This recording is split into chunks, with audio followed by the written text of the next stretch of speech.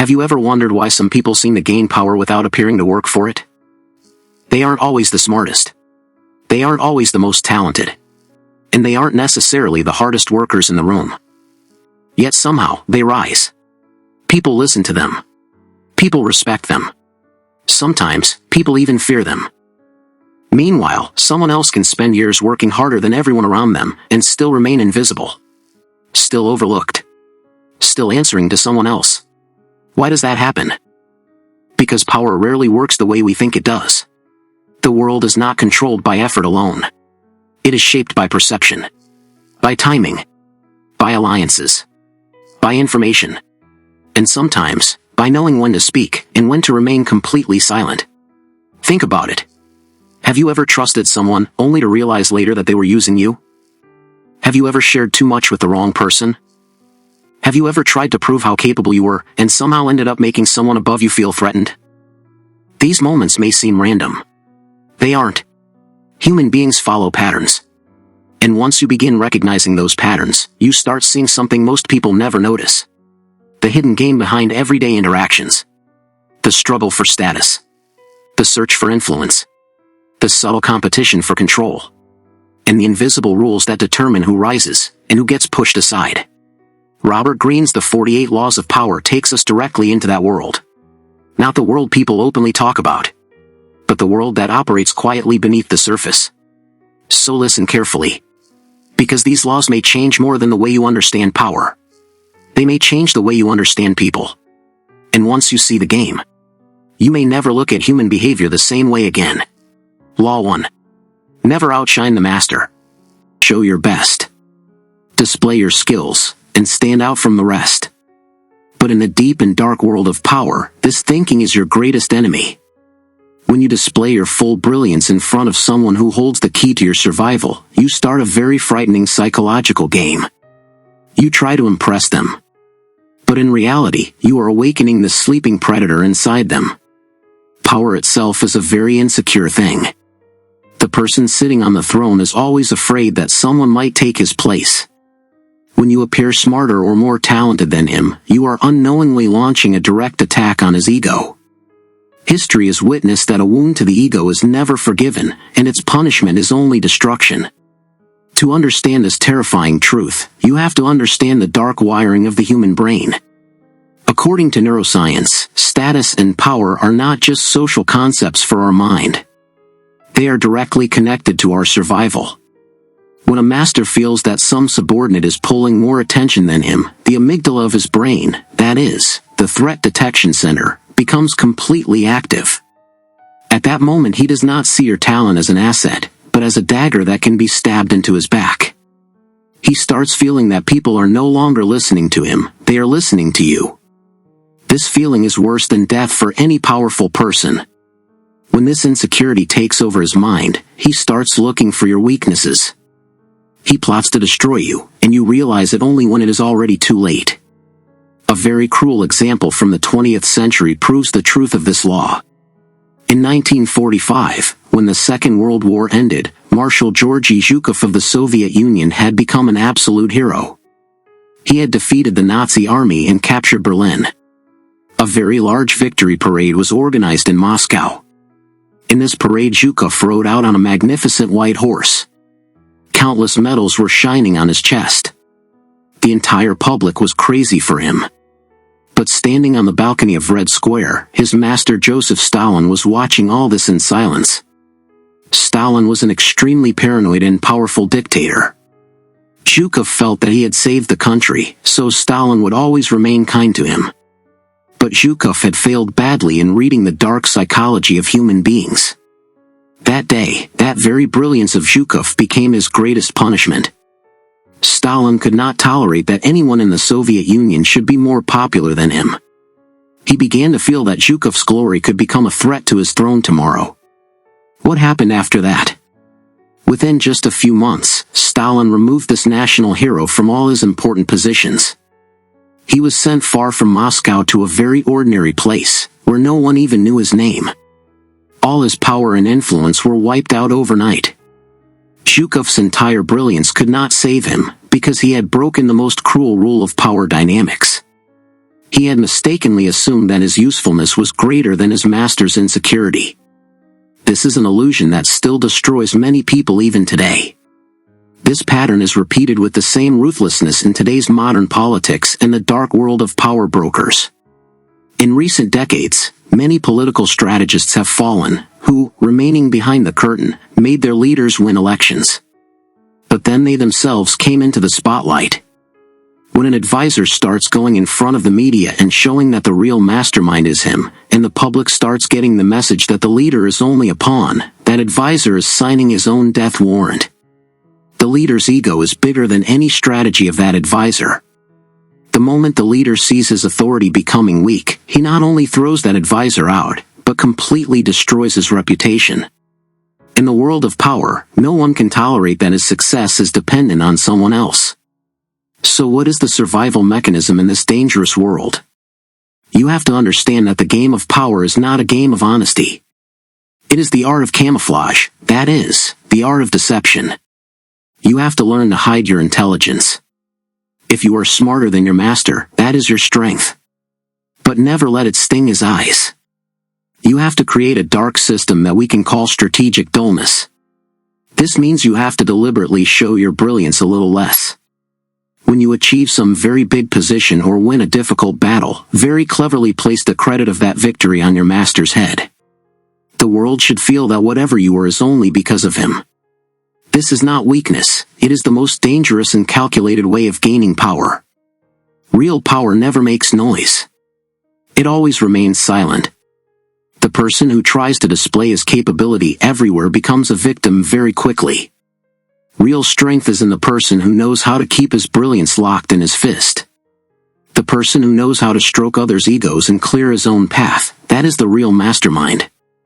You just have to remember that no master can tolerate a person smarter than himself. The day you try to step out of his shadow and prove your importance, from that day the countdown of your destruction will begin. Law 2. Never put too much trust in friends. Learn how to use enemies. Trust is a weakness that can hollow you out from the inside. When we are on the path of gaining power and influence, our first instinct is to bring our friends close. We feel that the person who stood with us in difficult times will become the strong pillar of our success. But the reality of power dynamics is very dark. The truth is that blind trust placed in friends is the first step of your downfall. On the other hand, the one you consider your bitter rival or enemy can become your most loyal weapon. In the game of power, emotions always make you blind. When you bring friendship into the middle of your mission, you are unknowingly opening the path to destroy yourself. To understand this game deeply, you have to understand that part of human psychology that we call envy. Friendship always rests on the feeling of equality. But when authority comes into your hands, that balance breaks. Your friend smiles in front of you. But a deep insecurity has already been born in his mind. Subconsciously he starts thinking, the one who was at my level until yesterday, how can he give me orders today? This is where entitlement begins. Friends start expecting special treatment. They forget discipline, and the moment you question their work, they take it as a personal attack. They get angry inside, and the moment they get a chance to save their ego, they betray you. Another big disadvantage of friendship is that friends never tell you the real truth. When you are making a mistake or your plan is about to fail, the friend is afraid of speaking the bitter truth. To save the relationship, he ignores your mistakes. When around you there are only such people who tell you what you want to hear, you get cut off from reality. Your decisions start becoming weak. On the other hand, an enemy keeps an eye on every small mistake of yours. His criticism always keeps you alert and grounded. While working with an enemy you are never carefree, and this restlessness becomes your greatest strength. This concept can be understood with a powerful example from modern history. After the Second World War, the space race began between America and the Soviet Union. America knew that to reach the moon they needed the best minds. At that time Wernher von Braun was the most talented rocket scientist in the world. But the problem was that he was a former Nazi scientist who had made weapons against America. American leaders had two options. Either trust their patriotic friends, or use their biggest enemy. America put emotions aside and chose practicality. They hired von Braun. Now the darkest part of psychology begins. Von Braun knew that he was America's enemy. He had no entitlement. To save his life and status, he had to prove himself in every situation. He put his entire life into his work. He proved 1,000 times more loyal than any ordinary citizen, because his loyalty was directly connected to his survival. When you give work to an enemy, he works so hard to erase the past that your friend will never do. Von Braun made the Saturn V rocket for America. America turned the enemy's compulsion into its own victory. Another brilliant example is Nelson Mandela. In 1994, when Mandela became the president of South Africa after 27 years, his own supporters were demanding a share in power. They were filled with entitlement. But Mandela took a decision that shocked the world. He included in his government the people who had put him in jail, such as the former president F.W. de Klerk. Mandela's friends considered it betrayal. But Mandela knew that to run a broken country he did not need flattering friends, he needed the experience of enemies. Those former enemies knew that they were now in a new system and eyes were on them. To prove themselves and save their lives, they worked day and night to stop the country from breaking. Mandela used their fear for the benefit of the country. A friend knows your weakness, and if he betrays you, he can destroy your defense. But in the case of enemies you always remain alert. Your shield is always ready. Your enemy always keeps you sharp and focused, while a friend pushes you into the comfort zone. The enemy knows that he has to save himself. So how do you apply this cruel reality in your life?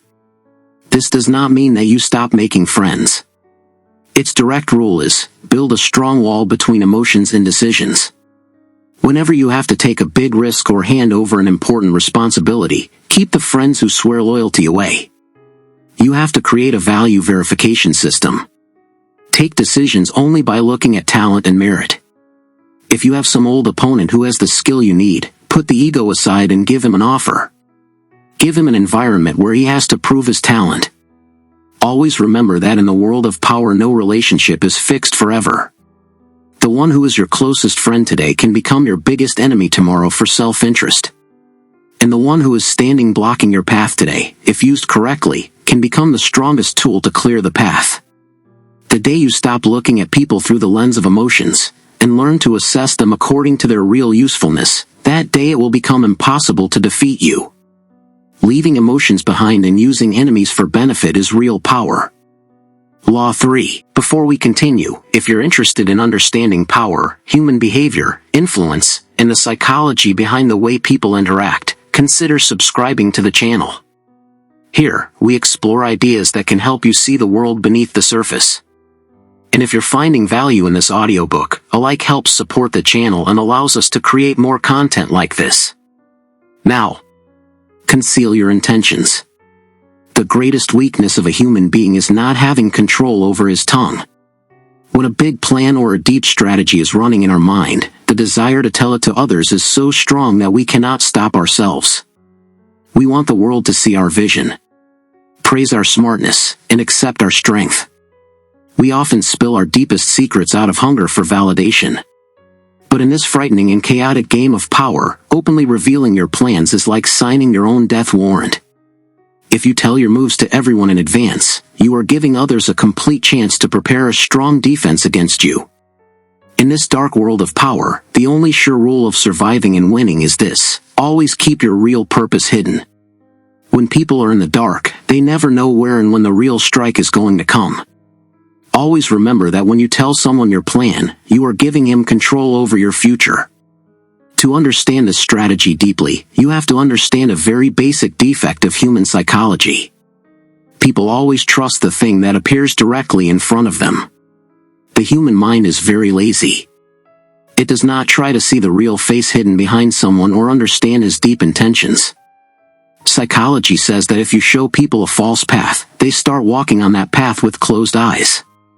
They will never suspect that your real destination is something else. We call this a smoke screen or deception. You have to keep a face in front of the world that is extremely simple, quiet, and predictable. When people feel they completely understand you, they lose their alertness. Their alert level becomes completely zero, and that is the right moment when you make your real strike. The person who reveals his intentions becomes an open book that anyone can easily tear. A very frightening and effective example of this rule comes from modern history. In 2014, when Russia had to capture the Crimea region of Ukraine, Vladimir Putin adopted a strategy that deceived the entire world. If Putin had openly sent his army and attacked, America and Europe would have immediately taken hard steps, and a big war would have started. But Putin completely hid his real intentions. He sent soldiers into Crimea whose uniforms had no Russian flag or mark. Media around the world called them mysterious fighters or little green men. Putin remained extremely quiet in front of the world and continuously denied that they were Russian soldiers. He prepared a powerful smokescreen that this was Ukraine's internal matter, and the local people were rebelling. Putin entangled the media in a false story. By the time the leaders of Western countries understood the real truth of this deception, it was already too late. Russia had completely controlled Crimea without fighting any big war. Putin's silence and the hiding of his intentions were his most dangerous strength. Another brilliant example is from the modern tech industry that changed the business world forever. Around 2003, the world knew Amazon only as an online bookstore that was continuously running in losses. Wall Street investors had accepted that Amazon could never become a big tech company. But behind the curtain, CEO Jeff Bezos was making a completely different plan. He was building the world's biggest cloud computing platform, which today we call AWS, that is, Amazon Web Services. Bezos kept this real target hidden from the world and his competitors for years. He never revealed in the media that he wanted to control the entire infrastructure of the internet. Giant companies like Google and Microsoft felt that Amazon was only struggling in the retail business. Their alert level was completely zero.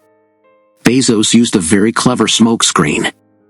When AWS was launched in 2006, it was still presented in a very ordinary way. By the time Microsoft and Google understood that cloud computing is the future, Amazon had already gone so far ahead in the market that catching it became impossible. If he had made noise about his plans right from the beginning, companies like Google and Microsoft would have used their unlimited money and power to crush Amazon right then. So how do you apply this cruel reality in the strategies of your life? The first step is, always speak less, and keep a lock on your tongue. Whenever you are in a gathering or sitting in some group in the office, never talk about your future plans even by mistake. We often tell our strategy to others to get validation, and those very people block the path of our progress. Instead, tell people the things they want to hear. Set a false target. If you want to achieve some one position or project, show the world that your interest is in some completely different field. When people remain entangled in your false story, you can silently take steps toward your real target. Your competitors will put their entire energy into stopping that false target, while your real path will remain completely clear. Another extremely powerful framework is what we call the mask of sincerity. People feel that the person who is talking very honestly and openly can never lie. You have to take advantage of this exact human weakness. In front of the world, act extremely honest, emotional, and straightforward. Openly accept some of your small mistakes or weaknesses so that people feel you hide nothing. When people trust this false honesty of yours, they will never even be able to think about your real intentions. They will consider you a simple and foolish person, and in the game of power, looking foolish is the greatest wisdom. You have to behave like a chameleon that changes its color according to every environment. Always remember that in this world of power, truth is a weapon, not a moral responsibility. Always keep your moves hidden behind the fog. Because the prey that is not visible, hunting it is impossible. The person who learns to hide his intentions becomes the most dangerous player of this dark game. Law 4. Always say less than necessary. The greatest fault of words is that once they leave the tongue, it becomes impossible to take them back. In this deep and dark world of power, the person who speaks the most is the first to reveal his weakness. When you openly place your talks, your thoughts, and your emotions in front of everyone, you are unknowingly handing over the key to your mind. Speaking less is not a compulsion, it is an extremely carefully thought out and dangerous strategy. When you speak less, you become a mystery that people cannot read. In the world of power, silence is both a shield and a weapon. The person who remains quiet all the time, or speaks only as much as necessary, creates a strange fear in the hearts of others. People start understanding his silence as his strength, and this is the mental advantage that keeps you farthest ahead in every game. To understand the human psychology behind this rule, you have to look at a very strange habit of the human mind. When you become quiet in front of someone, the other person starts feeling uncomfortable. The human mind cannot bear silence. It tries to fill it in some way or another. When you speak less, the other person starts speaking more himself to fill that empty space. He himself spills his deep secrets, his weaknesses, and his plans in front of you. In psychology, this is called the silent probe framework, where your silence forces the other person to throw out all the garbage of his mind. Besides this, when you speak less, even the few words that come out of your mouth look very precious and heavy. The person who keeps chattering all the time, the value of his words becomes completely zero, and people stop taking him seriously. A very brilliant example of this strategy can be seen in the beginning of the 2000s, when a very quiet game of power was going on inside the world's biggest search engine company, Google. In 2001, when Eric Schmidt was made the CEO of Google, his main work was to guide the two young founders of the company, Larry Page and Sergey Brin. Eric Schmidt was a very old and clever player of corporate and power dynamics. He knew that beating the drum of his intelligence in front of those two genius young men would be foolishness. During meetings, whenever any serious debate happened, Schmidt often sat completely quiet. He would only listen for hours, and would not let any expression come on his face. This silence of his always kept both founders in confusion. They could never understand what Schmidt was thinking about their ideas. This selective silence of Schmidt increased his dominance even more. When the entire debate ended, Schmidt would speak only one or two rhythmic sentences that were the essence of the entire conversation. This approach of his made him the most powerful and respected person in the company. He never gave long speeches to prove his intelligence. He proved that by spending words stingily, you can completely rule others' minds. Another dark example comes from the modern cinema and creative world. The famous Japanese animator and founder of Studio Ghibli, Hayao Miyazaki, follows this same rule in his interviews along with his films. Whenever any journalist asks him about the deep meaning of his films or his strategy, he gives very short and vague answers. He never explains long theories. This habit of speaking less creates a mystery around his films and his personality. The world researches for months to extract the meaning of every single word of his.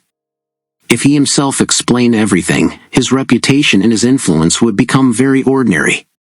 He has made his silence his biggest USP. So how do you apply this cruel reality in the strategies of your life? The first step is to master the pause strategy. Whenever any question is asked of you, instead of answering immediately, take a deep pause of 3 to 4 seconds. This small gap makes the other person nervous. He feels you are thinking something very big or dangerous. Second thing, whenever you are in any debate, keep your opinion till the very end. When you listen to everyone's talks, you get to know everyone's cards. You get to know who is playing with what mentality. After that, the few counted words that come out of your mouth become the final decision. Another extremely powerful framework is what we call ambiguous answers. When people ask you about your plans, never give them a clear yes or no answer. Use such sentences whose meaning can be extracted in any way. When you talk in a blurred way, people extract the meaning according to their own imagination, and keep making guesses about you. Always remember that in this world of power, words are the means of your control. The less you speak, the less the chance of attack on you. Always. Law 5. So much depends on reputation, guard it with your life. Reputation is an invisible armor that can make you the most powerful or the weakest person in front of the world without speaking a single word. In this deep and dark world of power, more than your real capability, what matters is what people think about you. Once reputation is formed, it works like a shield for you that ends the strikes of your enemies even before they reach you. But if even a small stain falls on this reputation, your entire empire can collapse like a house of cards. In the game of power, people always take their decisions by looking at your public image. If your image is of a dangerous, invincible, and extremely clever player, people will think 100 times before colliding with you. But if your image is weak or not trustworthy, everyone will try to dominate you. Protecting your reputation is not an option. It is the biggest condition of your survival. The person who takes his image lightly becomes the easiest prey of this cruel world. The world never sees your reality. It only sees what you show it. To understand the human psychology behind this, we have to look at a very deep defect of the human mind, which we call social proof and confirmation bias. The human mind is actually very lazy and scared. It does not want to waste its time and energy in knowing the real character of some new person or his deep intentions. It only trusts the opinion that is already floating in the market, and that most people consider true. If your reputation once becomes that of an extremely sharp and dangerous person, people will start looking for some deep secret meaning even in every ordinary action of yours. They will fear even your silence, and will consider every move of yours a masterstroke. But if your reputation once gets spoiled, no matter how much honesty you show, people will consider even every good step of yours a new deception. Your public image itself becomes your real reality. Therefore, never leave your reputation to fate or to the trust of others. Design it yourself with your own hands in a very calculated and ruthless way. Always keep the control of your image only in your own hands. A very precise and modern example of using reputation as a weapon can be seen during the 2008 global financial crisis. At that time, the banking system of the entire world was getting destroyed, and big investors were becoming bankrupt. There was an atmosphere of only fear in the market. In such a frightening time, the world's biggest investor Warren Buffett used his reputation as an infallible weapon. Buffett had, through years of hard work, created such an image that he is an extremely honest, quiet, and long-term vision person, whose decisions never go wrong. When during the crisis a giant investment banking company like Goldman Sachs was on the verge of drowning, no bank in the world was ready to give them a loan. They needed lost public trust and market confidence more than cash. Buffett invested $5 billion in Goldman Sachs. The moment this news came into the market, the trust of investors of the entire world returned to that drowning company. The mere name of Buffett changed the sentiment of the market. His reputation saved that company from being destroyed, and Buffett earned billions of dollars from this one step. In contrast, how a small stain. In 2017, Uber's co-founder and then CEO Travis Kalanick had to see the exit from his own company.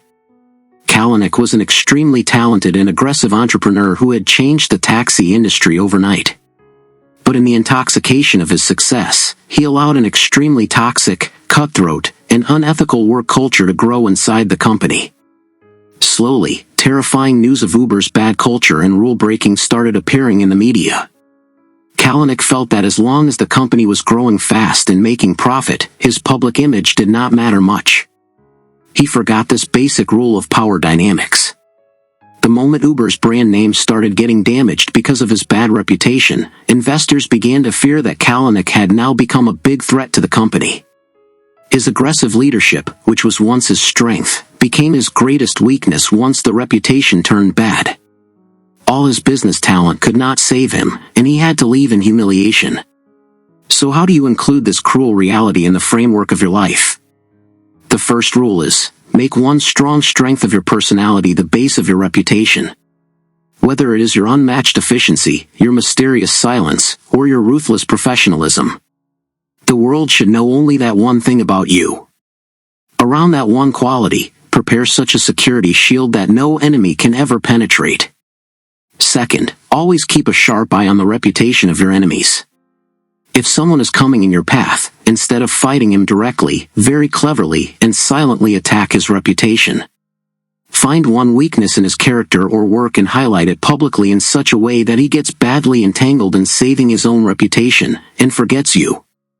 When your enemy is struggling to save his image, he completely loses the strength to attack you. Along with this, use preventive defense. Never wait for any attack on your reputation. Always keep such a strong image ready that the enemy's strike becomes ineffective. In this world of power, your reputation is your biggest life insurance. It takes a lifetime to build, but only 1 second to destroy. Law 6. Court attention at all costs. Anonymity is the biggest death in this world of power. When the world stops looking at you, your existence slowly starts ending. In this deep and dark game of power, it does not matter how capable you are or how brilliant your plan is. If no one is even noticing you, whatever is not visible has no value. Therefore, to win, you have to look different from the crowd, no matter how far you have to go for it. Gaining attention is not a hobby. It is an extremely carefully thought out and calculated strategy. You have to remain in the center of people's eyes at all costs. People may hate you or fear you, but they should not ignore you. The person who hides himself behind the fog gets lost forever. But the one who pulls the spotlight toward himself controls the sentiment of the entire world. To understand the human psychology behind this, we have to look at a very old and basic weakness of the human mind that we call novelty-seeking and outrage culture. The human mind hates boredom and is always searching for something shocking that can awaken some deep emotion inside it. When you remain extremely simple, quiet, and decent in front of the world, people forget you very quickly. But when you do something that is completely unexpected, that surprises people or fills them with anger, their entire attention is pulled toward you in one stroke. People always talk about the person who walks against the direction of the wind. You have to prepare such an image of yourself that is always mysterious and unpredictable. When people cannot guess your next move, they are forced to think only about you all the time. The person who fails to pull attention gets eliminated from the race for power. A very precise and modern example of using attention as a weapon can be seen during the 2016 American presidential election. At that time, Donald Trump was being considered an extremely weak candidate who had no political experience. In front of him was a giant leader like Hillary Clinton who had crores of dollars in funds and the complete support of the media. But Trump applied this sixth law of power dynamics with extreme cruelty. He deliberately gave such statements that were extremely controversial, that created a storm in the entire media. Every day he said something that became headlines. Traditional political advisors were shocked. They felt Trump was cutting his own feet. But Trump was playing a very dark psychological game. He knew that the media has a hunger for outrage and attention. By criticizing his statements, the media was giving him free publicity worth billions of dollars. Trump completely wrapped the entire debate around himself. The entire narrative of the election started being decided on what Trump said today. He completely pushed his opponents into the background. People could like him or hate him, but they could not ignore him. On the strength of this unlimited attention, he achieved the biggest political victory in history, and proved that attention, whether positive or negative, always turns into power. Another frightening example comes from the modern internet and tech world. In 2022, when Elon Musk decided to buy Twitter, he turned it into a very big drama. Every day he tweeted and attacked the company's board of directors. Sometimes he threatened to back out of the deal, sometimes he entered the company headquarters carrying a sink. The entire tech and business media of the world had fixed its attention only on Musk.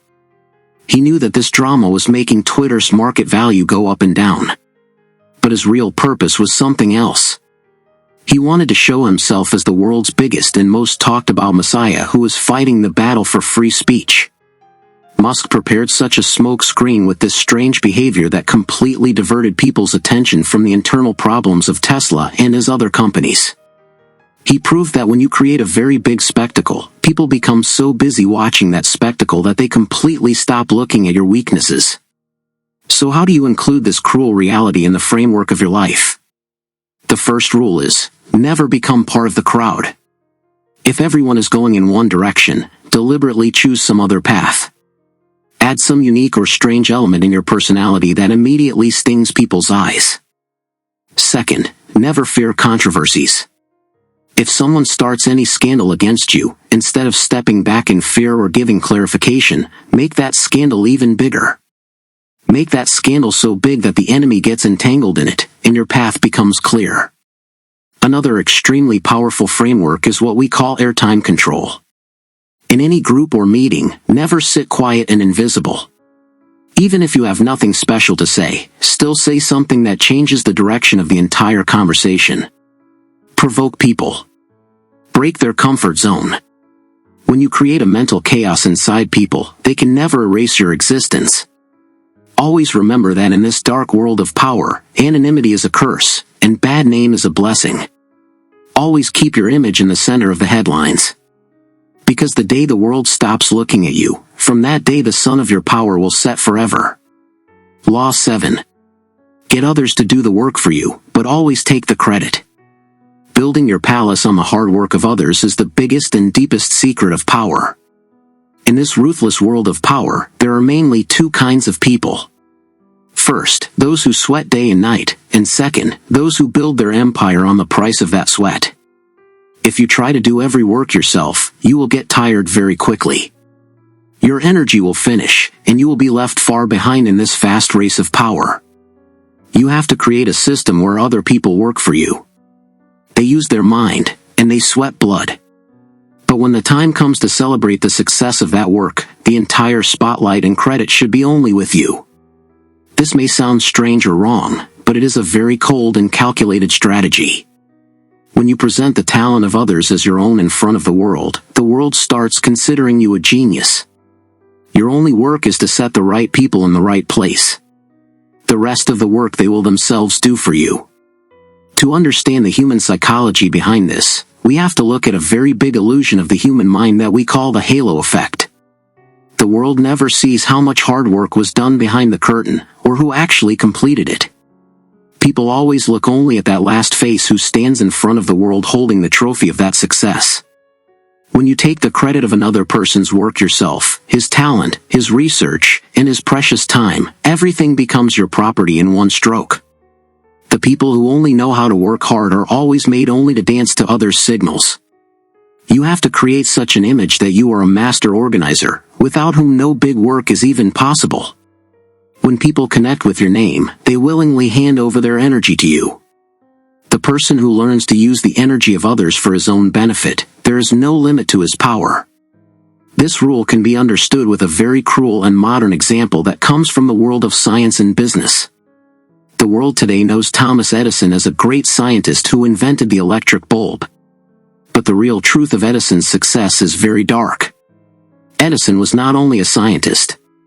He was an extremely clever and ruthless businessman. He built a very large laboratory in Menlo Park, where he had hired dozens of talented and young scientists from around the world.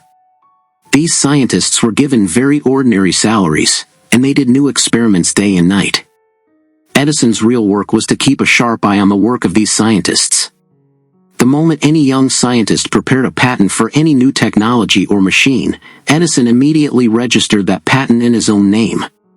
He prepared such a smoke screen in front of the entire world that he alone was working 24 hours and creating all these miracles. When a genius scientist named Nikola Tesla joined Edison's company, Edison took the credit of many of his ideas and inventions too, and did not even give Tesla money. Tesla remained in poverty his entire life. While Edison became an immortal brand on the strength of others' hard work and patents.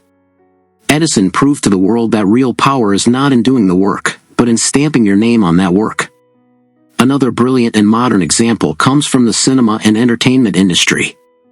After 2008, when the Marvel Cinematic Universe started capturing the entire world's box office, the entire credit was given to only one face whose name was Stan Lee. The world considers him the messiah of comics and superheroes. But the dark history of the comic book industry says that the biggest hand in creating famous characters like Spider-Man, Iron Man, and Thor was of excellent artists like Jack Kirby and Steve Ditko. These artists spent their entire life drawing on paper. Stan Lee was a very big network manager. He projected himself in front of the media and the public in such a way that he alone was the sole owner of all these characters. When these characters turned into films worth billions of dollars, all the money, royalties, and global attention went only to Stan Lee. The rest of the artists left the world in anonymity and poverty. Lee always kept his image in the center. He very cleverly connected the creativity of others with his name in such a way that today no one remembers the real people hidden behind those superheroes. He knew that the world needs only one hero who can come on stage and collect all the applause, and he played that role with complete perfection. So how do you include this cruel reality in the framework of your life? The first rule is, master the outsourcing strategy. Never go to the base level of any work and put hard work yourself. If you have to complete some big project or do some research, find such people who are experts in that field, but who do not have the mind to market themselves. Give them very ordinary benefit or false trust and put them to work. When they give their best output, forward that entire work ahead with the tag of your name. The person who works hard at the base level can never become a leader. Second rule, always keep your presence at a high level. People should feel that your time is very precious, and you only take big decisions. When you keep yourself away from groundwork, your image becomes like a supreme leader. If the work fails, very cleanly put the blame on those people who did the groundwork. But if the work succeeds, come on stage and steal the entire limelight yourself. Always remember that in this dark world of power, hard work is the work of donkeys, and credit is the race of horses. Always keep your tongue and your name at the top. Because the person who becomes the owner of others' hard work is called the biggest king of this game of power. The world always remembers only the name, not the sweat. Law 8. Make other people come to you, use bait if necessary. In the game of power, the person who runs the most loses the fastest. We always think that to achieve power and success we have to remain continuously aggressive. We have to attack others, and run after every opportunity. But the deepest truth of power dynamics is that when you run after someone, you completely lose both your strength and your control. The energy of the one who runs always finishes, and the one who stands in his place controls that energy. The surest way to win is to force your enemy or your target to come walking to you himself. When the other person comes to you, he is playing in your territory, on your rules, and on your terms. For this you need an extremely clever strategy that we call bait. You have to set such a trap that seeing it the other person himself gets pulled, and forgets all his plans. The person who does not leave his place, in reality that is the king. To understand the human psychology behind this, you have to deeply understand the reaction mechanism of the human mind. The human mind very quickly becomes a victim of emotions. When you provoke someone or give him such a temptation that is his biggest weakness, his logical mind completely stops working. When any person takes a step in anger, greed, or hurry, he always makes some big mistake. If you yourself take the initiative, you reveal your strategy in front of the world.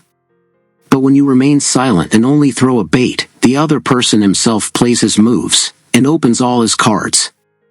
The person who gives reaction is always weak. Real power is always with the person who creates that reaction. When people step into the trap you have set, they feel they are in control. But in reality they are only dancing to your signals. A very excellent example of this dark and psychological rule can be seen in the famous 1972 World Chess Championship. This match was between America's Bobby Fischer and the Soviet Union's Boris Spassky. At that time the Soviet Union had the world's best chess players, and they were considered the uncrowned kings of this game. Spassky was completely prepared. But Fischer started playing mind games even before playing on the chessboard. He created heavy drama to get his conditions accepted. He did not come on time for the match. He demanded to increase the prize money, and continuously complained about the sound of the camera. This strange behavior of Fischer completely troubled the Soviet team and Spassky. They started running after convincing Fischer and making him agree to play. Spassky, who was considered an extremely quiet and focused player, all his focus broke because of this drama. He would sit in the tournament hall waiting for Fischer, and looked foolish in front of the entire world. Fischer deliberately behaved like this so that the Soviet team would lose its mental balance. He pulled Spassky into his psychological trap. When the real match started, Spassky was already mentally tired. Fischer won that match very easily, and proved that when you force the other person to walk on your rules, you win half the war even before moving the pieces on the board. Another brilliant modern example comes from the business and tech world. In 2004, when Google planned to launch its email service Gmail, the market was completely ruled by Yahoo and Hotmail. If Google had launched its product in an ordinary way and tried to call people through ads by running after them, people might not even have paid attention. But Google used this eighth law of power very cleverly. They did not open Gmail for everyone. They kept it completely invite-only. Google created such an artificial scarcity that became a very big bait for people. They gave the world the message that Gmail is an extremely exclusive and premium club that not everyone can become part of. It became a status symbol in the tech community. People's psychology is that whatever they are stopped from, they want to get that thing the most. Overnight, people went crazy to get Gmail invites. On eBay, people started buying invite codes for thousands of dollars. Google did not waste its energy running after any user, rather they forced the users to come walking to them themselves. Without spending any money, they took their brand value to the top in one stroke. So how do you include this cruel reality in the framework of your life? The first rule is, keep complete control over your emotions. Whenever there is any dispute or any big opportunity, never hurry to take the first step. Save your energy, and wait silently. Very carefully identify the weaknesses and the greed of your enemies. Place such a bait in front of them that they cannot stop themselves after seeing it. Whether it is some false benefit, some false information, or some such opportunity that looks very easy to them. When the enemy comes forward to attack you in greed or anger, he will leave all his defense open in a hurry. When he takes the first step, he places his real strategy in front of you, which gives you the right chance to counterattack. At that time, when he has completely entered your territory and has finished his energy, then you have to make your real strike. Always remember that in this world of power, the person who knows how to wait can bend the entire world at his feet. When you force people to run after you, you do not just defeat them, you completely control them. Sit firmly on your chair, and let the world come walking to you. The person who does not move from his place, the entire Law 9. Win through your actions, never through argument. Winning an argument is the biggest illusion in the world of power. When you try to defeat someone with your talks, with arguments, or by shouting, you feel you have proved your superiority. But in reality, you are falling into a very deep and self-destructive pit. The biggest fault of argument is that it never changes anyone's perspective. Rather, it makes the other person's ego even stronger. When you prove someone's thoughts wrong, his logical mind closes, and in its place his self-defense mechanism activates. He starts hating you from the inside, and the moment he gets a chance, he swears to block your path. A war won with words is always a hollow victory, whose price you have to pay in the future. Real power never wastes its energy in long speeches or arguments. It very silently places its actions and their results in front of the world. When your results themselves speak, the other person has no other path left except kneeling. To understand the human psychology behind this, we have to look at the pattern of cognitive dissonance and confirmation bias of the human mind. The nature of a human being is such that he never wants to accept that he is wrong. When you argue with someone, you are directly attacking his intelligence and his existence. He becomes even more aggressive to hide his mistake. Words are very cheap and deceptive. Anyone can create false arguments to prove his point right. Therefore, intelligent people never trust words. They know that the only sure way to change people is to make them feel the result directly. When without saying anything you do something that proves your claim true, the entire defense of the other person collapses in one stroke. Without any pressure, he has to accept your talk with his own will. The victory that is achieved without any noise, only on the strength of action, that is considered the most permanent and safe in history. A very precise and modern example of this strategic rule can be seen during the internal power game of Apple and the development of the iPhone in 2007. At that time, the mobile industry was completely ruled by companies like Nokia and BlackBerry, whose phones had physical keyboards. Inside Apple, also many top engineers and executives believe that a completely touchscreen phone can never succeed. They were continuously arguing with Steve Jobs that without a physical keyboard, users will not be able to type, and the company will face heavy loss. If Jobs had been an ordinary leader, he would have used his authority, shouted, and tried to silence them by arguing in long meetings.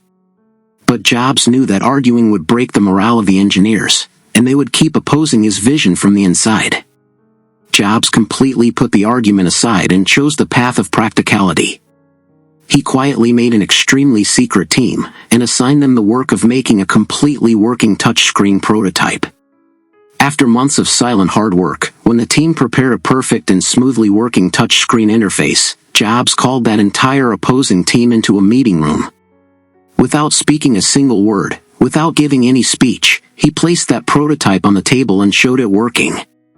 The moment those engineers saw that magical screen working in front of their eyes, all their arguments, all their doubts, and all their debates ended in 1 second. The result was so powerful that no one had any point left to oppose. Jobs, without any argument, only on the strength of his action, changed the entire corporate vision, and laid the foundation of the biggest revolution in mobile history. Another frightening and modern example comes from the world of the space industry. In 2002, when Elon Musk started SpaceX, the top aerospace experts of the entire world, old scientists of NASA, and Russian rocket commanders heavily mocked him. They were openly giving interviews in the media saying that a private company can never send a rocket into space, and Musk's this plan is complete madness. They were continuously trying to drag Musk into arguments so that he could be proved a novice. Musk gave no reply to those critics, nor issued any press release, nor got entangled with them on social media. He put his entire energy, money, and attention only on one thing, showing by doing the work. In 2008, after 3 continuous failures, when the Falcon 1 rocket successfully stepped into Earth's orbit, the entire world was stunned. The experts who until yesterday were sitting in the media making long arguments and predicting the failure of SpaceX, had no words left to speak. This one successful action of Musk forever closed the mouths of the world's biggest scientists. He proved that when your rockets are tearing the sky and going up, you do not need to give any clarification to the people barking while standing on the ground. Your success itself is your biggest and most cruel answer. So how do you include this cruel reality in the framework of your life? The first rule is, keep argument fast. From today itself, completely stop arguing with any person about your thoughts. If someone tells you that the color of the sky is green, instead of arguing with him, smile and move forward. Save your energy from burning in that argument. Second rule, always use the demonstration strategy. Whenever you have to explain any idea or prove your capability, instead of writing long proposals or speaking for hours in meetings, place a small working model or direct result in front of them. When people see the result with their own eyes, their disbelief ends by itself. The person who remains quiet and delivers direct results, his reputation and his power level go much higher than others. Always remember that in this dark world of power, the battle of words is only fought by pawns. The real kings only make their move, and place the result of the game in front of the world. Give rest to your tongue, and let your actions speak with full strength. Law 10. Infection, avoid the unhappy and unlucky. Human emotions are no less than a dangerous virus. From childhood we learn that we should save a drowning person, and help troubled people. But in this ruthless world of power, this thinking can become your greatest enemy. There are some people in the world who, because of their mistakes and their toxic behavior, always remain surrounded by troubles. Every day of theirs is a new drama, and they themselves are the reason for their destruction. When you go close to such people or try to help them, you are unknowingly taking their misery, that is, their sorrows, upon yourself. Failure and despair spread like a contagious disease. The person who always keeps crying and shows himself as a victim, pulls the people around them also into the same darkness. In the game of power, the biggest rule is that you should immediately create distance from such infected people. If you try to save them, you yourself will also drown with them. This is not a matter of being hard-hearted. This is only a basic strategy of keeping yourself alive. To understand the human psychology behind this, you have to deeply understand the process of mirror neurons and emotional contagion of the human mind. The human mind very quickly copies the energy of the people around it. This is an automatic survival mechanism that we cannot control. When you spend time with any negative, irritable, or always troubled person, your mind also starts feeling the same stress and negativity. Your focus shifts from your goals and success to solving their problems. Such people are energy vampires. They suck all your positive energy and leave you completely empty and tired from the inside. You feel you are their true friend and helping them. But in reality, they are pulling you down to their level. In the world of power, empathy, that is, showing too much pity, is considered a very big weakness. The person who is himself cutting his own feet with his actions, in the attempt to stop him, you cannot get your own hands cut. You have to save your energy. A very precise and modern example of this dangerous infection can be seen in the biggest scam of Silicon Valley in the 2010s. Theranos. Elizabeth Holmes made a medical company and deceived the world that she has a magical blood testing machine. Holmes' personality was very toxic. There was always an atmosphere of lies and fear in her company. But she had collected many big and powerful people around her, such as the former Secretary of State of America, George Shultz.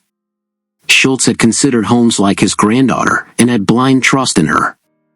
When the lies of the company started coming out and the infection started spreading, instead of creating distance from Holmes, Shultz tried to save her. The result was that the decades-old excellent reputation of George Shultz completely got destroyed in the scam.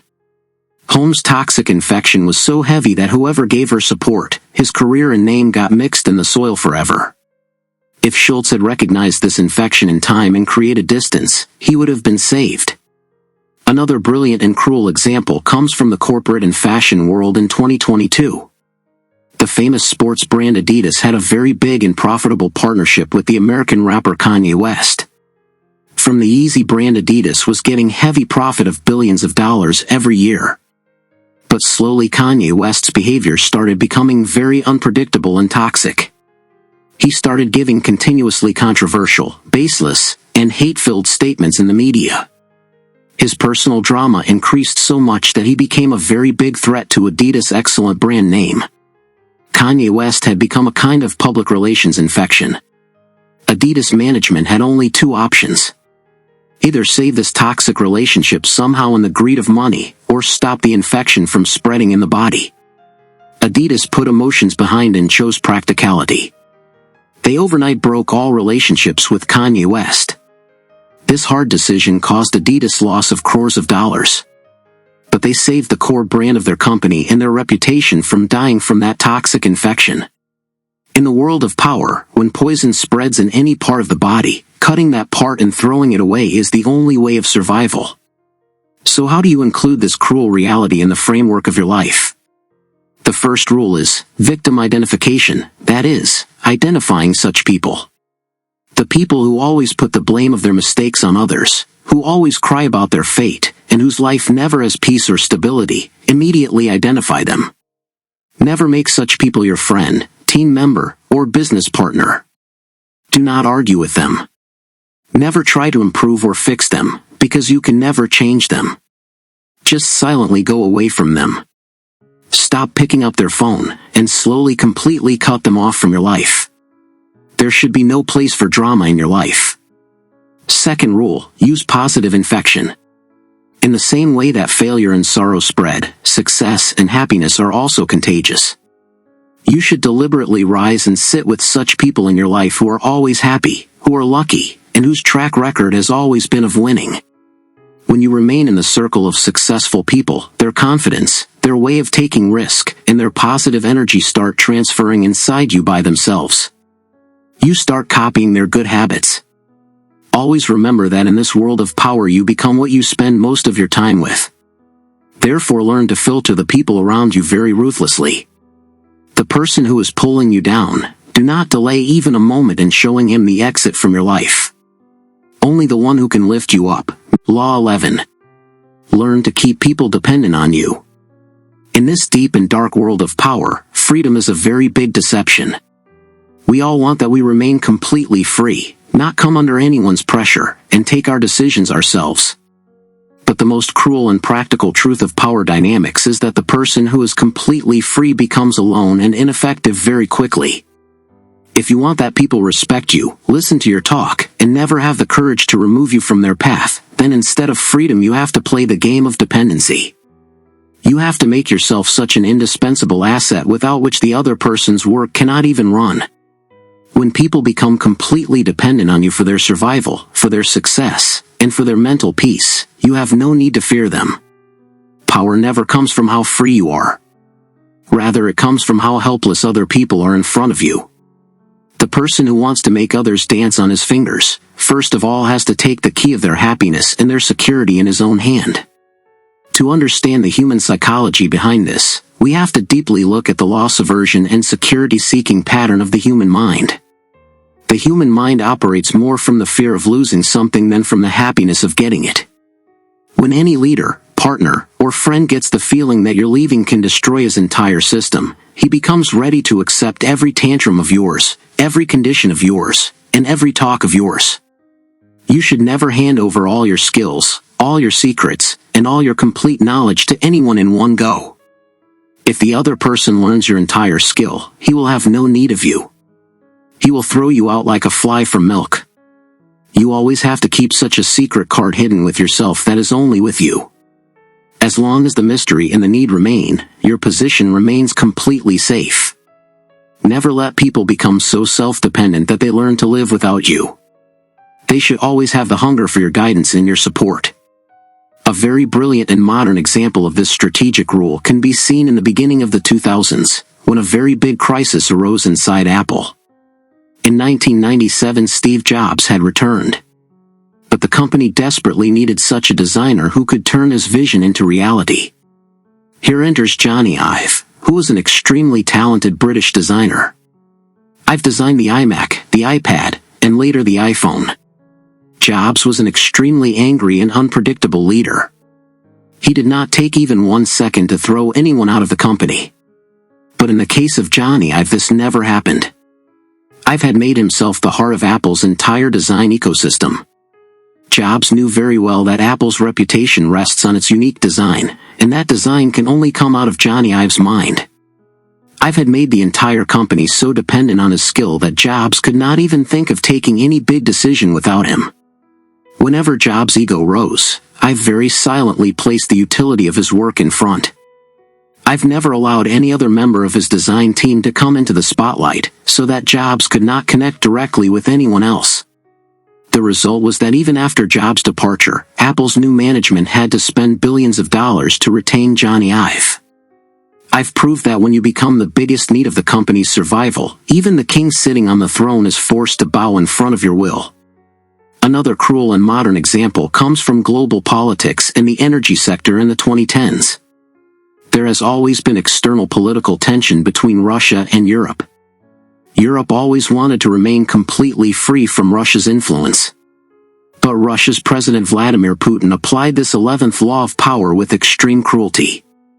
He did not waste time running after the countries of Europe or arguing with them. He quietly made the countries of Europe completely dependent on the supply of Russian gas and oil. He laid the network of giant pipelines like Nord Stream. More than half of Europe's heating in the cold and the electricity of their factories was completely resting on Russian gas. When Putin stepped on Ukraine, the entire Europe, even if it wanted, could not take any big military action against Russia.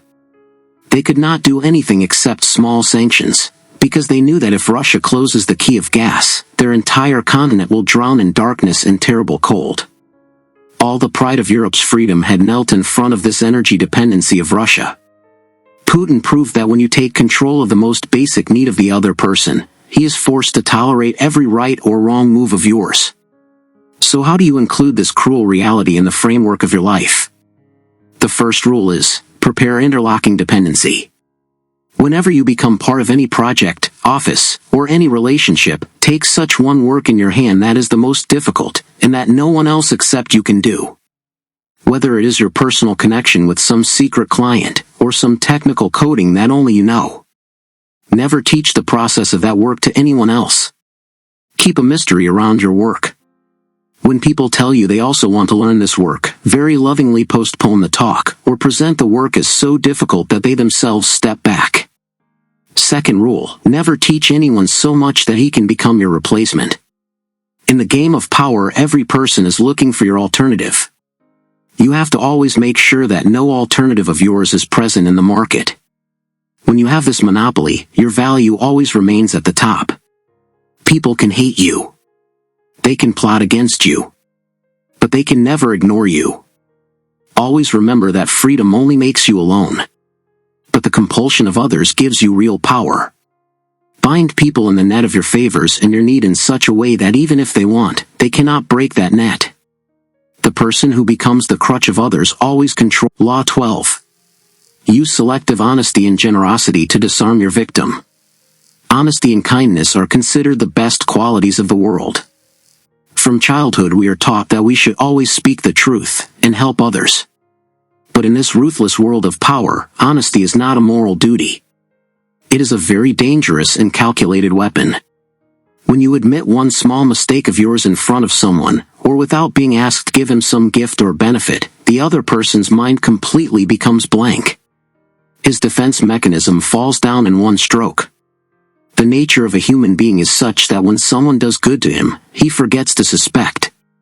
In the game of power, selective honesty, that is, chosen honesty, is such a magical curtain behind which you can hide your most frightening deception. When the enemy is getting happy seeing your gift or your truth, he has absolutely no idea that he has already stepped into a very big trap. A small kindness weighs heavier than all your old sins, and leaves the other person disarmed. To understand the human psychology behind this, we have to deeply look at the reciprocity and trust-building pattern of the human mind. The human mind keeps scanning for danger all the time. If you meet someone for the first time, he will suspect you. But when you suddenly say some very honest talk, or tell some such thing that is against yourself, the other person's mind falls into confusion. He feels that the person who is telling me the truth by harming himself can never deceive me. This is called the Trojan horse effect. In the same way that the soldiers hidden inside that big wooden horse destroyed the entire city, in the same way your one small generosity opens the strong door of the other person's suspicion from the inside. When you emotionally disarm the other person, after that you can turn him in any direction. He will accept even your every big lie with closed eyes, because you have already built a strong base of honesty. A very brilliant and modern example of this dangerous strategy can be seen in the case of a girl named Anna Sorokin in the early 2010s. Anna completely fooled the entire elite society of New York, the big banks, and the luxury hotels. She presented herself as Anna Delvey, a very rich German heiress. But she did not do this deception only with talks. She used this 12th law of power in a very mastermind way. Whenever she stayed in any expensive hotel, she gave $100 tips to the staff there, to the waiters, and to the managers. She showed so much generosity that no one ever even suspected her. The hotel staff felt that the girl who was distributing so much money without thinking, how can she be a fraud? Anna's selective generosity completely broke everyone's defense mechanism. Under the cover of this exact generosity she got loans of lakhs of dollars passed from the bank, and stayed for months in luxury hotels without paying the bills. By the time people found out her real reality, she had already caused very big damage. Anna proved that when you tie a bandage of generosity over the other person's eyes, he can never see your real intention.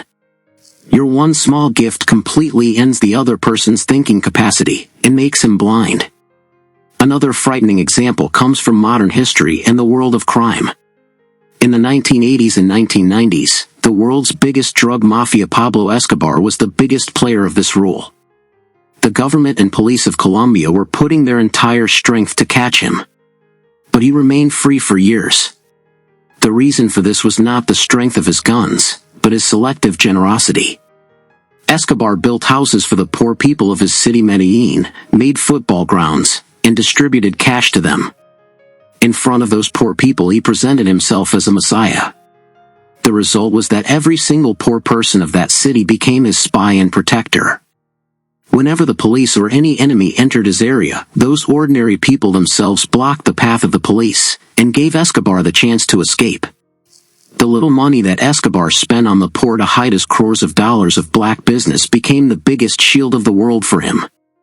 He used his generosity to completely disarm the entire system of the police and the government. He showed the world that when you make people your own by giving them the temptation of a little benefit, they forgive every mistake of yours and every crime of yours. A small help can make people your slave for a lifetime. So how do you include this cruel reality in the framework of your life? The first rule is calculated confession, that is, using carefully thought-out honesty. When you are selling any product to a client or getting any big work done from any person, in the beginning yourself tell one small deficiency or mistake of yours. When you yourself tell your deficiency, the other person feels you are an extremely honest person. This small honesty will completely prove your next big claim true. With this one step of yours, the other person's entire suspicion will end, and he will start having blind trust in you. Second rule, use of strategic generosity. When you have to get any very big work done from any person, or you want that he should never go against you, before asking anything from him, give him such a gift or help him in such a way that he has absolutely no expectation of. This gift does not have to be very expensive. It just has to be such that it touches his heart. When you suddenly give any benefit to someone, that person gets crushed under the burden of your favor. His mind will force him that he also do something for you in return. Always remember that in this world of power, honesty is not a policy. It is only a move. When you learn to use your truth and kindness as a weapon, the other person happily places his throat in your hands. Law 13. When asking for help, appeal to people's self-interest, never to their mercy or gratitude. The biggest foolishness in the world is that when we need someone, we remind him of his mercy or old favors. We feel that if we beg, tell our compulsion, or say that I did so much for you in the past, the other person will melt. But in this ruthless world of power, things like favor and mercy have no value. In the game of power, every person thinks only about himself. If you go to someone with your compulsion, he will consider you a burden, and will try to get rid of you. The only sure rule of winning is this: show the other person what benefit there is for him in your work. When you show people their self-interest, that is, their own benefit, they happily become ready to do your work. The person who learns to make the benefit of others his weapon, never has to spread his hands in front of anyone. The human psychology behind this is very dark and clear. The human mind is designed for self-preservation, that is, to save himself and keep himself in benefit. When you remind someone of old favors, you are making him feel guilt. No person likes to get crushed under the burden of guilt. He unknowingly starts hating you, because you are putting him in a weak position. On the other hand, when you ask for mercy, you show yourself weak, and in this world a weak person has no respect. But when you show someone that by helping you he will get money, power, or security, his mind immediately becomes active. Greed is such an emotion that is more powerful than all favors in relationships. You just have to find what the other person is hungriest for, and then make that exact hunger the bait of your work. A very brilliant example of this cruel strategy was seen in 2015 in Hollywood and the entertainment industry. Sony Pictures had the movie rights of Spider-Man. But their films were continuously flopping, and they were facing heavy losses. On the other side, Marvel Studios was very successful, and they wanted Spider-Man to become part of their Avengers universe. If Marvel's executives had gone to Sony and said that Spider-Man is our own character, we created it in the comics, please give it back to us, Sony would have thrown them out of the door. Marvel did not talk about any mercy or old relationships. They targeted Sony's self-interest. Marvel's president Kevin Feige offered Sony such a deal that was impossible for them to refuse. Feige said, "We will make the film for you. Our team will put the entire hard work, but you will keep all the money of the box office. With this your drowned brand will stand up again." Sony saw its direct benefit of crores of dollars in this. They signed the deal without any argument. Marvel got their character, and their films earned billions. Marvel proved that when you place such an offer in front of the other person in which his benefit is screaming out loud, he happily hands over even his most precious thing to you. Another excellent example can be seen in 1940 during the Second World War. Britain's condition was very bad, and Nazi Germany was continuously dropping bombs on them. Britain's Prime Minister Winston Churchill desperately needed help from America. At that time America wanted to stay away from the war. If Churchill had cried in front of American President Franklin D. Roosevelt that we are a democratic country, have mercy on us and save us, America would never have helped. Churchill put emotions aside and awakened Roosevelt's self-interest. Churchill said in clear words that if Britain loses, Germany will capture the entire Europe, and their next target will be directly America. Churchill showed America their own fear. He made Roosevelt understand that giving weapons to Britain is actually the cheapest price of keeping America safe. America saw its own benefit and its security in danger, and they immediately started sending heavy help to Britain. They took that step not for mercy, but to save themselves. So how do you include this reality in the framework of your life? The direct rule is, whenever you have to get any work done from someone, completely hide your own benefit. Your entire conversation should focus only on what the other person will get. If you are asking for money from any investor, do not tell him your compulsion or your dreams. Show him on the spreadsheet how his money will double. If you want a promotion from your boss, do not say that you have been working hard for years. Show him that by you sitting in that position the company's profit will increase, or his own work will become easy. In the world of power, no one is your friend. Everyone is only his own partner. You have to understand people's needs, their fears, and their greed very carefully. Whenever you open your mouth, the other person should see only and only his own benefit in it. The person who knows how to give the right direction to people's greed, the entire world works in his fist. Stop crying about your compulsions, and start showing people what they are hungriest for. Law 14. Pose as a friend, work as a spy. Information is the biggest weapon in the world of power. If you do not know about the secrets of your competitors, their weaknesses, and their plans, you are shooting arrows in the dark. But this information never comes by asking directly. If you ask anyone a direct question, his defense mechanism will immediately become active, and he will lie to you. The real strategy is that you are the mask of a friend, but from the inside work like a spy. When you present yourself in front of people as a friendly and harmless person, they forget their security. They consider you their companion and themselves tell you the talks of their heart, their fears, and their weaknesses. An excellent soldier never looks like a spy. He appears as the best and most attentive friend of that group. The person who extracts information from behind the curtain of friendship wins half the war without fighting. The human psychology behind this is very simple and clear. Every person likes to talk about himself, to tell his achievements, and to share his problems. This is a basic hunger of the human mind. When you listen to them by becoming a good listener, their ego gets very satisfied. They become so blind in the intoxication of validation that they forget in front of whom they are opening their secrets. You just have to ask the right questions at the right time. These questions should not be direct. You have to start such topics in the middle of talks that the other person himself comes into the flow and tells his future plans. The person who keeps his tongue under control and provokes others to speak is the real master of that conversation.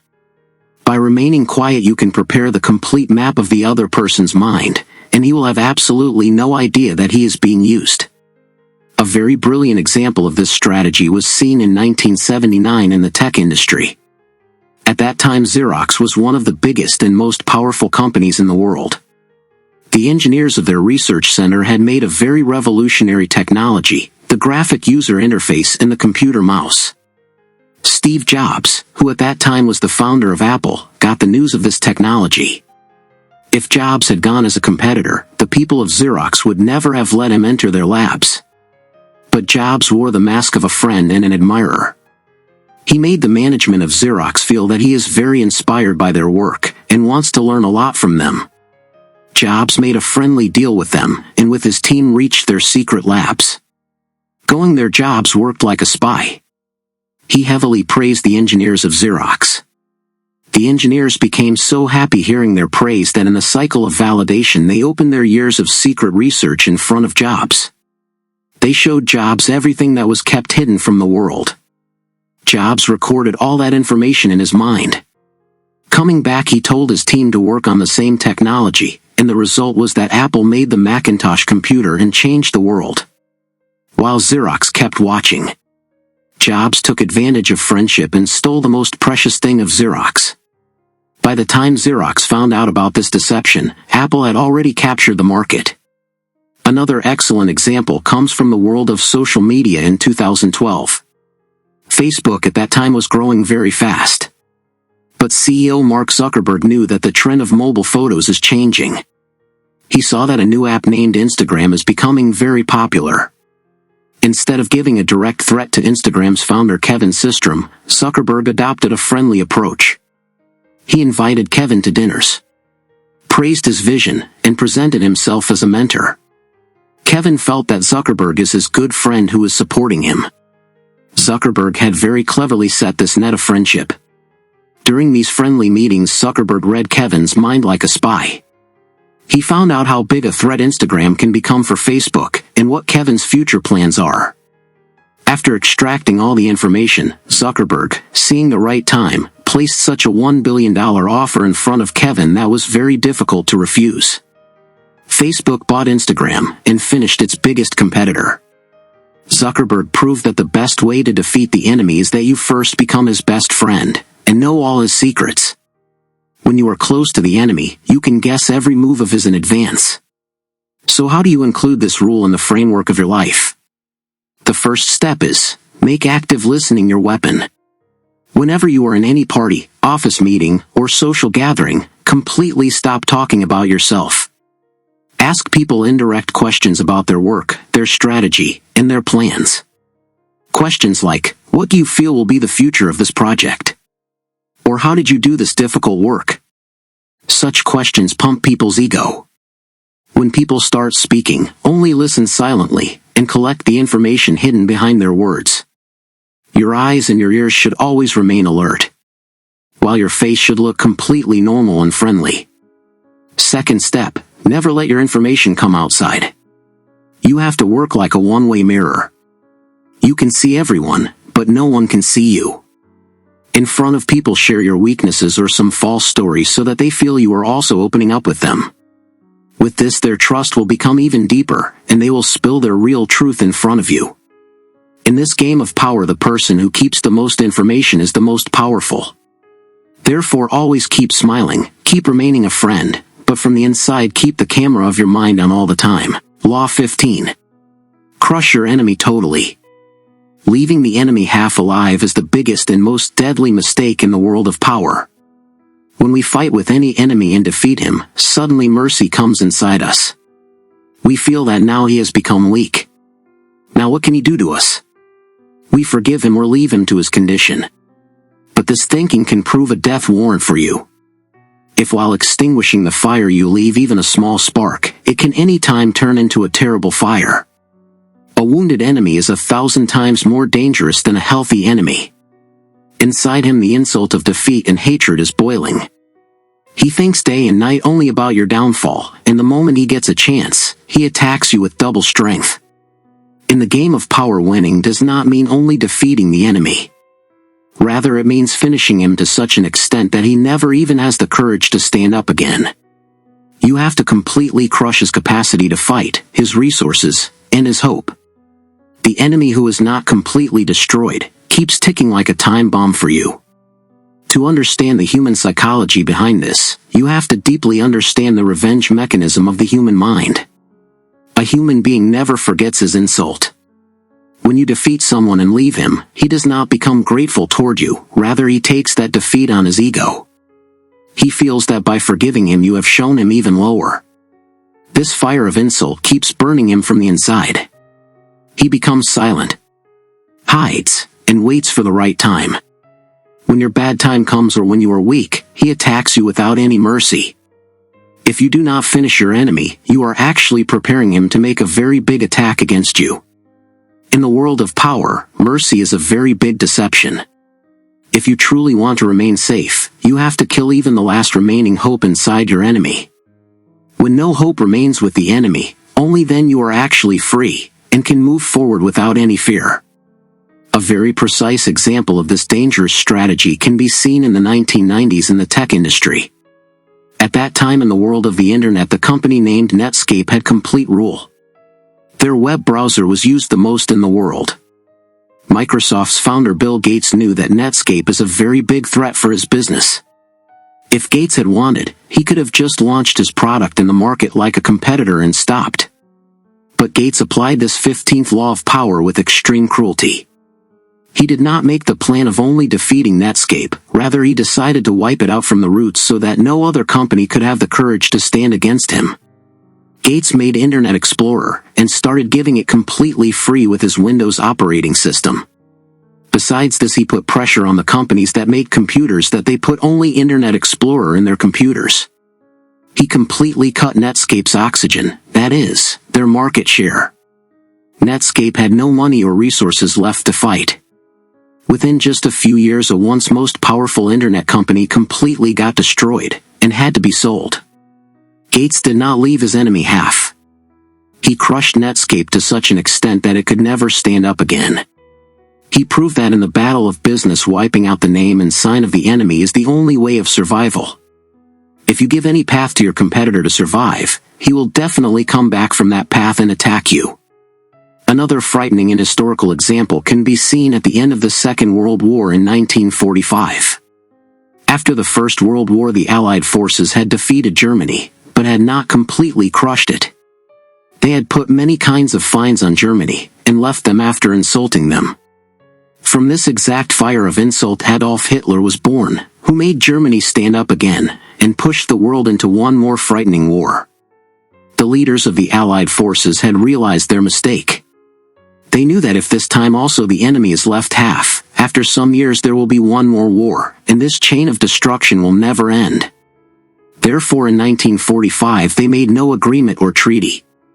They demanded unconditional surrender, that is, defeat without any condition. They completely finished the military of Germany and Japan.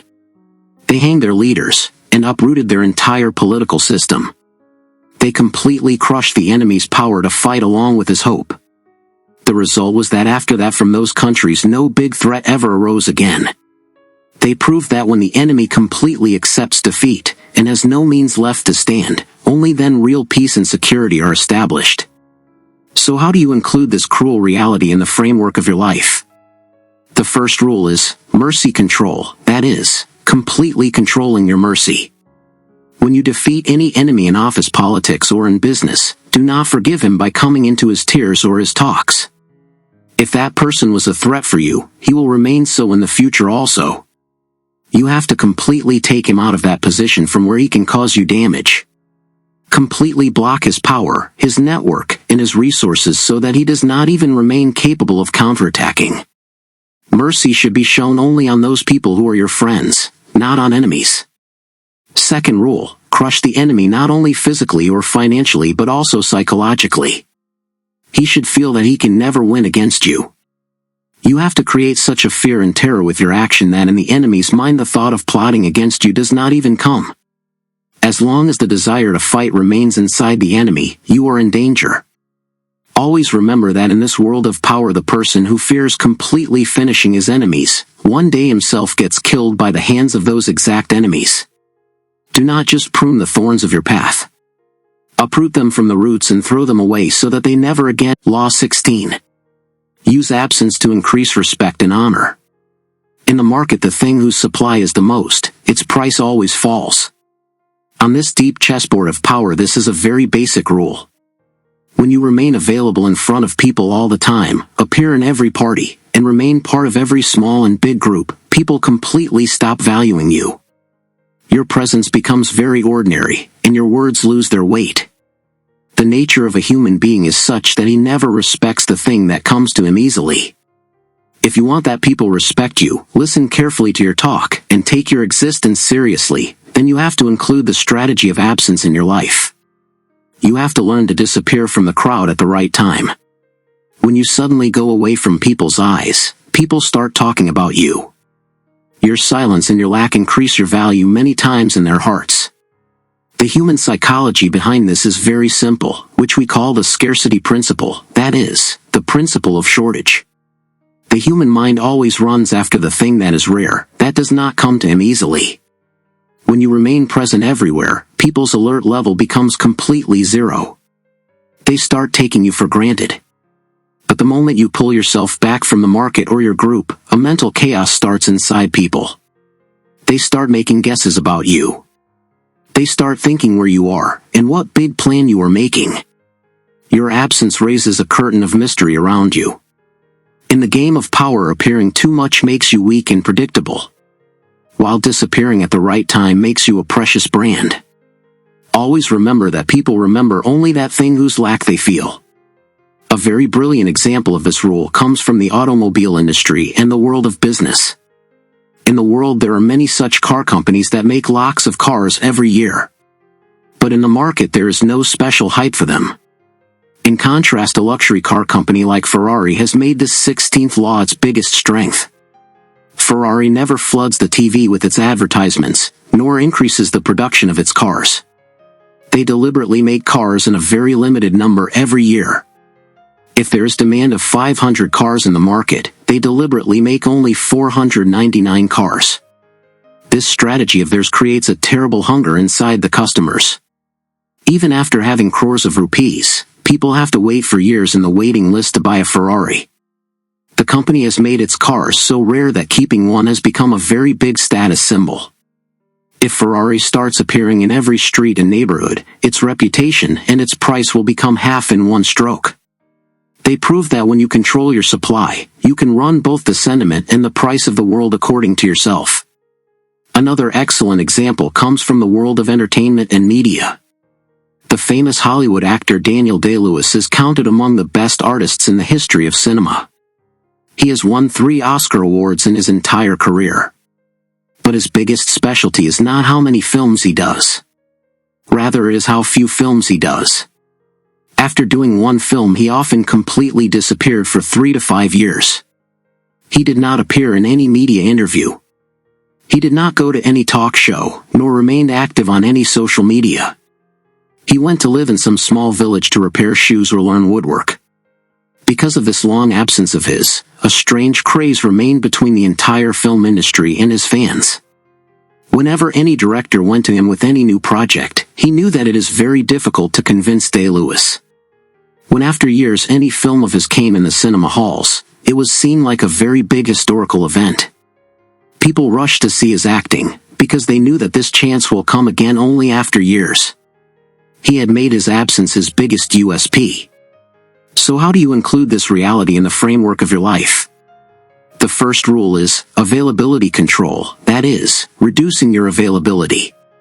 From today itself, stop going on every invitation of everyone. Whenever anyone asks for time to meet you, do not say yes immediately. Make them feel that your schedule is very busy, and you have shortage of time. When people will wait to get one glimpse of you, they will understand the value of your presence. Second rule, use of withdrawal strategy. When you go into any new office, project, or any relationship, and with your hard work make a very strong position, seeing the right opportunity, become completely silent for some days or go on leave. Here's something worth thinking about. Have you ever seen someone lose influence simply because they tried too hard to prove how powerful or intelligent they were? If you have, share your experience in the comments. Now, let's continue. And people feel your lack, then they will realize how necessary you are for that place. Always remember that even the sun, if it keeps shining in the sky 24 hours, people get troubled by its heat. People wait for the darkness of the night. Law 17. Keep others in suspended terror, cultivate an air of unpredictability. The human mind always searches for patterns and routine. When we guess someone's behavior, we feel ourselves safe. In this ruthless world of power, if you become too predictable, that is, if people get to know what next step you are going to take, you will become a prey very quickly. Your enemies will read every move of yours in advance, and will set traps against you. To win, you have to make your image completely unpredictable, that is, such that no one can guess it. When you suddenly do something that no one expects, a fear and terror sits inside people. They do not understand how to prepare against you. The person who always keeps his enemies in darkness and confusion rules their mind without fighting. Silence and the sudden strike are the biggest weapons of power. Understanding the human psychology behind this is very easy. The human mind cannot bear unpredictability, that is, uncertainty. When we cannot guess someone's next step, our stress level increases a lot. Our mind continuously starts giving the signal of danger. When you work in a fixed pattern in front of people, they easily find your weakness. But when you suddenly change your way of working, your mood, and your decisions, the entire defense system of the other person shakes badly. He starts feeling that you are playing some very big and deep game that is completely outside his understanding. This is called suspended terror. It is such a fear in which a person keeps thinking only about you all the time. When you mentally tire people and do not give them any chance of rest, they completely lose the courage to fight you and kneel in front of you. A very brilliant example of this strategy can be seen in the biggest match of the boxing world in 1974, the Rumble in the Jungle. This match was between Muhammad Ali and George Foreman. Foreman at that time was considered the most dangerous and powerful boxer of the world. His punch was so heavy that no one could stay in the ring in front of him. The entire world and Foreman himself were assuming that Ali, according to his old pattern, will keep circling in the ring and will run away from Foreman. Foreman had completely prepared to break Ali's speed, and he was very confident. But the moment the match started, Ali did something that no one had even dreamed of. Instead of running in the ring, Ali went straight and stuck to the ropes, and gave Foreman the open chance to attack him. This was called the rope-a-dope strategy. Foreman remained completely shocked. His mind could not understand this new and unpredictable behavior. In anger and confusion, Foreman started throwing punches with his entire strength. But Ali kept saving himself with the support of the ropes. Within just a few rounds, Foreman became completely tired. All his energy finished. Then Ali suddenly changed his pattern, and with a powerful attack knocked Foreman out. Ali proved that when you suddenly break the pattern made by the enemy, and do something completely new, even the most powerful person of the world loses his strength in front of you. Another excellent example comes from the corporate world. Amazon's founder Jeff Bezos was very famous among his executives for his unpredictability. He never put pressure on his employees by doing long meetings.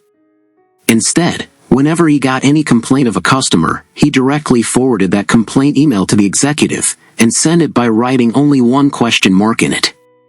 Just this one small mark created a storm in the entire department. A deep fear sat inside the executives about what Bezos is actually thinking. They did not understand whether this is only an ordinary question, or some clear threat of removing them from the job. They worked 24 hours to solve that problem.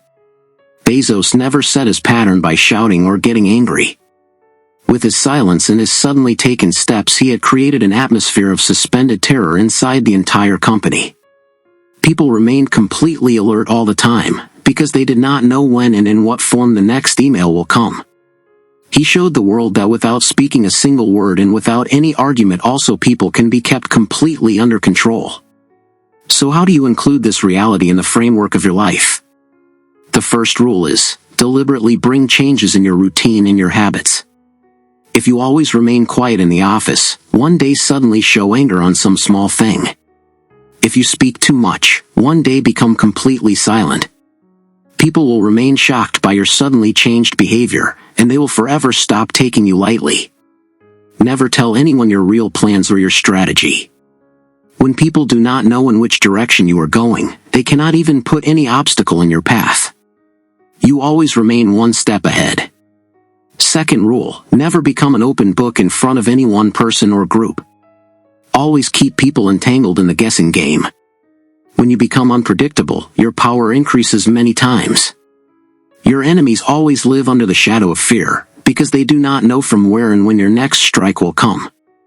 In the game of power, the person who knows how to change his shape and his path like water, no cage can imprison him. Always keep your moves a deep mystery.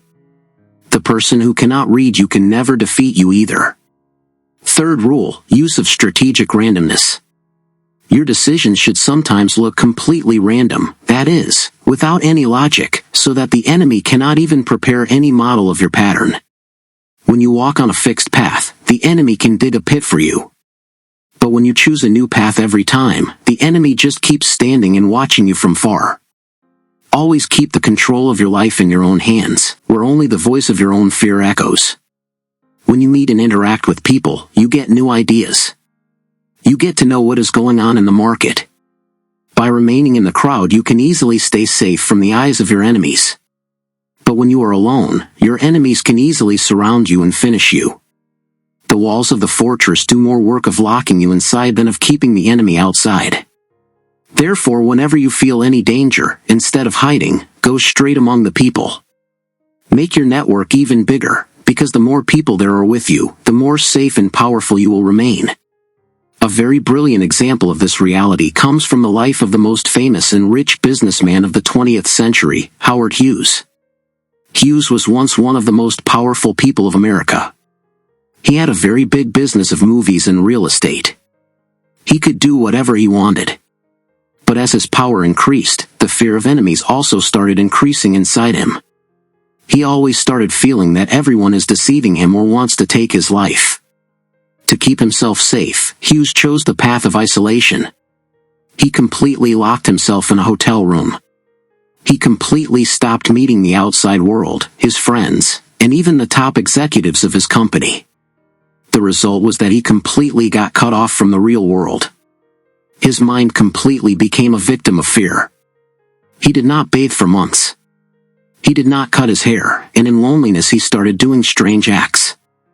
The people working under him completely took control of his business.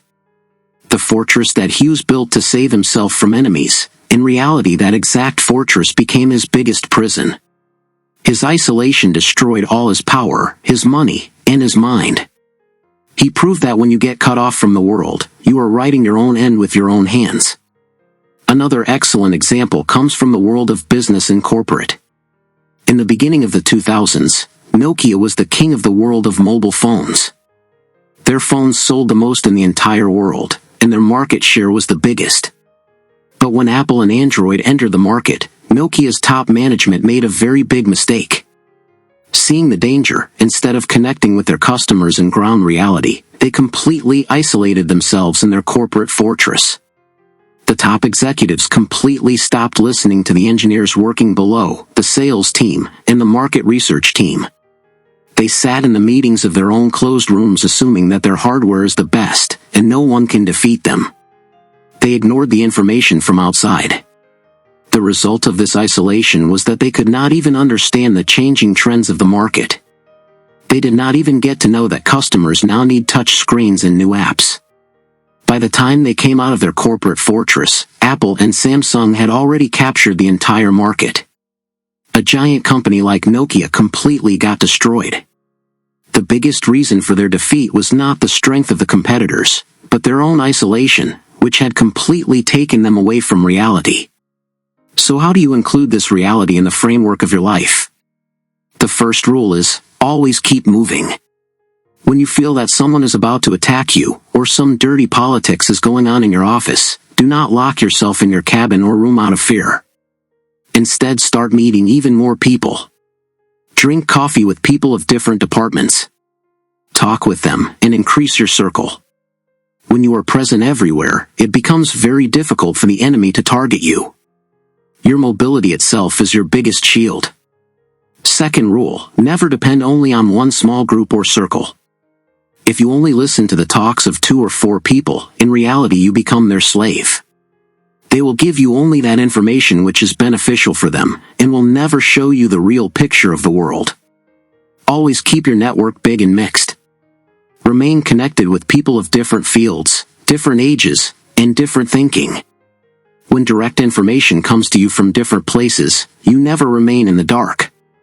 Always remember that in this world of power, the Law 19. Know who you're dealing with, do not offend the wrong person.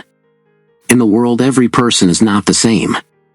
We often think that we can play the same kind of trick, the same kind of lie, or the same kind of aggressive behavior with everyone. But in this world of power, this thinking can prove your biggest mistake. Some people have a very strange and dangerous mindset. They can look very simple and quiet from the outside.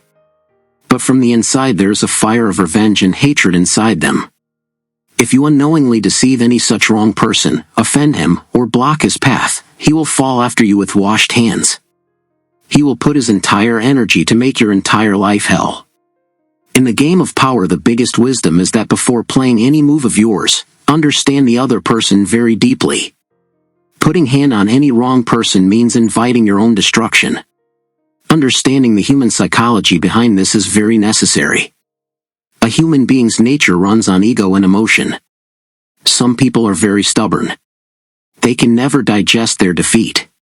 When you attack the image of any such person or show him low, his logical mind completely stops working. He makes the only target of his life only taking revenge from you. In the game of power, you always have to remain careful from some special kinds of dangerous people. First, the one who becomes aggressive very quickly. Second, the one whose ego is very big. Third, the one who always shows himself as a victim. Never make the mistake of playing any mind game with these people. A very precise example of this rule can be seen in the world of music and business. When a very big pop star named Taylor Swift was making her name in the music industry, a very big music manager, Scooter Braun, thought of playing a cleverness with her. Braun bought the original rights of Taylor Swift's old 6 albums through a clever deal. Braun felt that Taylor is an ordinary girl who will accept defeat in front of this corporate game of his. He forgot what kind of person he was picking a fight with. Taylor Swift was not a weak target. Inside her there was a very big pride and stubbornness about her work. Instead of accepting defeat or crying, Taylor took such a step that shook the entire corporate world. She started recording all those 6 albums completely from the beginning again. The market value of the old rights that Scooter Braun had became completely zero in one stroke. Braun had to face heavy financial loss, and in the entire world his image became like a villain. He had offended a wrong person, who mixed his entire reputation in the soil. Another excellent example comes from the world of social media and tech. When the board of directors of Twitter was running the company, they tried to play a very aggressive and ego game with Elon Musk. When Musk gave the offer to buy the company, and later for some reason started backing out, the board directly filed a court case against Musk to show him low. They felt they are fighting an ordinary legal battle, and they will force Musk and extract their benefit. They completely failed in understanding what kind of unpredictable person Musk is. Musk took this insult very seriously. Instead of wasting his energy in the long battle of the court, he bought the entire company itself for $44 billion. The moment Musk took complete control of the company in his hands, on the very first day he threw out that entire board of directors and the top executives from the job. That old board of Twitter could not even think that their one wrong step would become the reason for their own downfall. They had picked a fight with such a person who can go to any extent to win. So how do you include this rule in the framework of your life?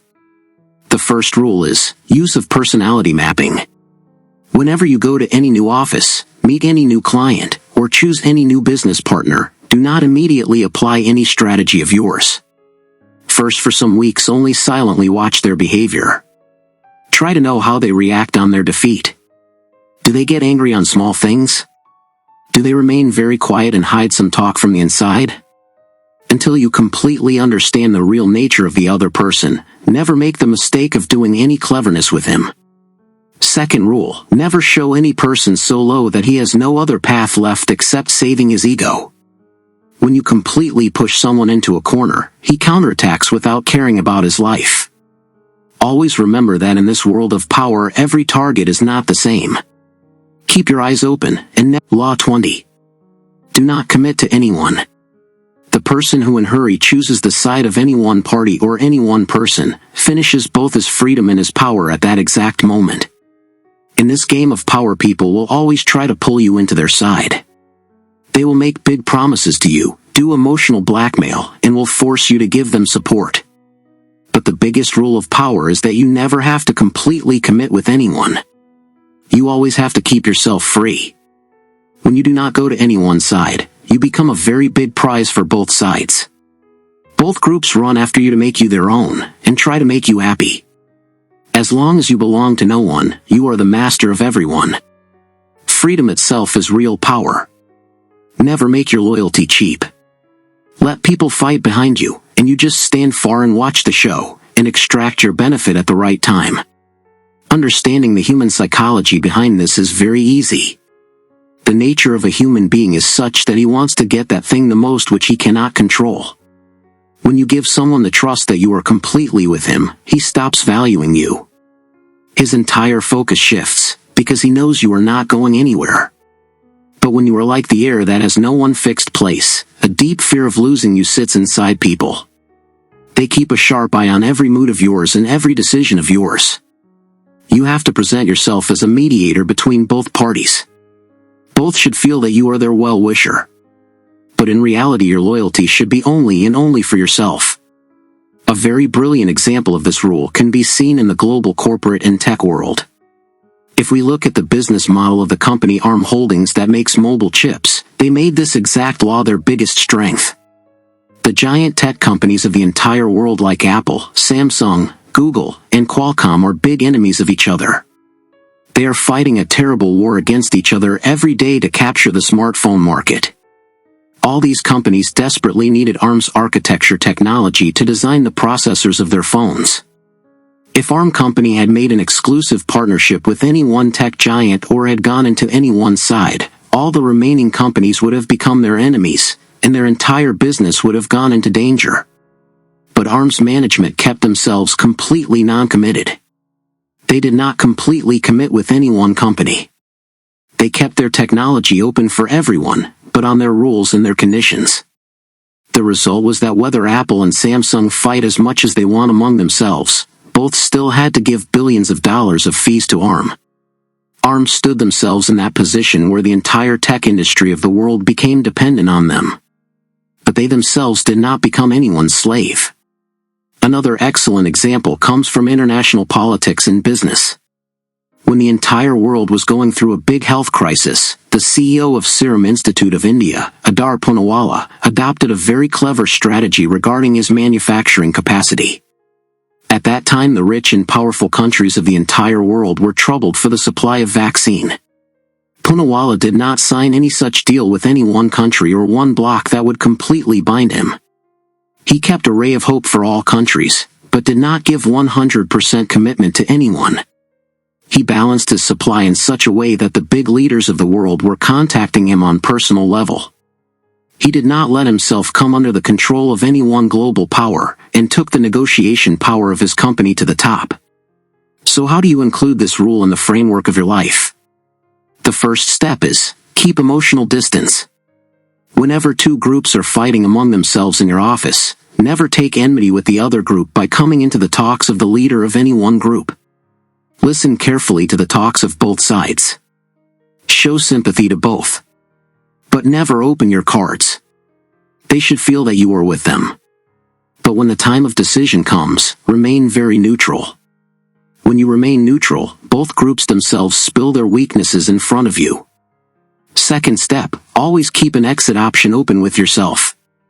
Never become dependent on any one job, any one client, or any one partner to such an extent that without them your existence itself ends. Always keep your options active in the market. When people know that you can leave their table and get up at any time, they remain ready to accept every talk of yours. Always remember that in this world of power the person who shakes hands first loses his freedom. Make your Law 21. Play a sucker to catch a sucker, seem dumber than your mark. Looking foolish is the cleverest and most effective weapon in the world of power. We all have been learning from childhood that the world should consider us smart. Inside every person there is this desire that he looks the most intelligent in the gathering. But showing off your cleverness is the biggest mistake of the game of power. When you show people that you are smarter than them, their ego immediately gets hurt. They become alert against you, and start suspecting every move of yours. The real and sure way of winning is that you make the other person feel smarter than yourself. When your target gets the belief that he is cleverer than you, all his fear ends. He completely lowers his defense. Understanding the human psychology behind this is very easy. A human being's pride is his biggest weakness. When you make someone feel that he is more knowledgeable and clever than you, his mind fills with happiness. In the intoxication of this happiness his real capacity of thinking and understanding completely stops working. The person who becomes blind in pride can never think that any simple-looking person can deceive him. Intelligence is such a sharp weapon that should always be kept hidden. When you show yourself innocent and less understanding in front of people, they do not consider you any threat and tell you all their secrets. A very precise example of this strategy can be seen in the tech industry. When Facebook was beginning, two very rich brothers of Harvard University, Cameron and Tyler Winklevoss, came to Mark Zuckerberg. The ego of both those brothers was very big. They felt that Zuckerberg is only an ordinary and simple programmer who will work on their money. Zuckerberg used Law 21 very cleanly. In front of the Winklevoss brothers, he never revealed his real intelligence or his big plans.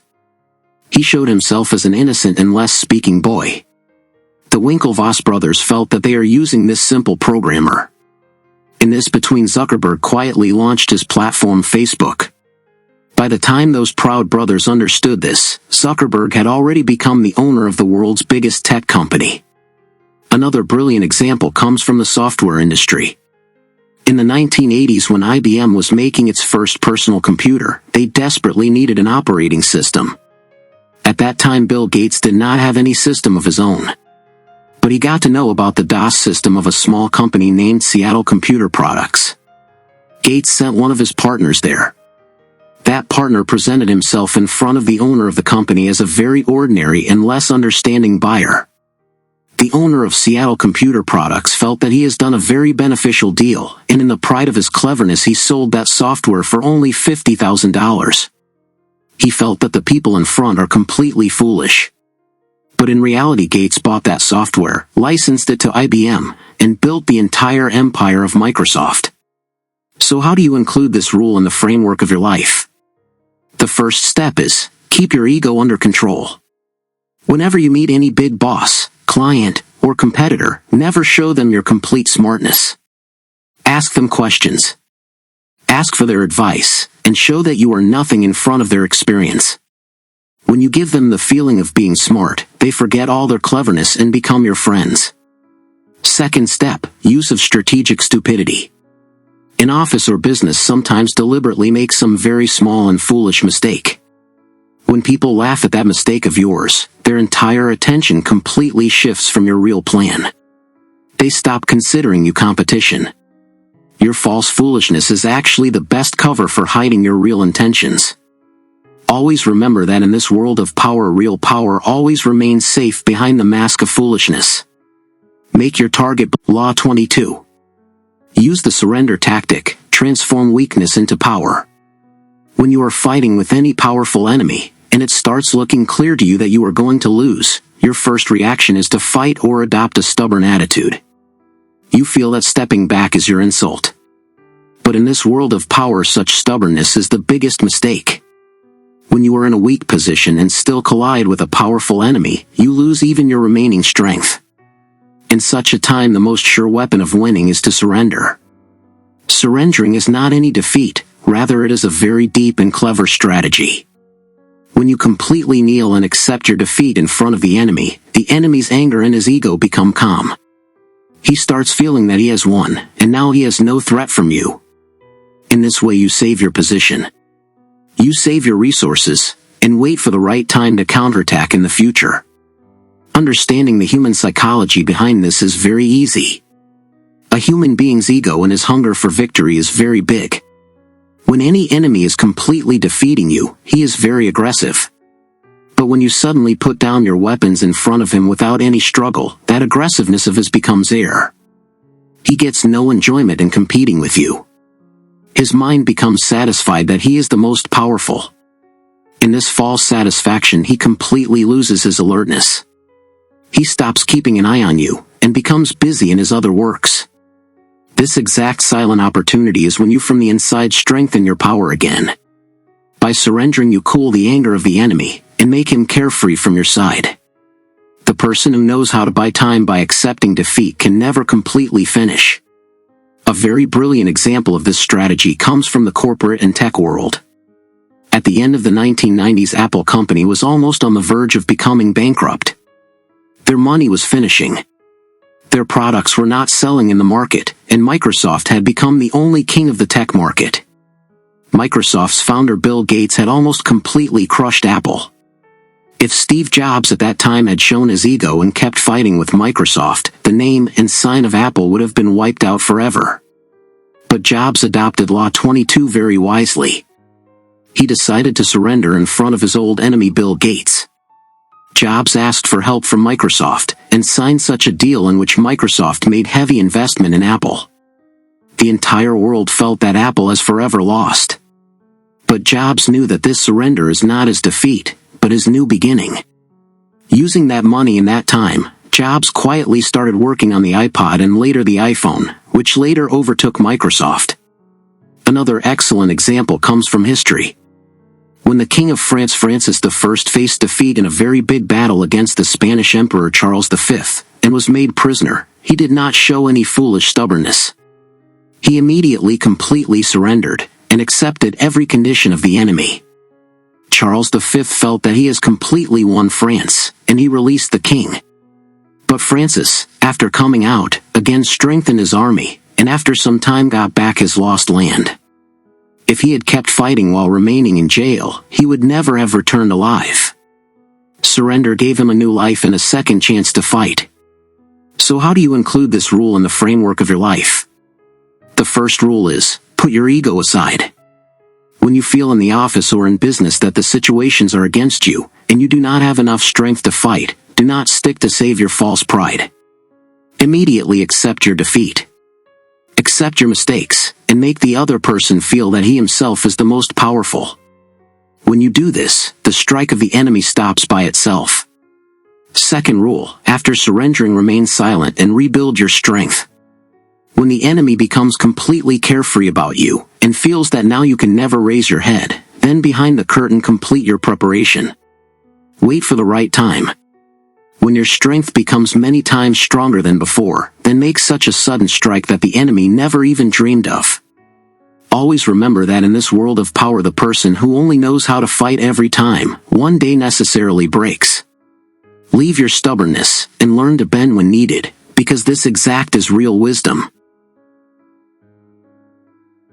Law 23. Concentrate your forces. When you spread your strength, your money, and your time in different places, you become weak everywhere.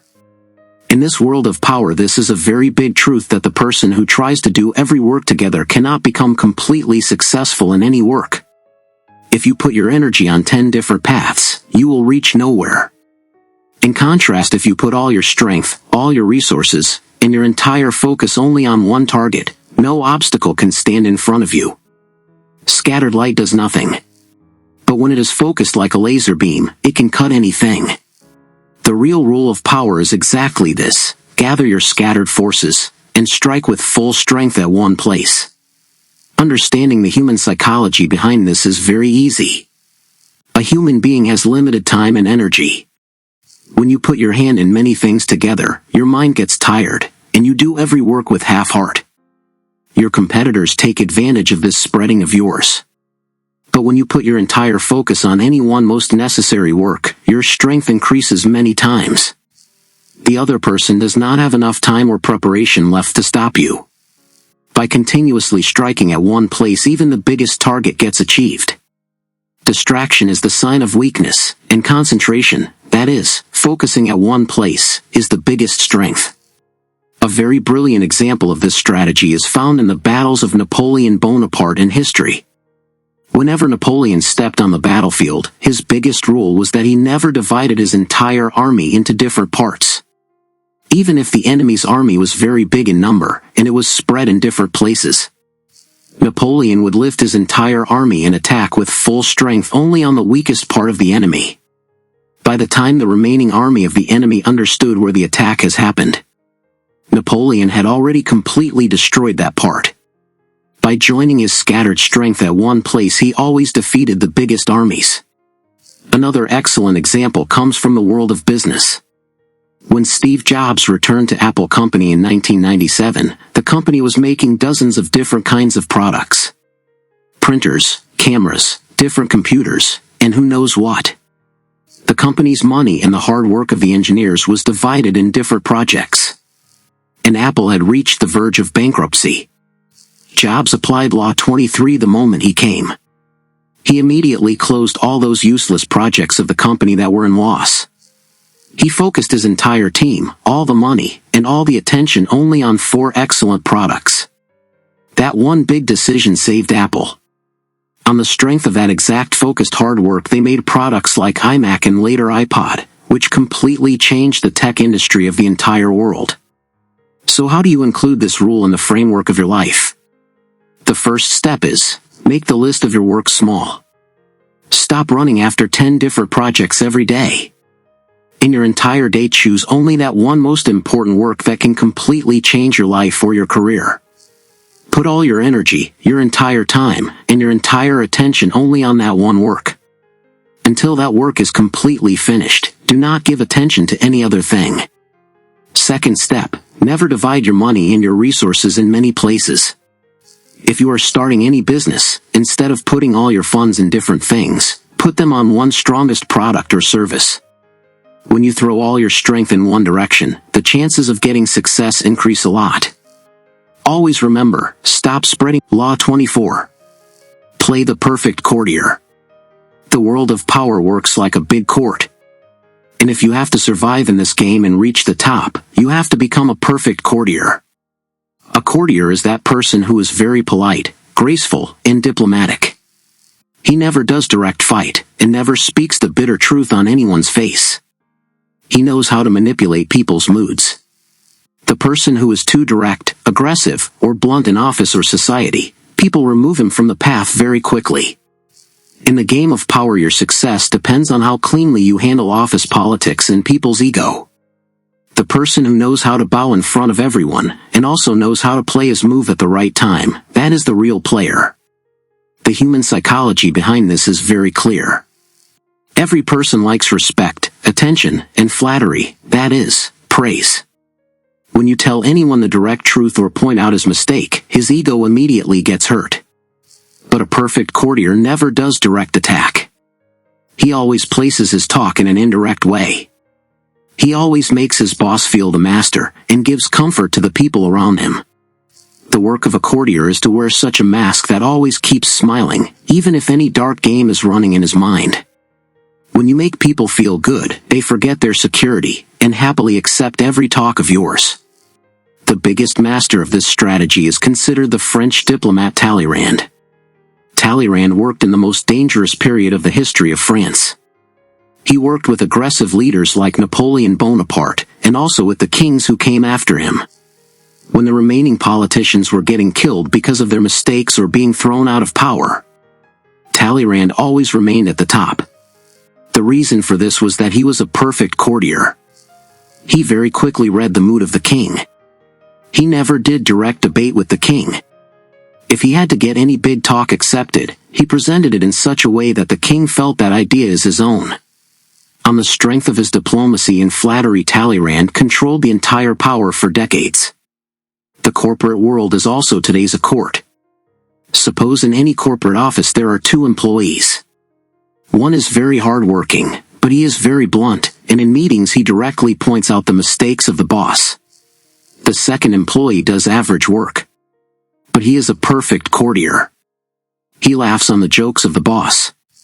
He understands office politics, and never gives bad news directly. The promotion always goes to the second employee, because bosses like such people who make their work easy and satisfy their ego, not such people who keep standing as a challenge in front of them all the time. So how do you include this rule in the framework of your life? The first step is, control your language and your emotions. In office or in public, never react in anger. Your talk should always be sweet and diplomatic. Never do anyone's bad-mouthing or backbiting directly. If you have to get any work done from someone, first completely disarm him by praising him. Second step, never become too smart in front of the boss. Always make them feel that they themselves are the most intelligent leader. If you do any very good work, also, give a little credit of it to your seniors also. When you give others the chance to shine, they consider you their most loyal friend. Third step, never become the person who brings bad news. People often start hating that person who brings bad news to them. Always become the person who gives positive and good news. A perfect courtier is like water. He adjusts himself in every atmosphere. Everyone likes a well-behaved person. Therefore, remain good with everyone. Keep giving air to their ego, and silently keep playing your game. Law 25. Recreate yourself. Society always tries to fit you in a box. From childhood itself, people decide a role for you. They decide that you are very simple. You are shy, or you are made only for such and such work. If you silently accept this role given by society, you forever lose both your freedom and your power. This law of power says that you have to make your identity yourself. You have to recreate yourself. Make such an image that pulls people's attention and never bores them.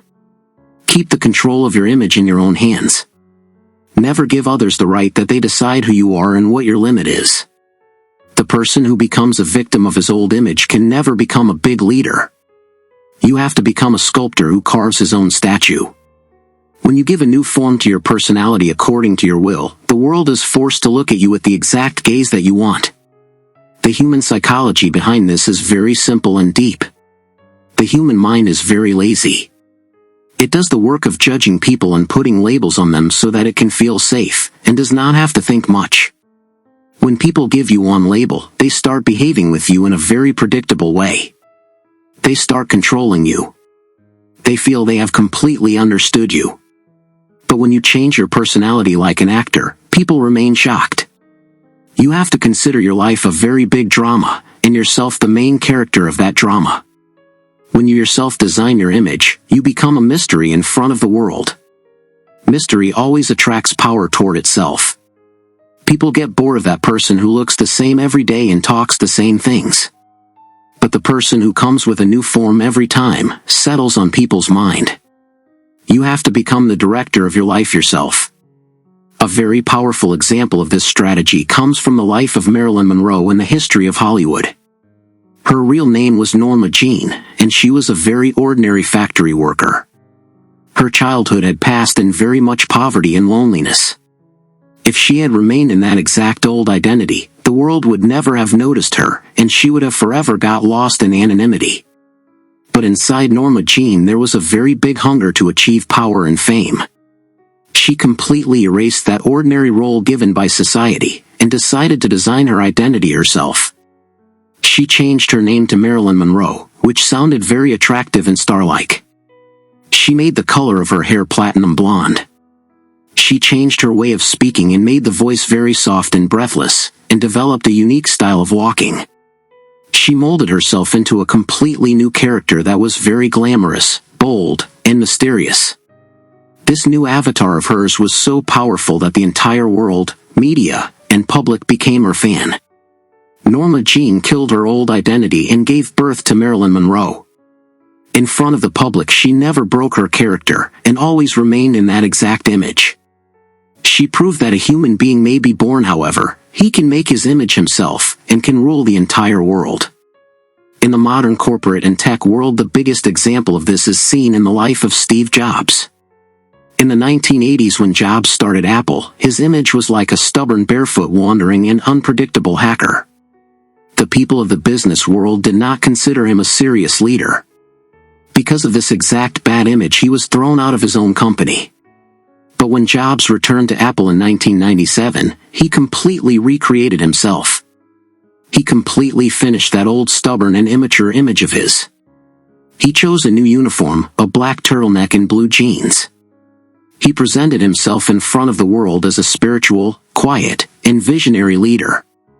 His way of talking, his stage presentations, and his product launches became like a very big magic show. He broke all the old rules of the corporate world. This new image of his was so powerful that people started looking at him like a tech god instead of a CEO. Jobs himself wrote the script of his life. He showed the world that your past cannot decide your future image. He proved that if your old image is becoming an obstacle in your path, completely erase it, and wear a new character that forces the world to kneel in front of you. So how do you include this rule in the framework of your life? The first step is self-awareness and erasing your old identity. Look at yourself from a third-person point of view. Think how the world is looking at you. If you feel that your current image has become very weak, boring, or predictable, immediately change it. Completely newly design your way of speaking, your clothes, and your body language. Do not let people feel that they have completely understood you. Leave your old habits in one stroke so that people remain shocked seeing your new form. Second step, live your new character with complete confidence. Whatever new image you make, do not play it like a drama, rather make it your reality. Your clothes, your words, and your attitude should completely match. Never let your real emotions come in front of the public. Your face should be like a mask that you can change according to the situation. When you treat your image like an art, the world becomes your fan, and you control the power. Third step, always remain the center of attention. In your new image there must be something special that gets printed in people's eyes. This can be clothes of some special color, some special style of talking, or some unique signature move of yours. Never keep yourself bound in the boring identity given by society. Keep changing with time, and write the script of your life yourself. The world always salutes those people who have the courage to mold their existence according to themselves. Kissinger never came in front. They always remained behind the curtain. They used intelligence agencies like the CIA or the local rebel groups of that country like pawns. Whenever any operation failed or there was bad name in the entire world, the entire blame was put on those local agencies or small officers. In front of the media and the public, Kissinger always presented himself as a very learned, peace-loving, and clean diplomat. He never made his hands dirty. But he made the biggest global powers of the world dance to his signals. His reputation always remained at the top, because he always used the shoulders of others for the dirty works. From the corporate world, another modern and excellent example of this comes from the early days of the Uber company. When Uber was spreading its business in new cities and countries around the world, they were facing very terrible opposition from the local governments and taxi unions there. In many places there were legal obstacles, and rules had to be broken. The founder of the company, Travis Kalanick, himself did not jump directly into these controversies. For this he had put a very aggressive and clever management team and lobbyists to work. These people behind the curtain collided with the local authorities. They used pressure tactics, and did every kind of gray area work so that the business of the company could be set. When these controversies increased a lot, and the reputation of the company started getting spoiled in the media, the board of directors, to keep the image of the company clean, themselves made Travis Kalanick the scapegoat, and removed him from the post of CEO. New CEOs came whose image was very clean and professional. Uber washed the dirty stains of its old image in one stroke, and remained the biggest ride-sharing company of the world. They proved that to save reputation even the biggest pawn can be sacrificed. So how do you include this rule in the framework of your life? The first step is use of the scapegoat strategy. Whenever you take any big decision in the office or in any business project that is risky, do not do the entire work in your own name. Make some enthusiastic or over-enthusiastic person of your team the head of that work. If the project becomes super hit, the credit will be yours, because you are the leader. But if that plan completely fails, and thunder falls from above, you can very cleanly put the entire blame on that head that he did not follow your instructions properly. Second step, master the cat's paw technique. If you have to complain about any competitor to your boss in the office, or reveal any mistake of his, never come forward yourself. Find some such colleague who speaks too much, or who is irritated with that competitor. In the middle of talks, give him that information. He will come in anger and himself spill the entire talk in front of the boss. The competition will also end. Your work will also get done, and your image in front of everyone will also remain of a good and neutral person. Always remember that real power works from behind the curtain. Always keep the mask of goodness on your face, and leave the dirty works to the responsibility of others. Law 27. Play on people's need to believe to create a cult-like following. Inside a human being there is a very deep and terrible hunger to believe in something or the other, to connect with some big purpose. People always remain in search of such a leader, such a guru, or such a visionary who can show them a new path, who can give a meaning to their life. In this world of power, if you learn to take advantage of this need of people to believe, you can completely rule their mind and their existence. You do not remain only a leader, but become the god of a cult. People become ready to do anything for you. For this you do not need to be too logical. Rather, you have to be too dramatic and mysterious. Speak big things. Show people a big dream, and give them such a group where they can feel themselves special. The person who learns to play with the emotions and the belief of people, his strength becomes invincible. Understanding the human psychology behind this is very easy. The human mind always searches for a path to come out of its boring and difficult life. People fear facing the truth, because the truth is often bitter and tiring. They live in the hope of some such miracle or such golden future that will end all their troubles in one stroke. When you show them a very beautiful, magical, and big dream, they completely close their capacity of thinking and understanding. They start having blind trust on you. There are 5 very sure steps of creating a cult-like following. First, always keep your talks simple and mysterious. Do not take too much logic. Only strike on emotions. Second, raise such an enemy on whom everyone can hate together. Third, create a VIP or divine atmosphere around yourself so that people connect with you only from far. Fourth, make a new organizational structure or group in which joining is a matter of pride. And fifth, completely use this unbreakable belief of people for your own benefit. A very brilliant and historical example of this strategic rule comes from the life of a Viennese doctor named Franz Mesmer in the 1770s in France. Mesmer gave a strange theory in the world of medicine which he named animal magnetism. He claimed that a magical fluid or liquid flows in the entire world, and with his magical powers he can balance that fluid inside the body of people and cure any disease. He made his methods of treatment very dramatic and mysterious. He came in a dark room wearing very luxurious silk clothes. Slow music played in the background, and he touched the patients with an iron rod. The patients felt that some magical electricity is running inside them, and they are getting cured. Big committees of science and doctors proved Mesmer a complete liar and fraud. But the belief of the public on him had become so unbreakable that they were not ready to accept any scientific truth.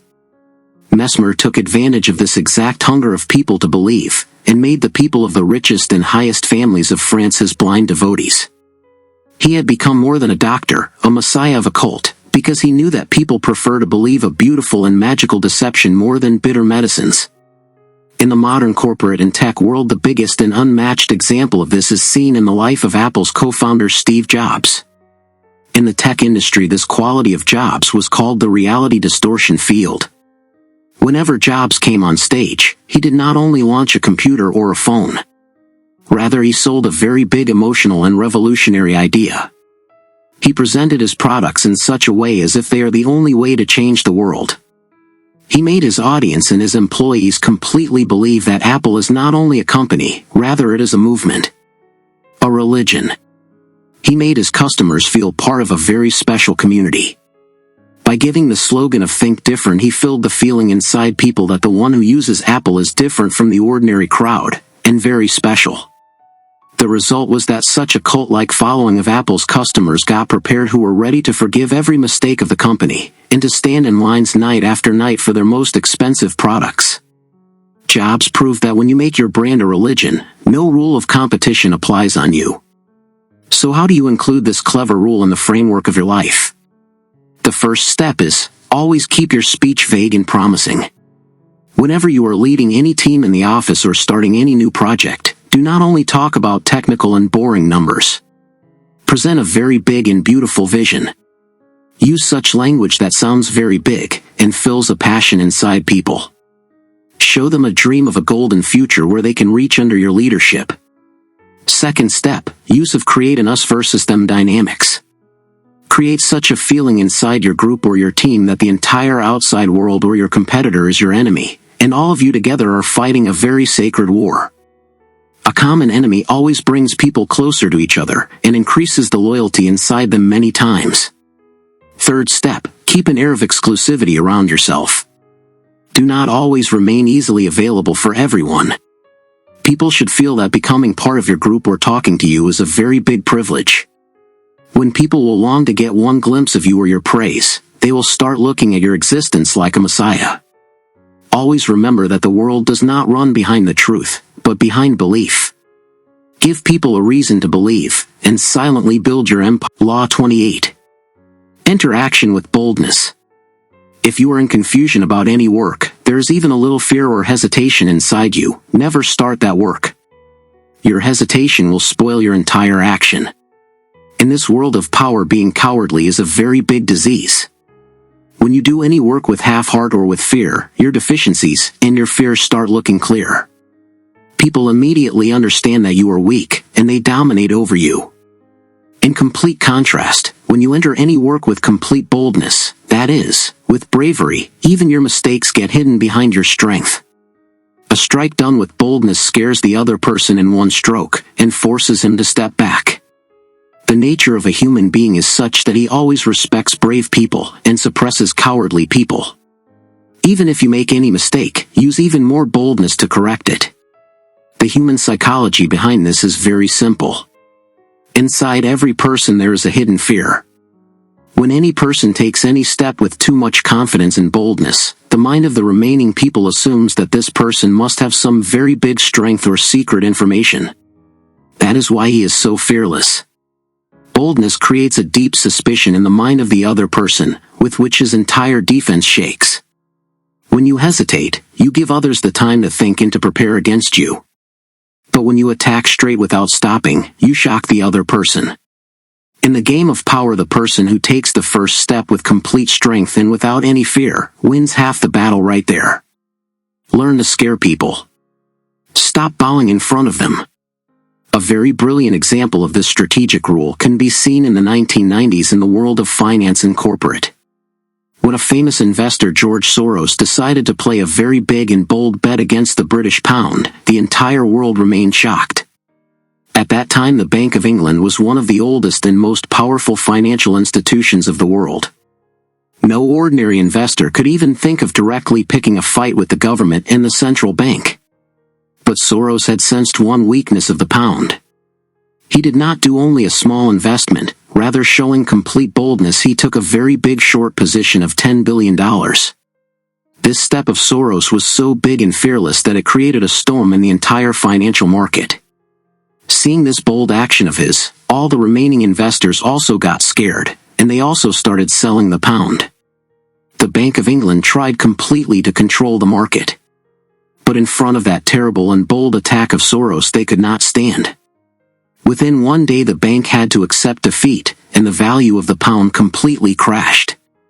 Soros earned a profit of $1 billion in that one day. If he had hesitated even a little or played a small bet out of fear, the bank would have easily crushed him. His extreme boldness itself became the biggest reason for his victory. From the corporate and tech world, another modern example of this comes from the beginning of Elon Musk and SpaceX.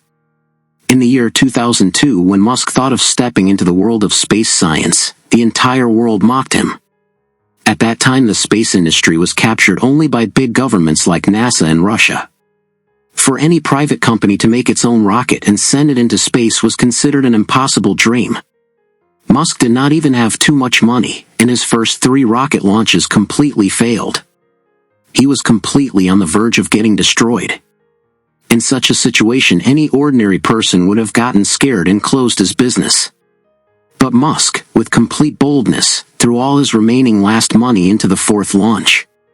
Seeing this fearless attitude of his, the courage of his employees and investors also returned. That 4th launch was completely successful, and immediately after that NASA gave SpaceX a very big contract of $1.5 billion. Musk proved that even when the situations are the worst, if you remain stuck with complete boldness, the entire world is forced to kneel in front of you. So how do you include this rule in the framework of your life? The first step is, use of fake it until you make it. Whenever you go to any new office, sit in any big meeting, or deal with any client, never let the fear inside you come on the face.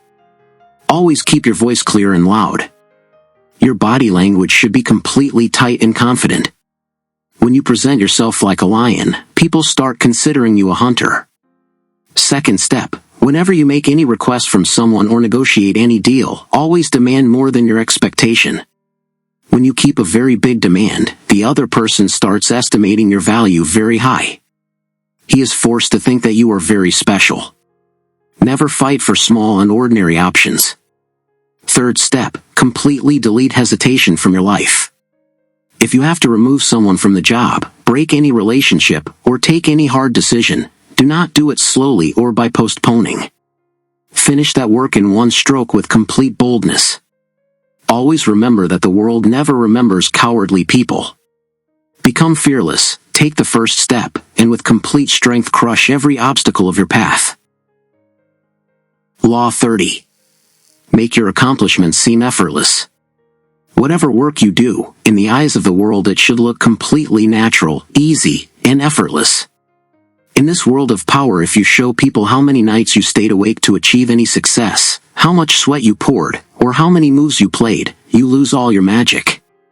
When you show off your hard work, people assume that your success is not any miracle or any special talent, but only the result of continuously done hard work. They feel that if they also do so much hard work, they can also reach your place. With this, the awe, that is, the surprise and respect, that is in their mind for you completely ends.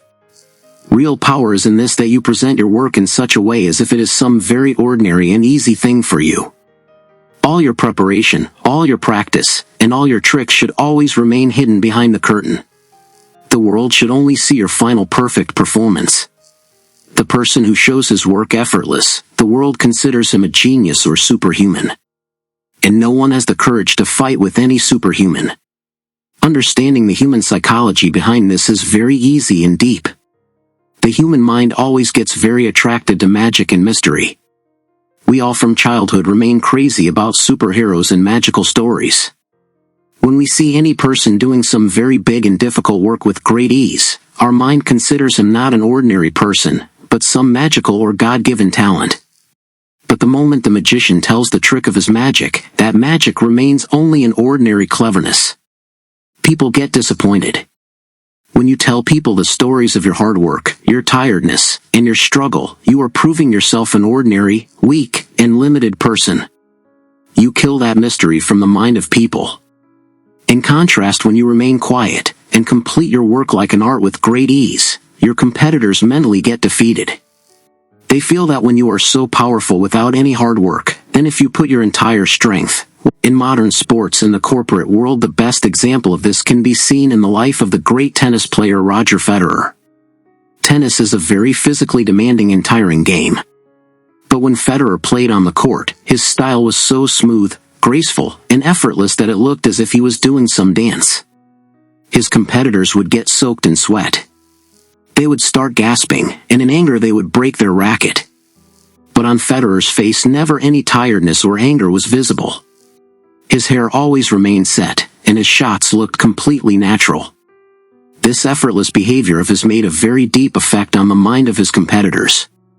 His enemies felt that defeating Federer is impossible, because he never gets tired. In reality, Federer behind the curtain did very terrible and strict training. He poured sweat for hours on his fitness. But on the court he never let that hard work of his become visible. In the corporate world also, companies like Apple or Google follow this exact rule. Google's search page looks completely simple and clean. You just type one word, and in the blink of an eye the results come. This process looks very effortless. But behind that click, the day and night hard work of thousands of engineers and the most complex algorithm of the world is working. If Google started showing all that complexity in codes on its page, the users would get troubled. Simplicity and effortless execution itself is their biggest strength. So how do you include this rule in the framework of your life? The first step is, conceal the sweat, that is, hide your sweat.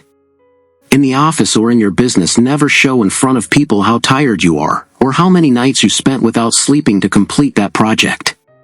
When you always complain that you have done a lot of hard work, people start looking at you like a laborer, not like a master. From your mouth never the stories of your hard work should come out. People should feel that your mind is so fast that you can do any work in a snap, and without any stress. Second step, never reveal your tricks. That is, Never tell your secrets to anyone. Whenever someone asks you how you did that brilliant work, just smile and postpone it. If you tell them your entire process, your contacts, and your tricks, they will stop respecting you and will use your tricks against you yourself. Your knowledge is your biggest weapon. Do not distribute it free. Third step, practice in private. Perform in public. That is, do all your practice, all your mistakes, and all your struggle always alone and behind closed doors. When you come in front of the public, your performance should be completely perfect and effortless. Always remember that in this world of power, people do not respect your hard work, but respect your final result and your image. Make your Law 31. Control the options. Get others to play with the cards you deal. When you give any person any order directly, or force him, he immediately rebels. He feels that his freedom is being snatched. The cleverest rule of power is that you do not force people, rather give them options. But those options should be such that you yourself have designed them. Whatever option the other person chooses, the benefit should be only and only yours. This is called the illusion of choice, that is, the deception of choice. When people feel that they themselves are taking their decision, they happily get trapped in the net you have spread.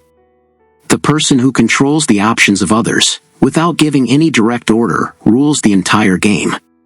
The human psychology behind this is very simple. A human being likes his freedom and the control on his decisions very much. When we show anyone only one path, his ego gets hurt, and he refuses to walk on that path. But when we show him 2 or 3 paths, his mind gets busy in analyzing which path is good for him. He forgets that all those paths are actually going toward the same destination, that is, your benefit. When a human being himself takes any decision, he considers himself responsible for it, and does not complain to you. By giving options, you completely finish the entire defense of the other person. A very brilliant and historical example of this strategy comes from the life of the ruler of Russia, Ivan the Terrible, in the 16th century. Ivan was feeling a very big threat from the rich and powerful nobles of his country. Those nobles always put obstacles in the works of Ivan. If Ivan had directly killed them or run orders on them, civil war would have started in the country. Ivan used Law 31. He suddenly left his throne, and went to a small village far from Moscow. He sent a message to the public that he is leaving the kingdom because he is troubled by the politics of the nobles. In Moscow, immediately an atmosphere of chaos and fear got created. The public started standing against the nobles, and the fear of the attack of enemies increased. Now those nobles had only 2 options. First, completely let the country get destroyed, and get killed by the hands of the public. Second, go to Ivan and beg him to take back the throne. Obviously they chose the second option to save their life. But Ivan kept the condition that he will return only when he is given absolute power, and he can give punishment to any noble without any trial. The nobles had to accept this condition. Ivan had given them choice. But in both the choices the victory was only of Ivan.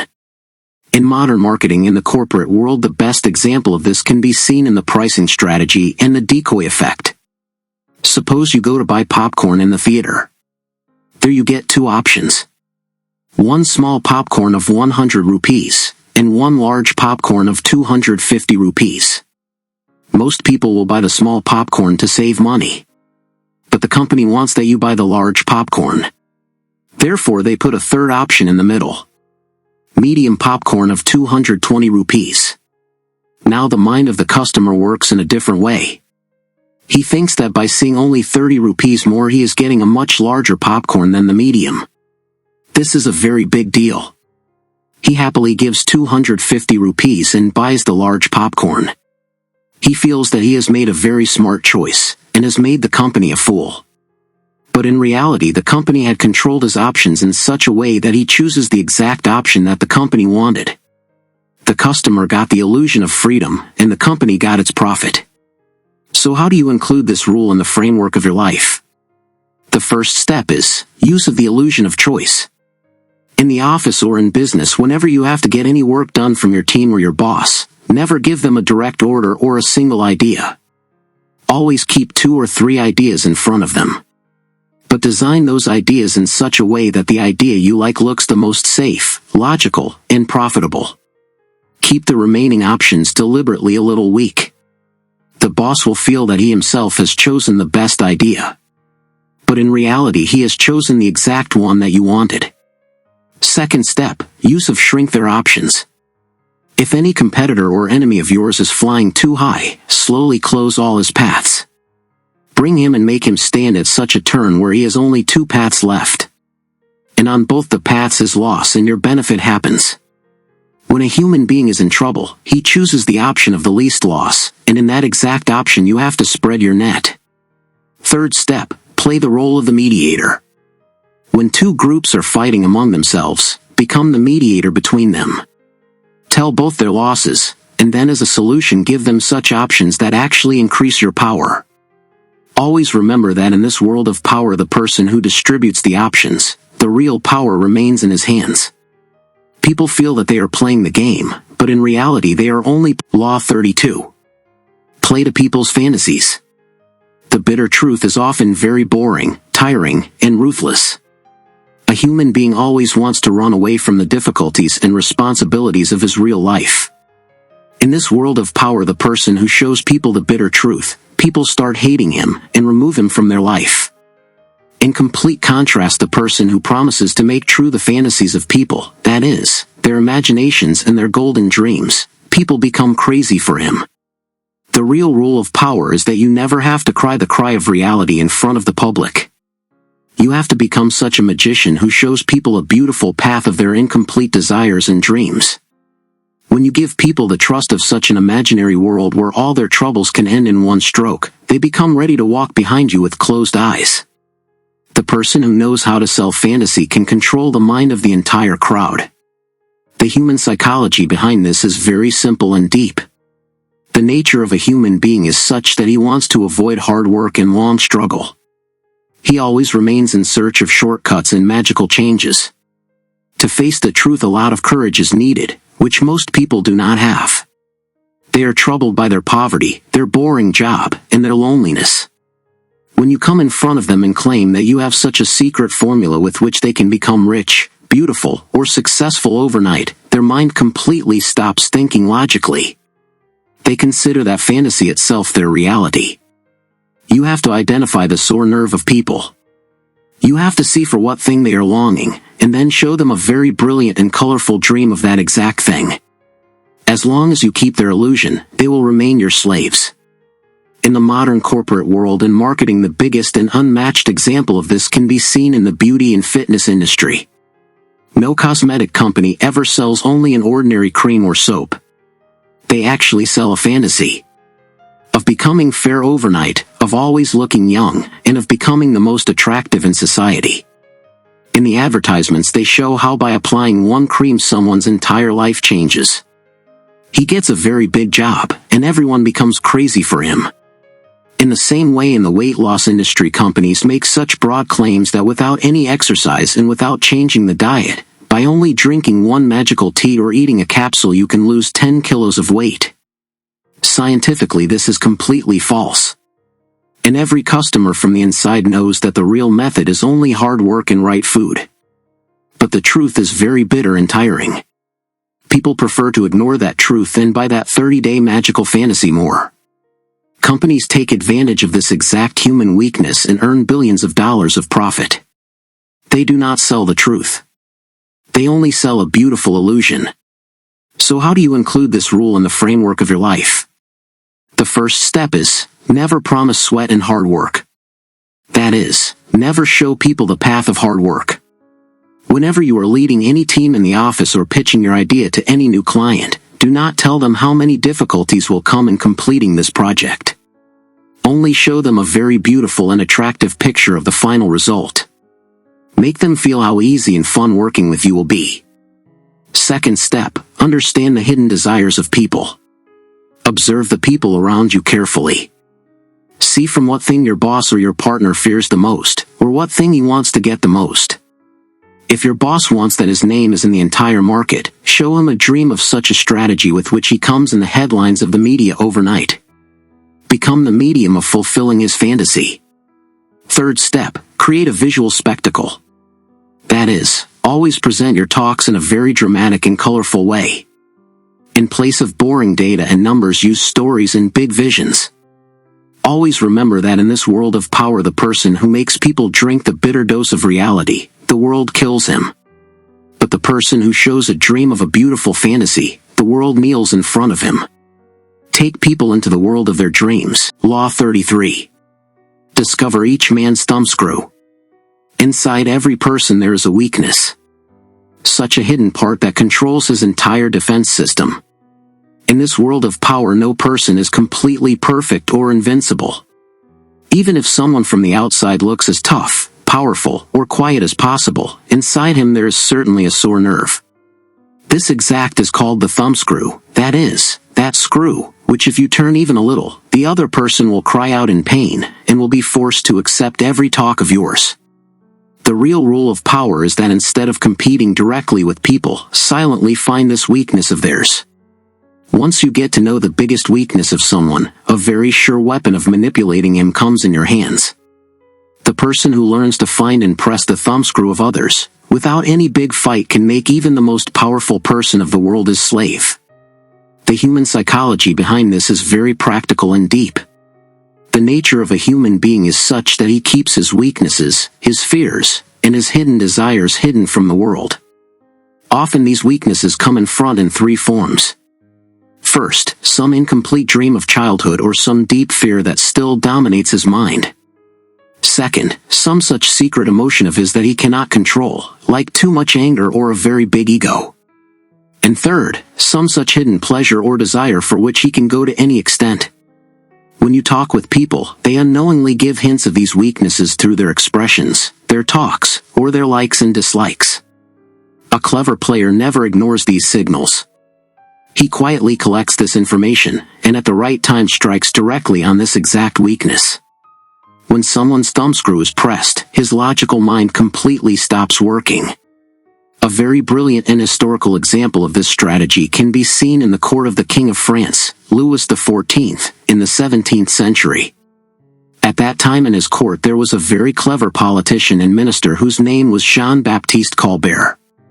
Colbert knew that King Louis XIV is very powerful, and forcing him directly for any decision is impossible.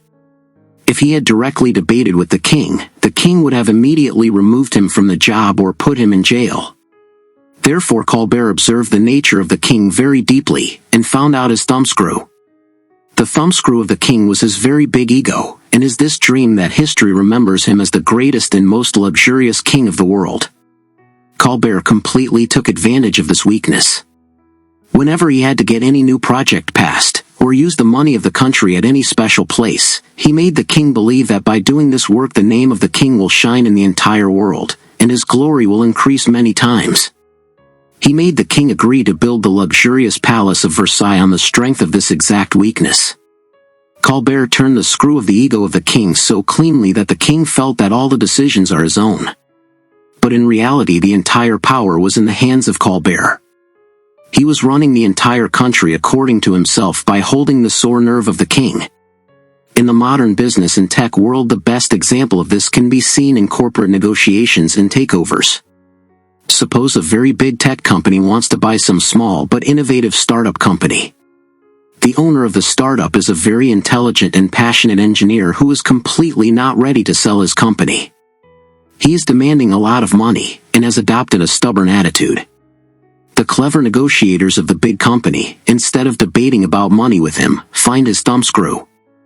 They check his social media profile, his old interviews, and his background, and they get to know that the thumbscrew of that engineer is not money, but is this fear that after going into the big company someone else does not take the product he has made in his own name.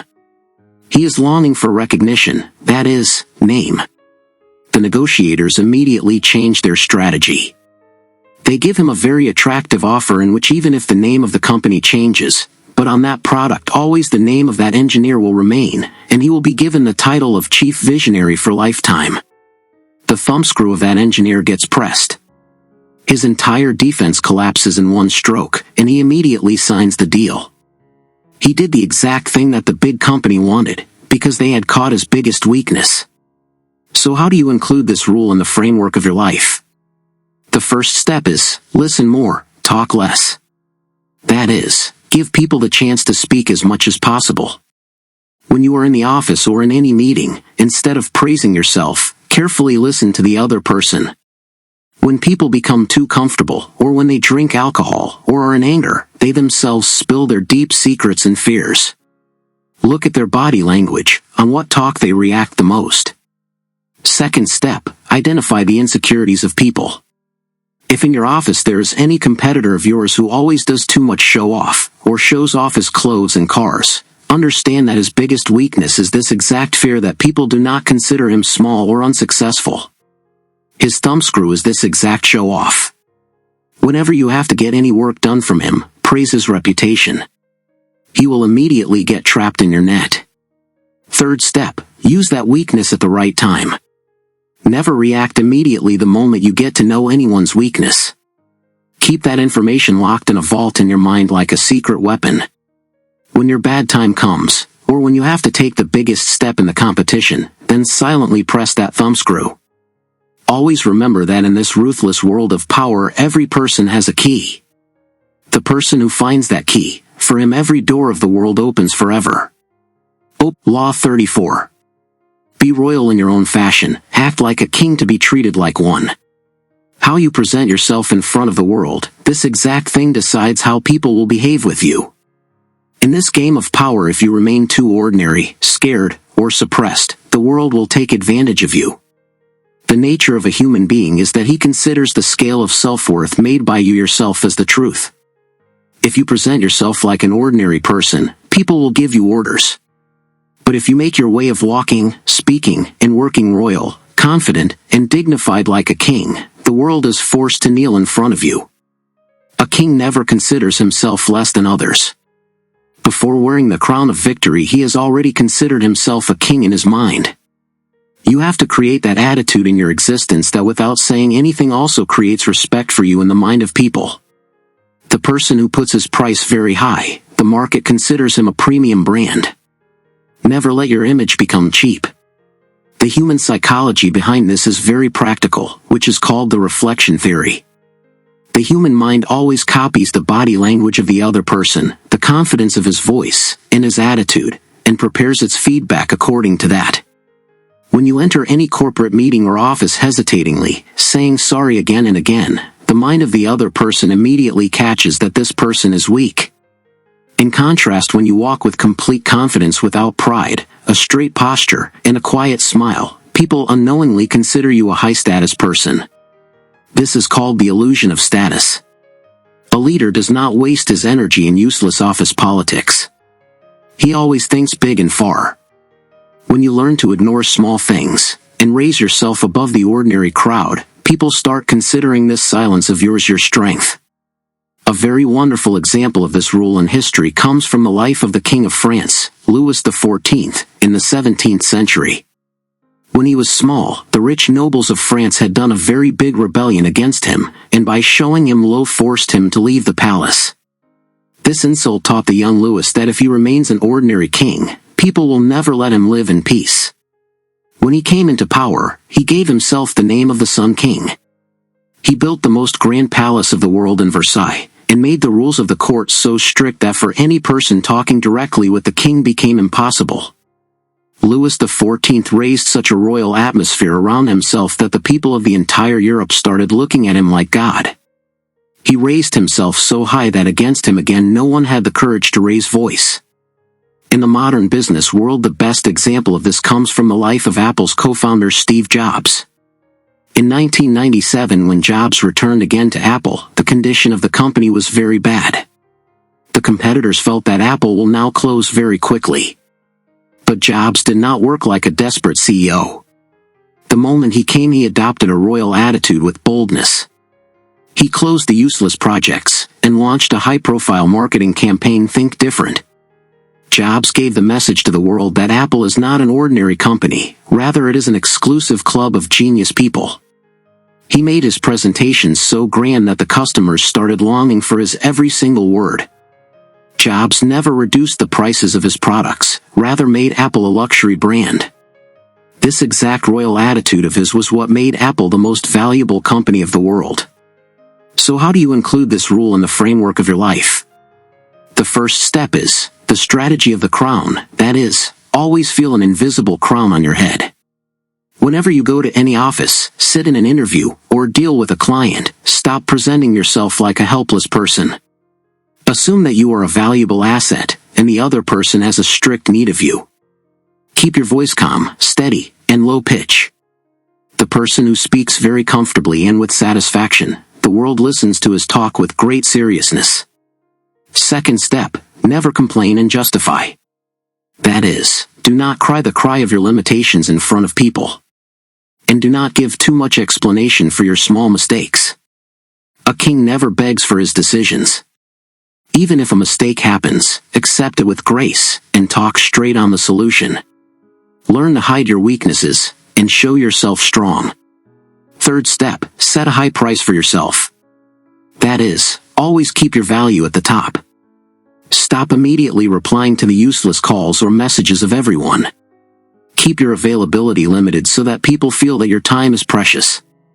When you start respecting your life like a king, the entire world presents itself in front of you like the royal protocol. The person who sells himself at the price of cowries, the world never values him. Law 35. Master the art of timing. Controlling time is the biggest secret of achieving power. Time is not some such thing that only runs according to the clock. Rather, it is a psychological weapon. In this world of power, the person who loses control on his emotions, and shows hurry in every work, he very quickly reveals his weakness. Doing hurry means that you do not have self-control. In complete contrast, the person who knows how to wait for the right time, he makes the entire game dance to his signals. You have to become the master of time instead of becoming its slave. You always have to look as if you are never in any hurry, and everything is running in your control.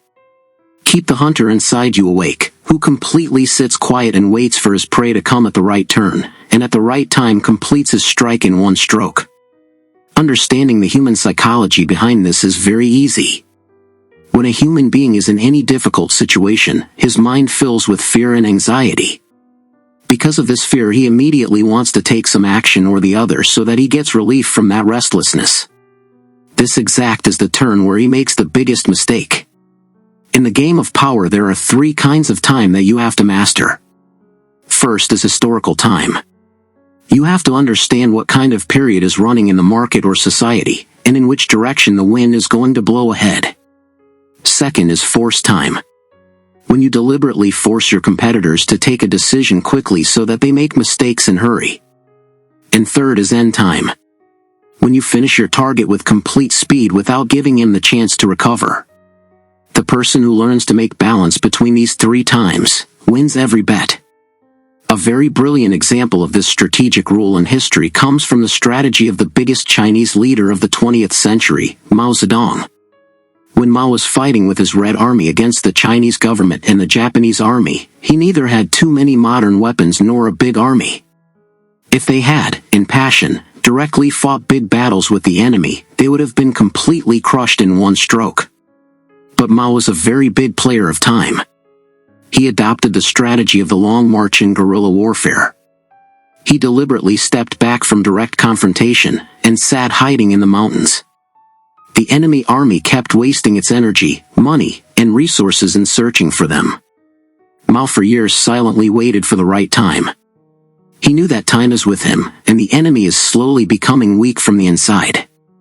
When, because of the attacks of the Japanese army and the internal politics, the Chinese government completely became hollow, then Mao, seeing the right time, attacked with his entire strength, and established his control on the entire China. He for years only made time his weapon, and laid the foundation of the biggest empire of the world. In the modern business world, the best example of this can be seen in the strategy of the Netflix company. When Netflix began, it did the work of sending DVDs to the homes of people through courier. At that time, a company named Blockbuster was the only king of the video rental market. The founders of Netflix knew that the future is of internet streaming. But around the year 2000, the speed of the internet was very slow, and the infrastructure was not ready. If they had made their entire business online at that exact time, they would have completely failed. They waited for the right time. They for years quietly ran their DVD business, and from the inside kept perfecting their streaming technology. The moment after 2007 broadband internet became common in the entire world, Netflix, without wasting a single moment, launched its streaming platform. The blockbuster company could not handle this sudden change, and became bankrupt. Netflix did not hurry. They waited for the right time, and the moment the market became ready, they took the entire bet in their name. So how do you include this extremely necessary rule in the framework of your life? The first step is, control your emotional response. That is, learn to completely suppress your hurry and restlessness. Whenever any crisis comes in the office, any plan of yours fails, or any competitor of yours tries to provoke you, do not immediately give any response. Take a deep breath, and remind yourself that the person who reacts at the very last, the victory is his. Always look quiet and relaxed. Second step, disrupt the timing of your competitors. That is, spoil the cycle of the time of your enemies. When your competitor is very quietly making his plan, suddenly create some such news or such situation that he gets scared, and he has to take any decision immediately without preparation. When a human being works in pressure and hurry, he himself brings out his weaknesses. Third step, know when to strike and when to wait. That is, identify when to step back and when to move forward. If the situations are not in your favor, sit completely neutral and let time do its work. But the moment you see that the other person has become weak, and the right turn has come, then with complete boldness and speed take your final step. Always remember that hurry is the sign of weakness. Become the master of the right. Law 36. Disdain things you cannot have, ignoring them is the best revenge. In this world of power, the thing on which you react, you unknowingly give that exact thing a very big strength. If there is any small problem, any ordinary enemy, or any such thing that you cannot achieve, then running behind it or getting angry on it can prove your biggest mistake. When you give too much importance, that is, attention, to anything, you make it big with your own hands. In complete contrast, when you completely ignore any person or any trouble, you prove that that thing or that person holds no value for you. Not giving attention itself is the biggest punishment and the best revenge in the game of power. The person who gets offended on every small talk is considered very weak and unstable. But the person who ignores useless things in such a way as if they have no existence at all, appears the most powerful and royal in the eyes of the world. Put your energy only on those things that are in your control. The human psychology behind this is very deep and practical. A human being's ego completely rests on how other people look at him and how much importance they give him. When any person tries to show you low or provokes you, in reality he is demanding your attention. If you get angry or start fighting with him, his purpose completely becomes successful. He starts feeling that he has easily controlled you. But when you, even after listening to his talk, behave in such a way as if you have not heard anything at all, or as if that person is not even present in front of you, his ego breaks badly. The feeling of being ignored is the most painful for a human being. In the same way, if you want to get anything and it is not coming to you, stop longing for it in front of the world. When you show the world that you have no care for that thing, the world considers you very independent and self-sufficient. A very brilliant example of this rule in history can be seen in 1916. A rebel leader of Mexico, Pancho Villa, had suddenly attacked a small city of America, Columbus. It was a very ordinary incident, and Pancho Villa did not have any very big army or very big power. If the American government had completely ignored this small talk, the name of Pancho Villa would have been wiped out forever from history in a few days. But the then President of America, Woodrow Wilson, took it on his ego. He sent his biggest general, John J. Pershing, with a very big army of 10,000 soldiers to catch Pancho Villa. Villa, instead of fighting directly, started making the American army go round and round in the mountains of Mexico. America wasted crores of dollars in many months. But they could not catch Villa. The result was that a superpower like America got mocked in the entire world, and Pancho Villa, whom no one knew, overnight became a hero and a very big leader. America, by giving too much attention to a small problem, itself made it a very big threat. In the modern corporate world and the age of social media, the best example of this can be seen in the PR, public relations strategy. Whenever any new or small startup company comes into the market, it often deliberately makes some controversial comment on any very big giant company, or puts some false accusation on them. Their only purpose is that the big company reacts on their comment. If the CEO of the big company, coming in anger, gives any official statement or files a court case on them, that small company gets crores of rupees of free publicity. The entire world starts thinking that there must be something special in this small company. That is why such a big company is fighting with it. But wise corporate giants completely use Law 36. They completely ignore such useless attacks, as if they have no existence at all. The media also after a few days forgets that news, and that small company, without getting any special attention, silently ends. Ignoring itself is their biggest and sure weapon. So how do you include this excellent rule in the framework of your life? The first step is the art of indifference, that is, master the art of ignoring things. In the office or in personal life, whenever any ordinary person taunts you or tries to provoke you, never turn back and give a reply. Just give a light smile. Turn your face and get busy in your work. This quiet attitude of yours will burn the other person from the inside, and he will feel himself. Make your silence your sharpest weapon. Second step, never show frustration for what you cannot have. That is, for the thing that you cannot get, never show your sadness or anger in front of the public. If you did not get any promotion, or any very big deal slipped from your hands, do not complain. Show the world that that thing was not even of your level, and you deserve something much bigger and better than that. When you reject things, your value increases by itself, and people start respecting you. Third step, starve the problem of attention. That is, kill the trouble by not giving attention. Do not run behind solving every small problem. Some problems are such that if you completely ignore them, they themselves end with time. But if you go to fix them immediately, they will get more tangled. Always remember that your attention and your time is very precious. Do not waste it on useless people and useless things. By ignoring them, make the world feel your real power. In today's corporate age also this exact strategy is equally effective, which a company like Red Bull has completely proved. Red Bull did not want to do its marketing by only saying that energy comes by drinking their drink, because such words every company uses. They, using Law 37, prepared such a spectacle that shook the entire world.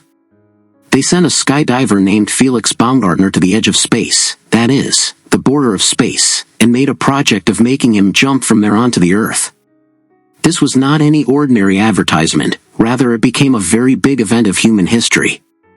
Crores of people of the entire world sat live and watched that person jumping from space, and breaking the speed of sound. When he safely stepped on the Earth, celebration started in the entire world.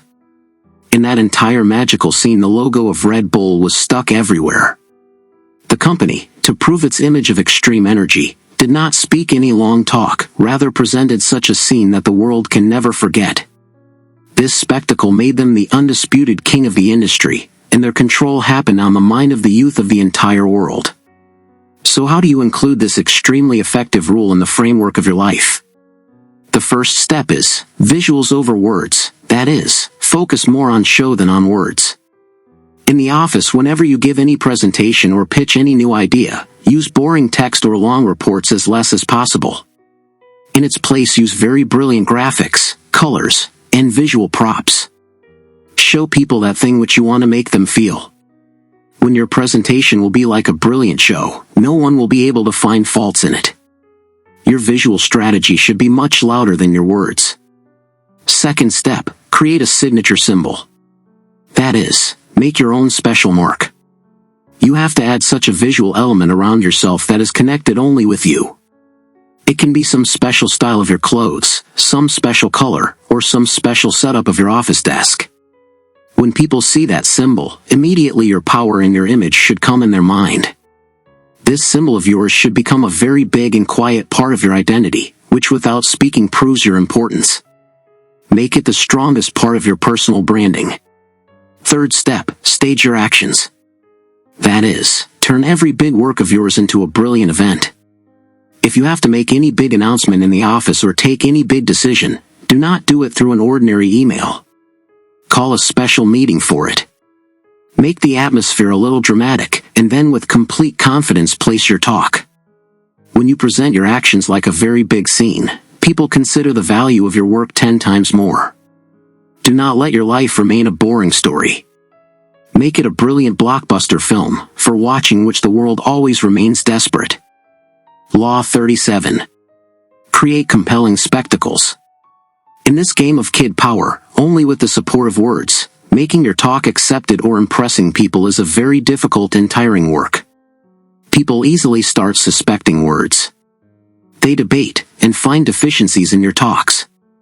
But when instead of words you present a very brilliant, magical, and grand spectacle, that is, a scene, the mind of people becomes zero. A compelling spectacle dazzles the eyes of people and completely stops their logical capacity of thinking and understanding. Visuals, that is, pictures and scenes, strike directly on the heart and emotions of a human being.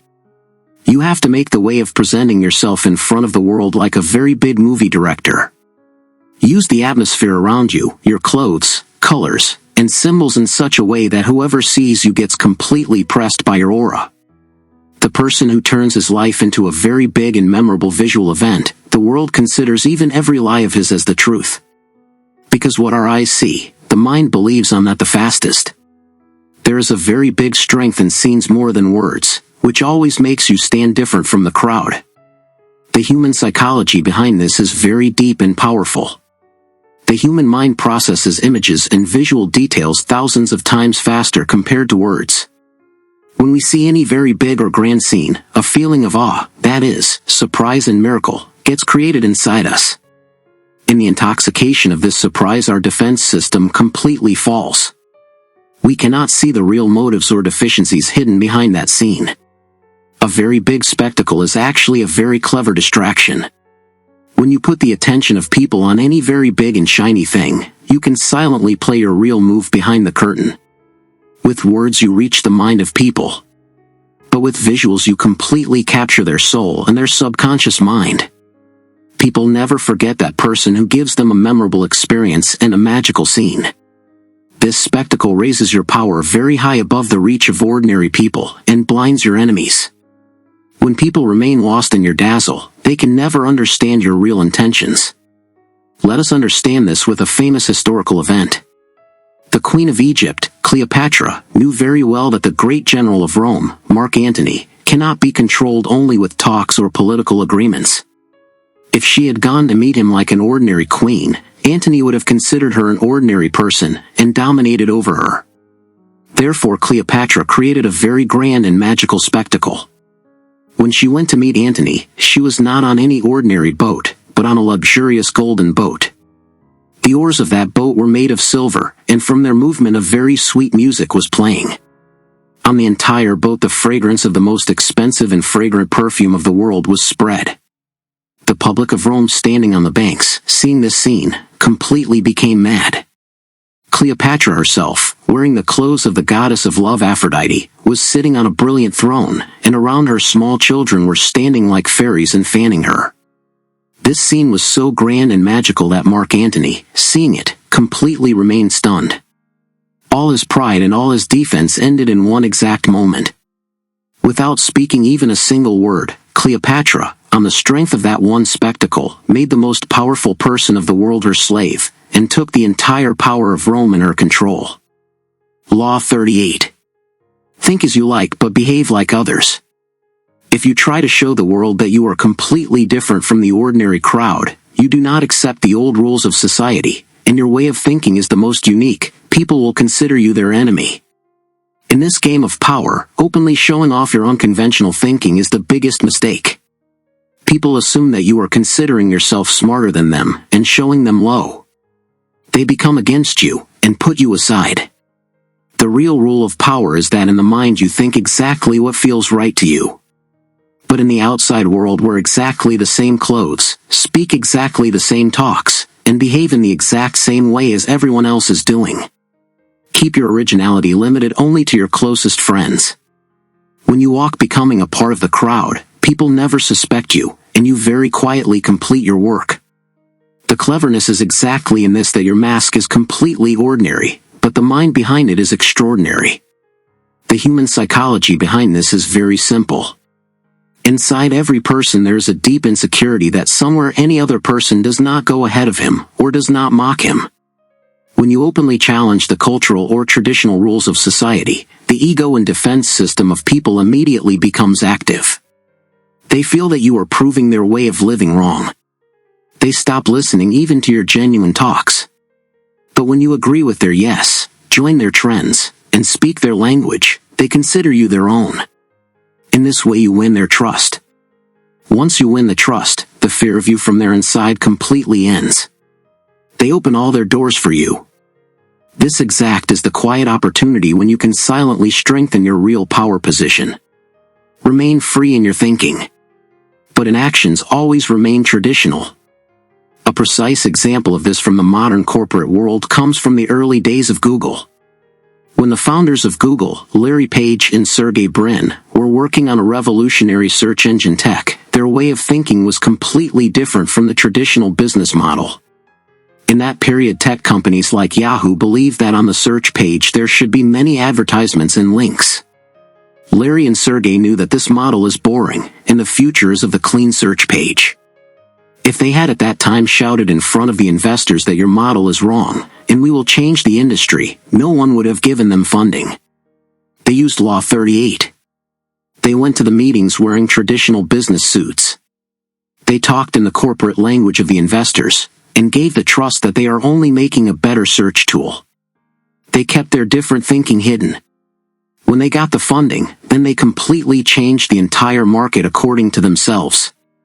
In the beginning, by becoming a part of the crowd, they bought time, and later became the kings of the industry.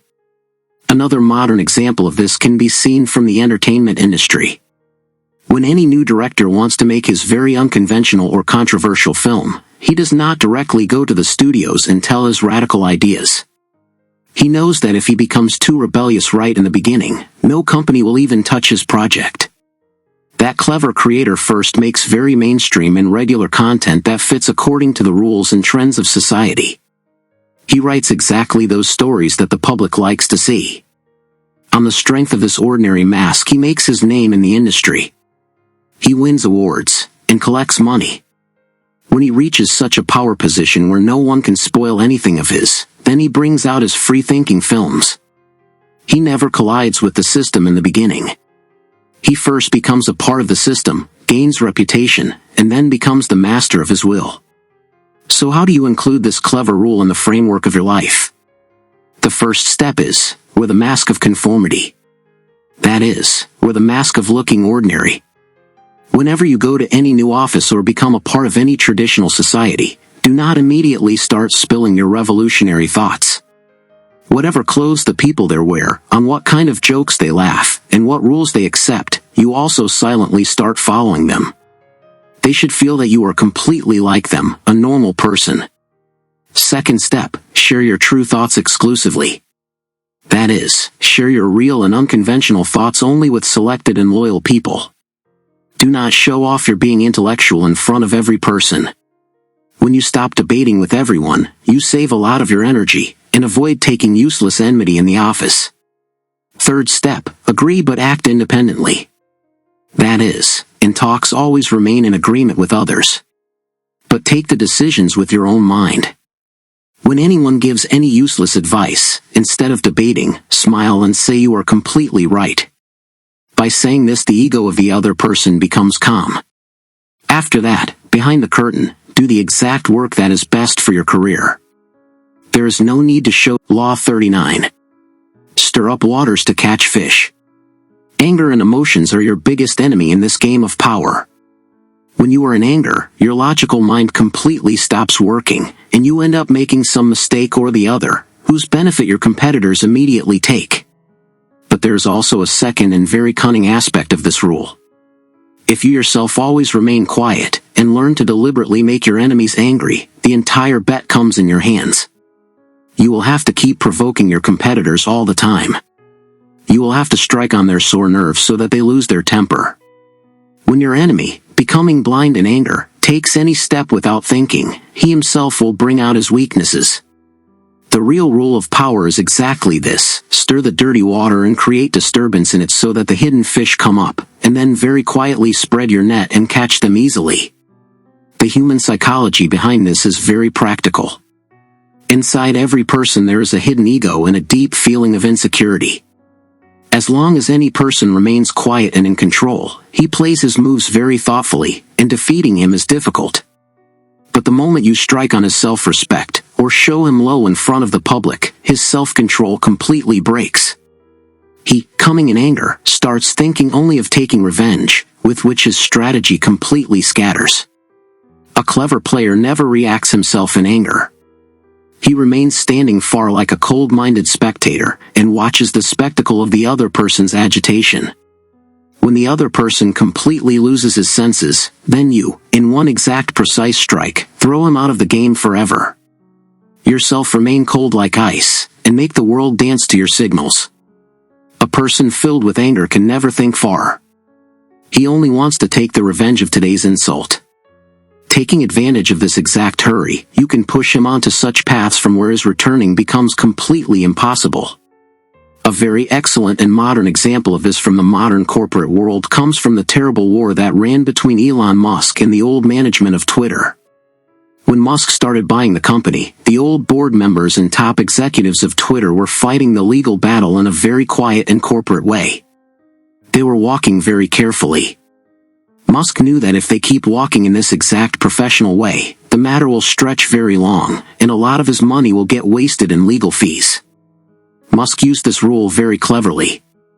He openly started making sharp taunts and sharing memes on the then CEO and the head of the legal team of Twitter. He openly mocked the old business model of the company. From this sudden and unprofessional attack, the top management of Twitter badly got agitated. They, coming in anger and pressure, started reacting publicly, with which the internal conflicts of the company started coming out, and their shares kept falling continuously. They took many wrong decisions in hurry. Musk had created disturbance in the water. In the moment the management became weak, he took over the entire company, and on the very first day threw all those top executives out of the job. Their anger itself became the biggest reason for their defeat. Another modern example of this from the tech industry comes from the great controversy that happened between Apple and Epic Games. Epic Games, which makes the famous Fortnite game of the world, was very troubled by the strict rule of Apple of 30% commission. If they had gone directly to the court, Apple, on the strength of its very big and powerful legal team, would have made them go round the court for years, and completely suppressed the case. The CEO of Epic deliberately decided to stir the water. He secretly put a direct payment option in his game, which was strictly against the rules of Apple. They knew very well that Apple will get terrible anger seeing this. Exactly the same happened. Apple, coming in anger, immediately blocked Fortnite from its App Store. Epic was waiting for this exact anger with eagerness. They had already prepared a very big antitrust case and a very dramatic parody video, which they immediately released. This angry reaction of Apple pulled the attention of the developers and media of the entire world toward their high-handedness. Apple, which always looked quiet and perfect, had to give its clarification in front of the public. Epic, by creating disturbance in the water, completely exposed the monopoly of Apple in front of the entire world. So how do you include this clever rule in the framework of your life? The first step is, make yourself completely neutral. In the office or in any meeting, if anyone tries to show you low or shouts at you, never turn back and get angry. Just look quietly into his eyes, and smile peacefully. Your quiet attitude will irritate the other person even more. He will be forced to think what the real source of your strength is, and he himself will waste all his energy. Second step, strike on the weakness of the other person very cleanly. Observe your competitor deeply, and see on what talk he gets irritated the fastest. In meetings, in a very quiet and diplomatic way, raise such questions that expose his failure. When he, in front of everyone, loses his temper and starts shouting, in the eyes of the boss and the remaining team his image will become of an unprofessional person, and the victory will easily be yours. Third step, play your last move only when the other person is completely agitated. When your enemy is continuously making mistakes in anger, do not interrupt him in between, rather let him make even more mistakes. When he completely gets tired, and all his resources end, then with a very cold mind take your final step, and achieve your destination. Always remember that a mind filled with anger can never take the right decision. Provoke others. Create disturbance in the water, and silently spread your net and rule. Law 40. Despise the free lunch. In this game of power, any free thing is actually never free. If any person is giving you anything without money or in the form of favor, understand that behind it some very big price or some deep net is hidden. Free things often make you mentally their slave. Such a favor gets stuck on you, whose paying becomes very heavy. Behind it there can be deception or some hidden self-interest. The real rule of power is that you always have to pay the complete price of everything. When you give the complete money of anything, you do not remain under anyone's favor, and your self-respect remains completely safe. Always let money flow like water, because the person who fears spending money can never become big. Miserliness shows you small and weak, while generosity increases your status. The greed of free is the biggest weakness of a human being, which clever people always use for their own benefit. The human psychology behind this is very deep and worth understanding. When anyone gives you something free, immediately a pressure gets created in your mind. You unknowingly become the debtor of that person. And when in the future he asks you to do any very big or wrong work, you cannot refuse him. Free things awaken the greed of a human being, and finish his strength of thinking and understanding.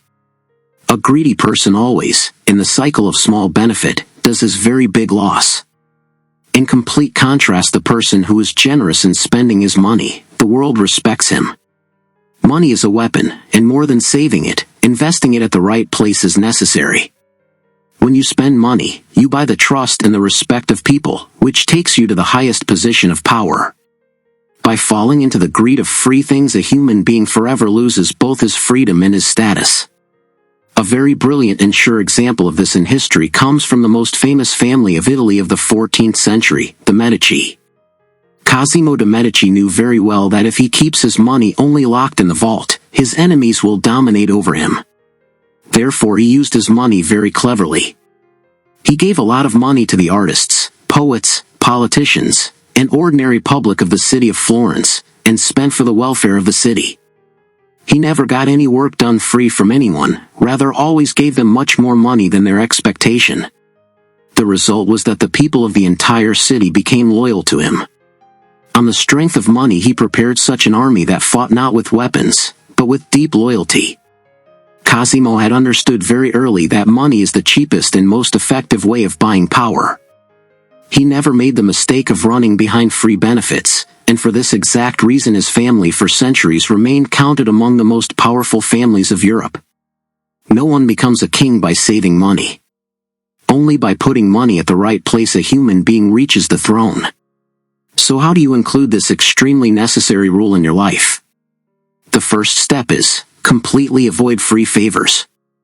In the office or in your business, if anyone is offering help without asking, or giving any valuable gift, become very careful. With politeness refuse that gift, or insist on paying its correct price. Do not become the debtor of anyone, because debt snatches your freedom. When you yourself pay the money of your things, no one can claim any right on you. Any work of yours should not remain pressed under the weight of anyone's favor. Second step, learn to use money like a weapon. Never become a miser. When you spend open-heartedly on your employees, your friends, or your partners, you win their heart. People always stand behind that person who is not greedy for money, and helps everyone when needed. Your money should do the work of buying loyalty and respect for you. Earning money is an art. But spending it at the right place and buying the trust of people with it is a very big power. Never let your team feel that you are eating the money of their right. Third step, completely control greed.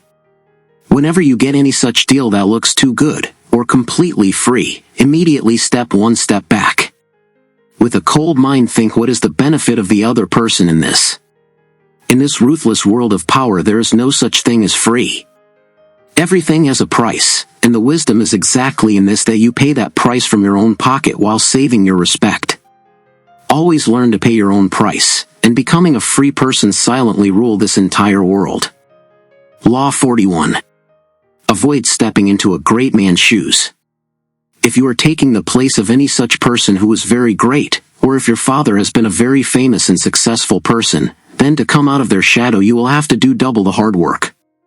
In this game of power, walking on the footprints of any great person is the most dangerous.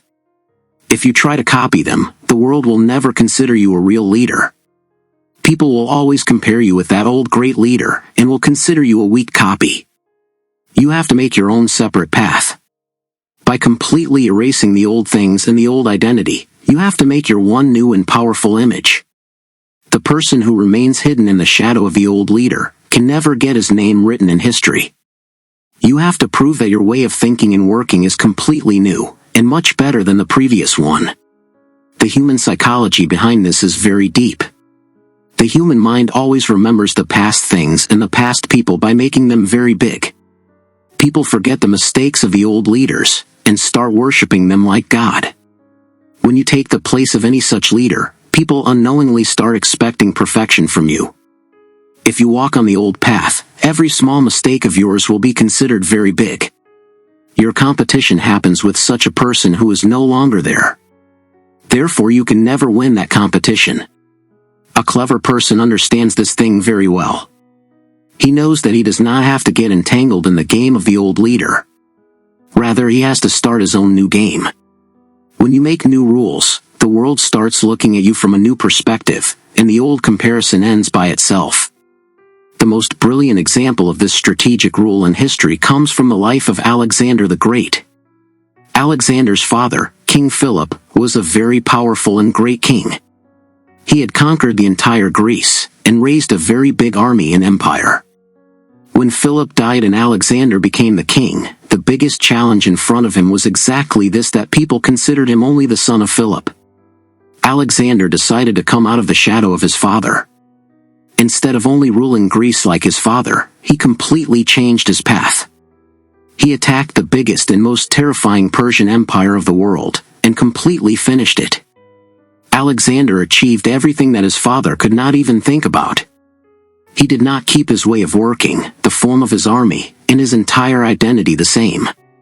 The result was that in history Alexander became so big that people completely forgot Philip. Alexander, instead of walking on the footprints of his father, wrote his own new history. In today's corporate world, the best example of this can be seen in the life of Apple Company's CEO Tim Cook.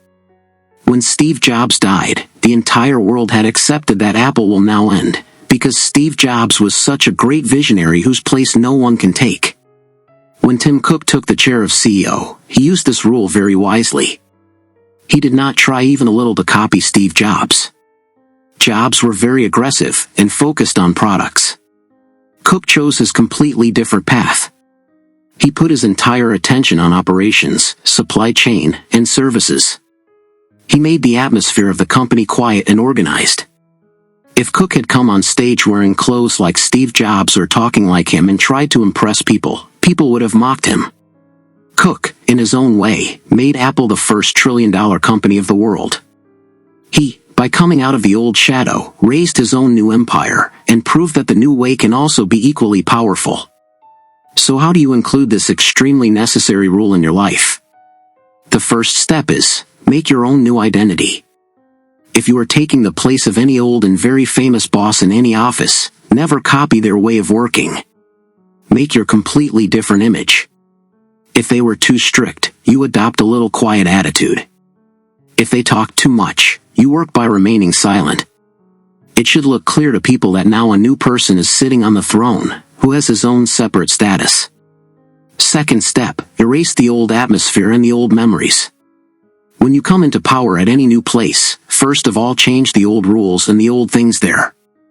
Change the setup of the office. Close the old ways of working, and make your one new team. As long as the old things remain in front, people will always keep comparing you with the old leader.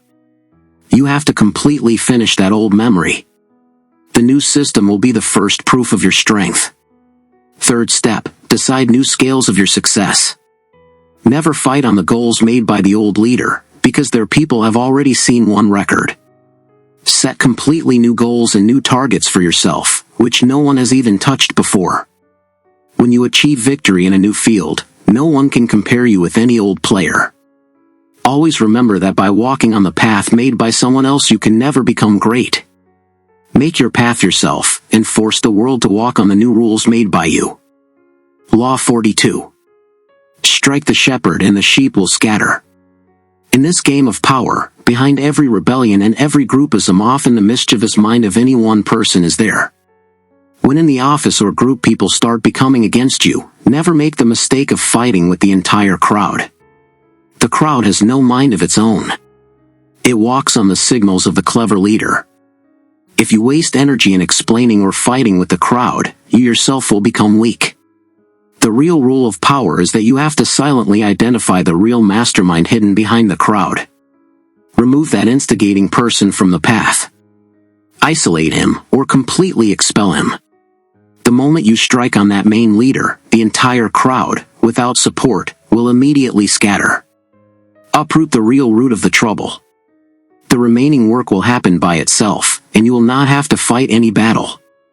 The moment the shepherd falls, all the sheep become directionless and start running. The mentality behind this is very precise. Human society works like a pyramid, on the top of which some powerful or clever person is sitting. Most of the people of the world are only followers, who depend on that exact one person for their security and thoughts. An instigating person is like a small spark that can light a terrible fire in the heap of dry leaves. Ordinary people compromise with their troubles. But that clever person, by giving air to their dissatisfaction, raises a big rebellion.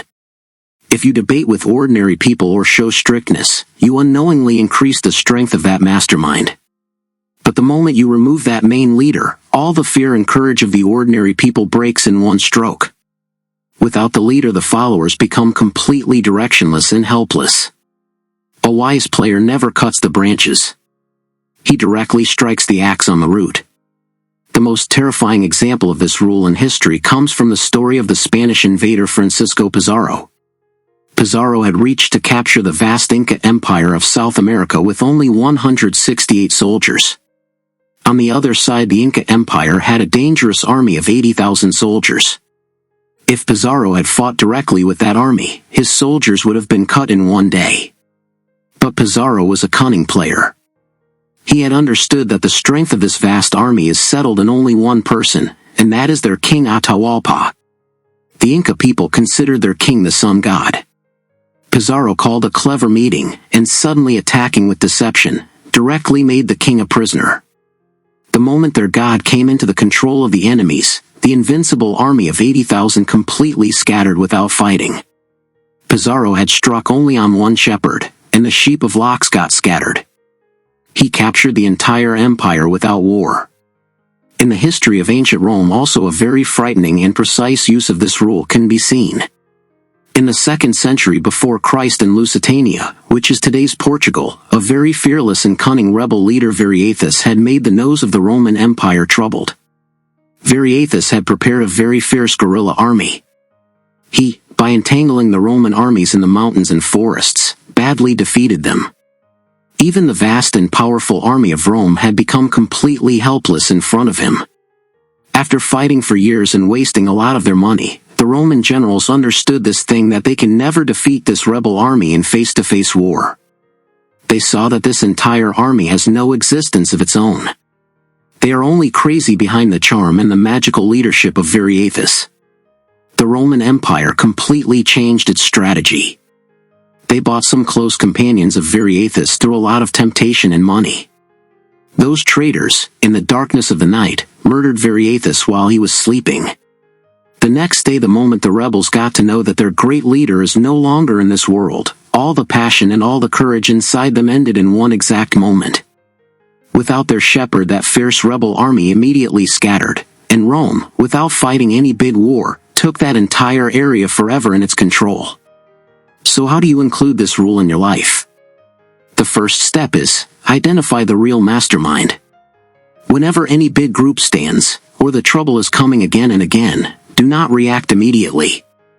Remain quiet and observe deeply. See which person is making the most talks, who is instigating people from behind the curtain. Focus your entire gaze only on that one person, and keep him on your radar. Second step, completely isolate that person. Never debate with him in front of the public, because with this he will get attention. Send him on such a project or work where he has no contact with any other person, or slowly completely finish his power. When you cut the connections of any clever person, his strength immediately ends, and he becomes completely helpless. Third step, strike the last strike on him without compromise.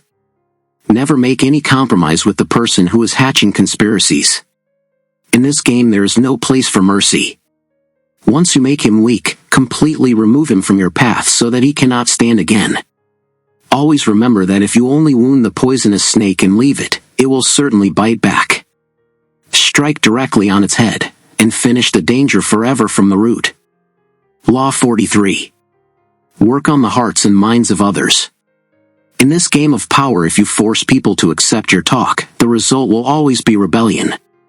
When you put pressure on anyone, that person in front of you out of fear does bend. But from the inside he starts hating you, and the moment he gets the right opportunity he stabs a knife in your back. The real rule of power is that you do not have to force people, rather you have to seduce them. You have to work on their hearts and minds so that they of their own will do the exact work that you want them to do. The person who learns to control the emotions and the psychology of others, makes the entire crowd as loyal. For this you have to look very soft, understanding, and kind. Identify the sore nerve of people. Understand their needs, and with great love take control of their mind. When people get connected with you from the heart, they become ready to go to any extent to save your power. The psychology framework behind this is very clear. Inside every person there is a deep ego. When you run direct orders on him, his self-respect wakes up, and he stands against you. But when you target his emotions, praise his reputation, and make him feel that he is very special for you, his entire defense collapses in one exact moment. While dealing with people you have to work on two levels. First is the heart, that is, their emotions, their fears, and their desires. Second is the mind, that is, their self-interest, their benefit, and their logic. A clever player never ignores both. He makes the deficiencies of people his strength.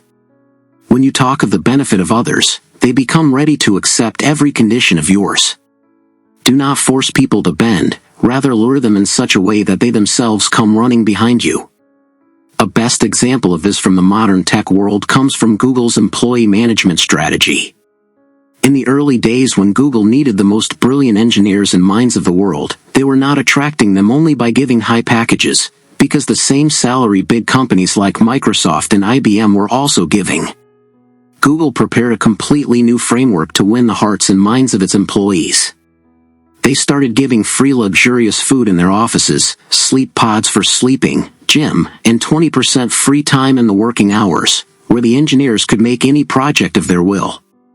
This strategy created a very deep loyalty for the company in the mind of the engineers.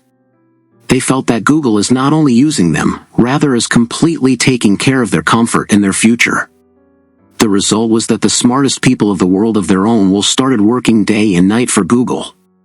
The company did not force them, rather made their experience so friendly that the employees themselves considered the company their home. So how do you include this clever rule in your career growth? The first step is, never command directly. That is, never throw direct authority on anyone. In the office, if you have to get any very difficult work done from your team, instead of giving them orders, talk on their self-interest. Tell them that by completing this project how much their own profile will become strong, and how big a promotion they can get in the eyes of the management. When people start seeing their own benefit in the work, they work at double speed. Second step, read their emotional state. That is, observe the mood and the needs of people very deeply. If your boss is very troubled or insecure about any talk, do not go in front of him with your big ideas. First, listen to his trouble. Console him, and make him feel his image safe. When you become their emotional support in the difficult time of people, they unknowingly get pressed under your ease, and in the future support every talk of yours with closed eyes. Third step, play on visual empathy. That is, always present yourself in front of people like a humble and helpful person. Always keep your tone soft and welcoming. When you create love and respect in place of hate for yourself in the hearts of people, your power becomes permanent forever. Always remember that with the sword only the neck can be bent. But by winning the hearts you can raise your empire forever on the entire world. Reach the mind of people through the path of their hearts, and become the undisputed. Law 44. Disarm and infuriate with the mirror effect. In this game of power, the mirror effect, that is, behaving like a mirror, is a very dangerous and magical weapon. When you stand in front of the mirror, you see yourself, but you cannot see the reality behind that mirror.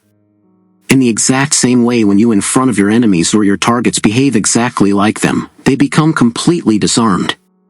If anyone attacks you and you reply by turning back exactly like him, he gets confused, and he does not understand what strategy he should adopt. The mirror deceives people. When you mirror the thoughts of people, their way of living, and their preferences, they feel that you are their closest person who understands their soul. But in reality you are only giving them a deception so that you can control their mind. The person who becomes a mirror in front of the world very easily hides his real intentions. The human psychology behind this is very precise, which we call the narcissus effect. Every person loves himself a lot. When he sees in any other person his own shadow, his habits, and his thinking, he immediately gets pulled toward that person. Our mind trusts the fastest on those people who are like us. If you want to seduce anyone or win his trust, just start copying his likes and dislikes. On the other side, when any person is very proud or cruel, and you behave with him exactly as cruel, he gets the feeling of his own badness. This thing infuriates him in a terrible way, that is, makes him angry. He, coming in anger, forgets all his defense, and starts making mistakes. The mirror at the same time can win the heart of the other person, and can also make him mad. The best example of this magical strategy in history comes from the life of the famous politician of ancient Greece, Alcibiades. Alcibiades was a very beautiful, clever, and deceptive person. But he had a wonderful talent.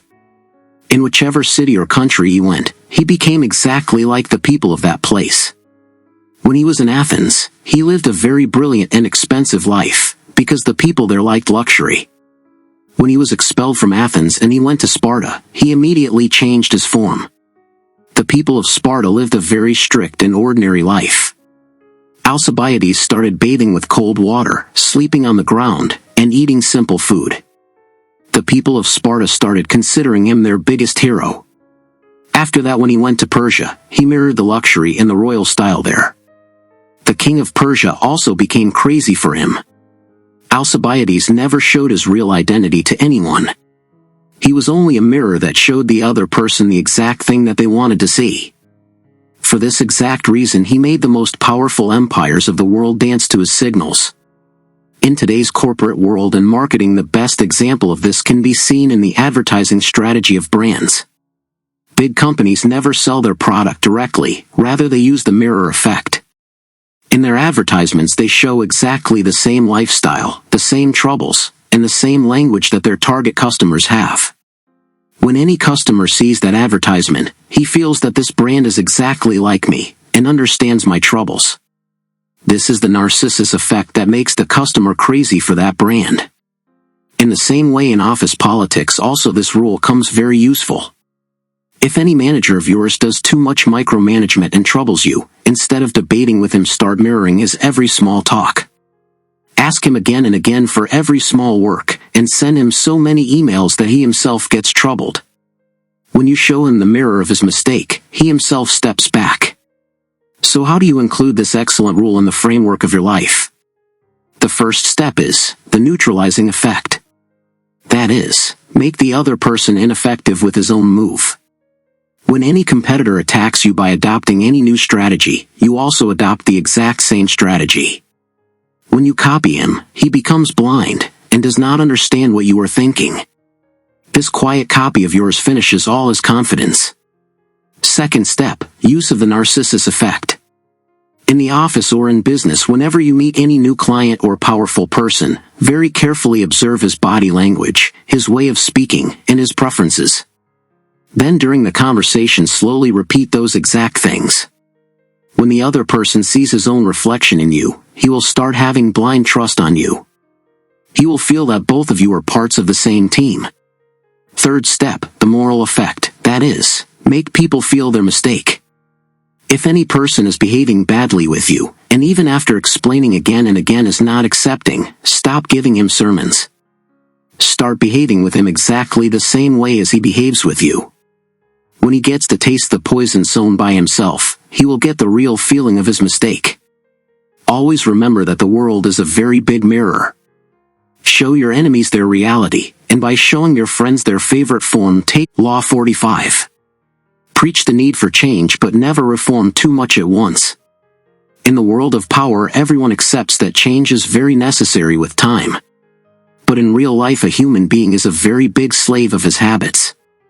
When you come into power and suddenly try to change all the old rules and impose a new system, people get scared very badly and rebel. The real rule of power is that in your talks and speeches you strongly advocate change. Show people the dreams of a new vision. But in reality apply that change at a very slow speed. Even if making the change is very necessary, present it in such a way as if it is not any completely new thing, but a better form of the old and great history. The leader who tries to change the world overnight, the world very quickly throws him down from the throne. Work peacefully and slowly so that no one gets a hint of your real intentions. The human psychology behind this is very ordinary and deep. The human mind depends on habits and the old routine for its security. When things run exactly the same way as they have always been running, a human being gets a mental peace. But the moment any new leader comes and tries to suddenly break those habits, the mind of people starts giving the signal of danger. They feel that their identity and their history is being directly attacked. Even if your new idea is as brilliant and beneficial as possible, if it is imposed suddenly, people will reject it. In contrast, when you respect the old traditions, and present the change like a small improvement, people easily adopt it. A wise player never comes like a storm and destroys everything. He comes like a slow wind and completely changes the entire atmosphere according to himself. The mind of a human being is like a pendulum. If you pull it very fast to one side, it will go back to the old side with the same speed. The best example of this great rule in history comes from the life of the first emperor of the Roman Empire, Augustus Caesar. Before Augustus, his father Julius Caesar had tried to make changes very fast. Julius had completely finished the old system of Rome and declared himself a dictator. Because of which the leaders of Rome did a terrible rebellion and murdered him. Augustus had understood this thing very well. When power came into the hands of Augustus, he decided to change Rome into an empire. But he did not repeat the exact mistake of Julius. Augustus told the public and the leaders of Rome that he is not bringing any new system, rather he is bringing back the old and great republic system of Rome. He kept the old Senate standing. He kept the names of the old posts the same, and left the old laws also exactly the same. From the outside everything looked old. But from the inside Augustus had taken all the power into his own hands. He completely changed the entire history of Rome without any rebellion, because he had put the clothes of the old customs on the change. So how do you include this deep rule in the framework of your life and career? The first step is, pay lip service to change. That is, only talk about change. When you go as a boss to any new office, in your very first meeting do not tell everyone that you will change everything here. Tell people that you want to take the company forward. But along with that also say that you have a very big need of the old and experienced people here. Make them feel that you respect their old work a lot. Second step, make small and invisible changes. That is, the changes should be very small and quiet. If you have to change any old rule, do not finish it overnight. First make some small improvement in it. Let people get used to it, and then after a few months slowly take the next step. When the change happens in pieces, no one opposes it, because it does not look a big threat to anyone. Third step, wrap the new in the old. That is, present the new things in the old packing. Whenever you apply any new idea or new system, connect it with some old and successful thing. Tell people that this new idea is exactly the same as what our old and great boss had thought years ago. When people see the old memory and the old security in the new thing, they immediately adopt it. Never present yourself like a rebel. Become a wise reformer. Law 46. Never appear too perfect. Looking better than others is always dangerous. But the most dangerous is looking completely perfect. In this game of power, when you present yourself like such a person in whom there is no deficiency, who never makes any mistake, and in whom there is no badness, you unknowingly create deep envy, that is, jealousy, for yourself in the mind of people. It is human nature that seeing a person more perfect than himself, he fills with inferiority from the inside. Out of jealousy, people start hatching conspiracies against you behind your back, and the moment they get the right opportunity, they completely try to pull you down.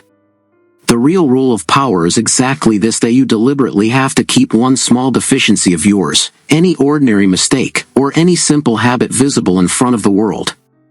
When people see any deficiency of yours, their fear ends, and they start considering you an ordinary person like themselves. Do not keep the pride of looking perfect, because real power is in using your weaknesses like a shield. The human psychology behind this is very practical. When any person is at the top in every field, and becomes too successful, society starts looking at him like a wonder. People do praise his success, but from the heart they start hating him. Jealousy is such a quiet poison that slowly turns all your friends into your enemies. The people who are smiling in front of you, the exact ones are waiting behind the curtain for your failure. A clever player understands this thing very well. He knows that he does not have to show his success by making it too big. He does not openly beat the drum of his wealth, his intelligence, or his happiness. From time to time he himself mentions any small failure of his, or accepts his defeat on any ordinary talk. By doing this, the ego of people becomes satisfied, and their anger completely becomes calm. A very wonderful example of this strategic rule in history comes from the life of one of the richest and most powerful personalities of England in the 18th century, Sir Robert Walpole. Walpole became the first Prime Minister of Britain, and he ruled the country for years without any big opposition. The biggest secret of this long success of his was exactly this, that he never presented himself like a very big intellectual or perfect person. He was very rich. But whenever he went to the Parliament or met ordinary people, he behaved like a simple rural landlord. He deliberately wore simple clothes, laughed in a rural style, and openly mocked his small habits. His opponents thought that this person is very simple and ordinary. What is there to fear from him? Walpole had hidden his terrible political strength behind his ordinary image. He never let jealousy get created for himself in the mind of people, and for this exact reason he remained at the peak of power for a long time. In today's modern professional age, also big leaders use this strategy. When any new and extremely talented employee enters any big company, and from the very first day by showing all his skills becomes the favorite of the boss, the entire team becomes against him. People start finding deficiencies in his work, and try to make his projects fail. Wise professionals use this rule very cleanly. Along with their big successes, they also keep any small weakness of theirs in front of the team. Like they say in front of everyone that my English is not that good, or I have a little difficulty in making Excel sheets. When the remaining people of the team see that this super successful person also has some deficiencies, they forget their jealousy and come forward to help him. By putting one small weakness of theirs in front, they win the trust and support of the entire team. So how do you include this clever rule in the framework of your life? The first step is, display a harmless flaw. That is, deliberately show the world any such deficiency of yours from which you do not have any big loss. During your conversation, sometimes mention any old failure of yours, or call yourself weak in any small thing. When people hear these deficiencies of yours, they will feel a deep connection with you, and will never hatch any conspiracy against you. Law 47. Do not go past the mark you aimed for. In victory, learn when to stop. In this game of power, achieving victory is a very big thing. But moving forward drowned in the intoxication of that victory becomes the reason for the biggest failure. When you achieve your goal, that is, the target, a strange pride and extra confidence comes inside you. You feel that now you can never lose. This exact is the turn where you go ahead of your real purpose, and raise new enemies for yourself. The real rule of power is that when you reach your destination, immediately stop. At the time of victory itself, the most caution is needed, because at that time your mind is filled with emotions. A clever player plans his victory in advance, and the moment he reaches that point, he pulls his steps back. Learn to handle your successes, because moving too far ahead means inviting destruction yourself. The human psychology behind this is very practical, which we call the arrogance of victory. When a human being wins, his mind stops thinking in a logical way. He starts estimating his strength more than necessary, and starts considering his enemies very light. From your sudden big success, the people around you are already scared and burning. If you continue your aggressiveness even after that victory, they all together make a very big alliance, that is, a group, against you. They wait for one small mistake of yours so that they can completely destroy you. A wise leader knows that with every victory his resources and his energy decrease. Therefore, after a big victory he stops.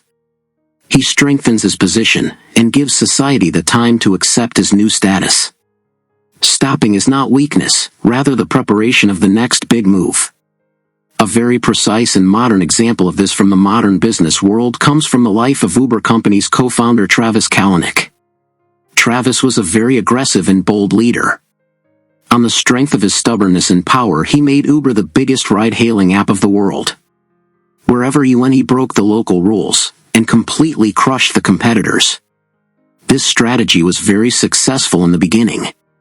But when Uber became the undisputed king of the entire world, Travis should have stopped, and focused on improving his reputation. He kept moving forward in his old aggressive stubbornness. He raised a very toxic culture inside his company. He openly picked fights with the regulators, and made everyone his enemy. The result was that the investors, media, and employees of the entire world became against him. Because of this exact overconfidence of his, in the end he was thrown out of the company he himself had made. He did not know how to stop after victory. Another best example of this from the modern tech industry comes from the history of Microsoft. In the 1990s, when the Windows operating system was doing a complete monopoly on the computer market of the entire world, the owner of the company, Bill Gates, instead of stopping, tried to increase his monopoly even more. He connected his Internet Explorer browser with Windows in such a way that the market for other browsers completely ended. This was a matter of going very far ahead of his decided target. This unnecessary aggressiveness made the American government and the entire court his enemy. A very big antitrust case got registered on Microsoft, which ran for years. This case did a very big damage to the reputation of the company. It diverted their attention, and gave the chance to new companies like Google to move forward. Microsoft had crossed its limit, whose price they had to pay by losing their reputation in crores of dollars. So how do you include this extremely necessary rule in the framework of your career growth?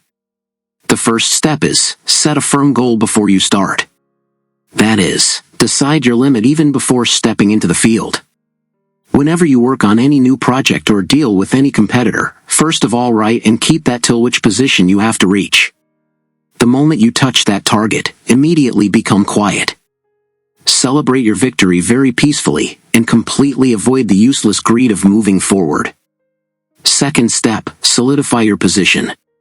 That is, strengthen the land you have won. When you get any very big promotion in the office, or any new business of yours becomes very successful, do not immediately start any new and risky work. First, understand the rules of your new position. Win the trust of your team, and make your system completely stable. A strong fortress always gets built on that land which has become completely quiet and organized. Third step, learn the art of tactical retreat. That is, learn to step back at the right time. When you are completely winning in any debate or any deal, do not try to completely destroy the other person. Certainly give him a small path to save his respect. When you do not completely crush the ego of the other person, he does not become your enemy in the future. Decide one limit of your victory. Learn to stop at the right time, and like a free emperor keep your empire established forever on this entire world on your own conditions. Law 48. Assume formlessness. In this game of power, when you keep any one fixed shape, that is, form, of yours in front of the world, you yourself do a very big damage. Having a fixed shape means that your enemies clearly get to know your weaknesses, your way of working, and your next step. They can very easily prepare a precise strategy against you. The last and biggest rule of power is that you have to become formless like water. Put water in whichever vessel, it takes the form of that exact vessel. It is so flexible that no one can catch it. But its speed breaks even the rocks. Never let your real thinking or your fixed patterns become visible in front of the world. Always keep changing. Keep your enemies continuously confused, and learn to mold yourself according to the situations. The person who can change every moment, no attack can ever be effective on him. The psychology behind this is very practical and deep. The human mind always tries to find patterns. People want to see on what talk you get angry. When you become happy, and what is the real secret of your strength. Once they understand these scales of yours, your power comes into their control. But when you are formless, their entire logic fails. They start fearing your silence and you're suddenly changing decisions. Formlessness does not mean that you have no plan. Rather, it means that your plan is so dynamic that no one can see it from the outside.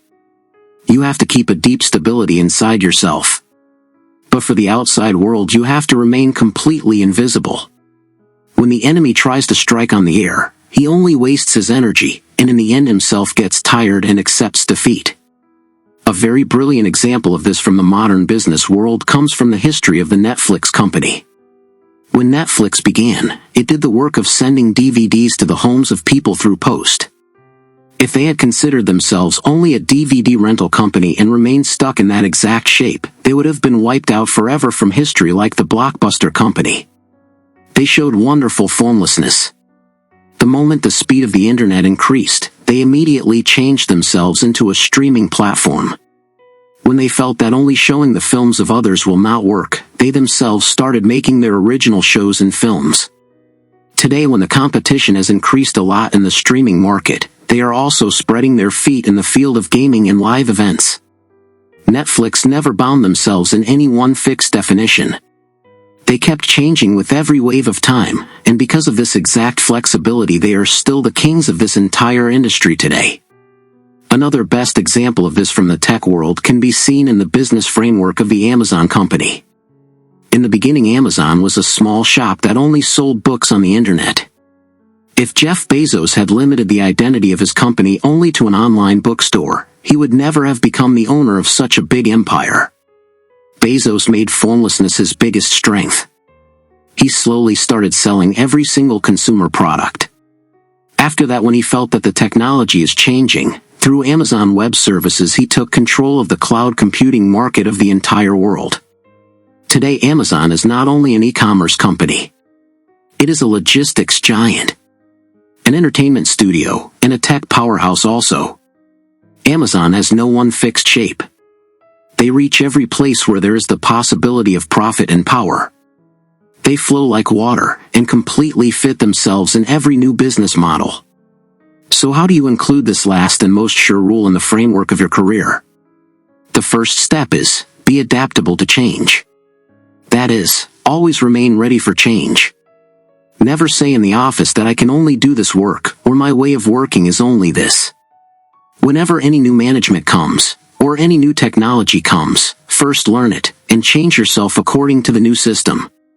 The employee who is the most flexible, the company can never throw him out. Second step, keep your plans invisible. That is, always keep your intentions hidden. When you are working on any big project, or thinking of changing your job, do not let anyone in the office get a hint of it. In front of people, remain completely ordinary and quiet. When you do not beat the drum of your next step, no one can put any obstacle in your path. Your success should always be like a sudden explosion. Third step, never rely on a single strategy. That is, never completely depend on any one plan. Always keep a plan B and plan C ready with yourself. If the situations suddenly change, and any very big deal of yours even breaks, instead of sitting disappointed, immediately find a new path. Keep your thinking free. Become flexible like water. Mold yourself according to every difficult situation, and with complete silence keep your empire established forever on this world. The final move. Conclusion. We have reached the exact last destination of this long and deep journey of the 48 laws of power. This game of power is neither good nor bad. It completely depends on how you use it. These 48 rules have not made you any villain, rather they have made you such a mastermind who can sense every cleverness, every deception, and every strategy of the world much in advance. Now no one can easily take advantage of you. You have come to know when to remain silent, when to open your cards, when to become a mirror and confuse the other person, and when to become formless like water. Most of the people of the world fear the bitter truth, and in the middle leave the video and run away. But if you have remained stuck with me in this journey from the first rule till this last rule, then believe me, you are among those top 1% people of the world in whom there is truly the fire of conquering the world. You are not any ordinary audience for me. You are that elite group that has completely upgraded its mind. When you started this series, whatever you were, but the person who is sitting in front of this screen today has completely changed from the inside. You have become much more fearless, quiet, and clever than before. Make this entire knowledge your shield. You do not need to swing the sword everywhere. Rather, make your presence and your mindset so strong that the enemy accepts defeat even before colliding with you. Keep trust on yourself. Silently raise your empire, and always remember that real power is in your own mind. If this audiobook changed the way you think about power, influence, or human behavior, consider subscribing to the channel. And if there was one law that stood out to you more than the others, share it in the comments. Because understanding power is one thing. Recognizing it when it is happening around you is something else entirely.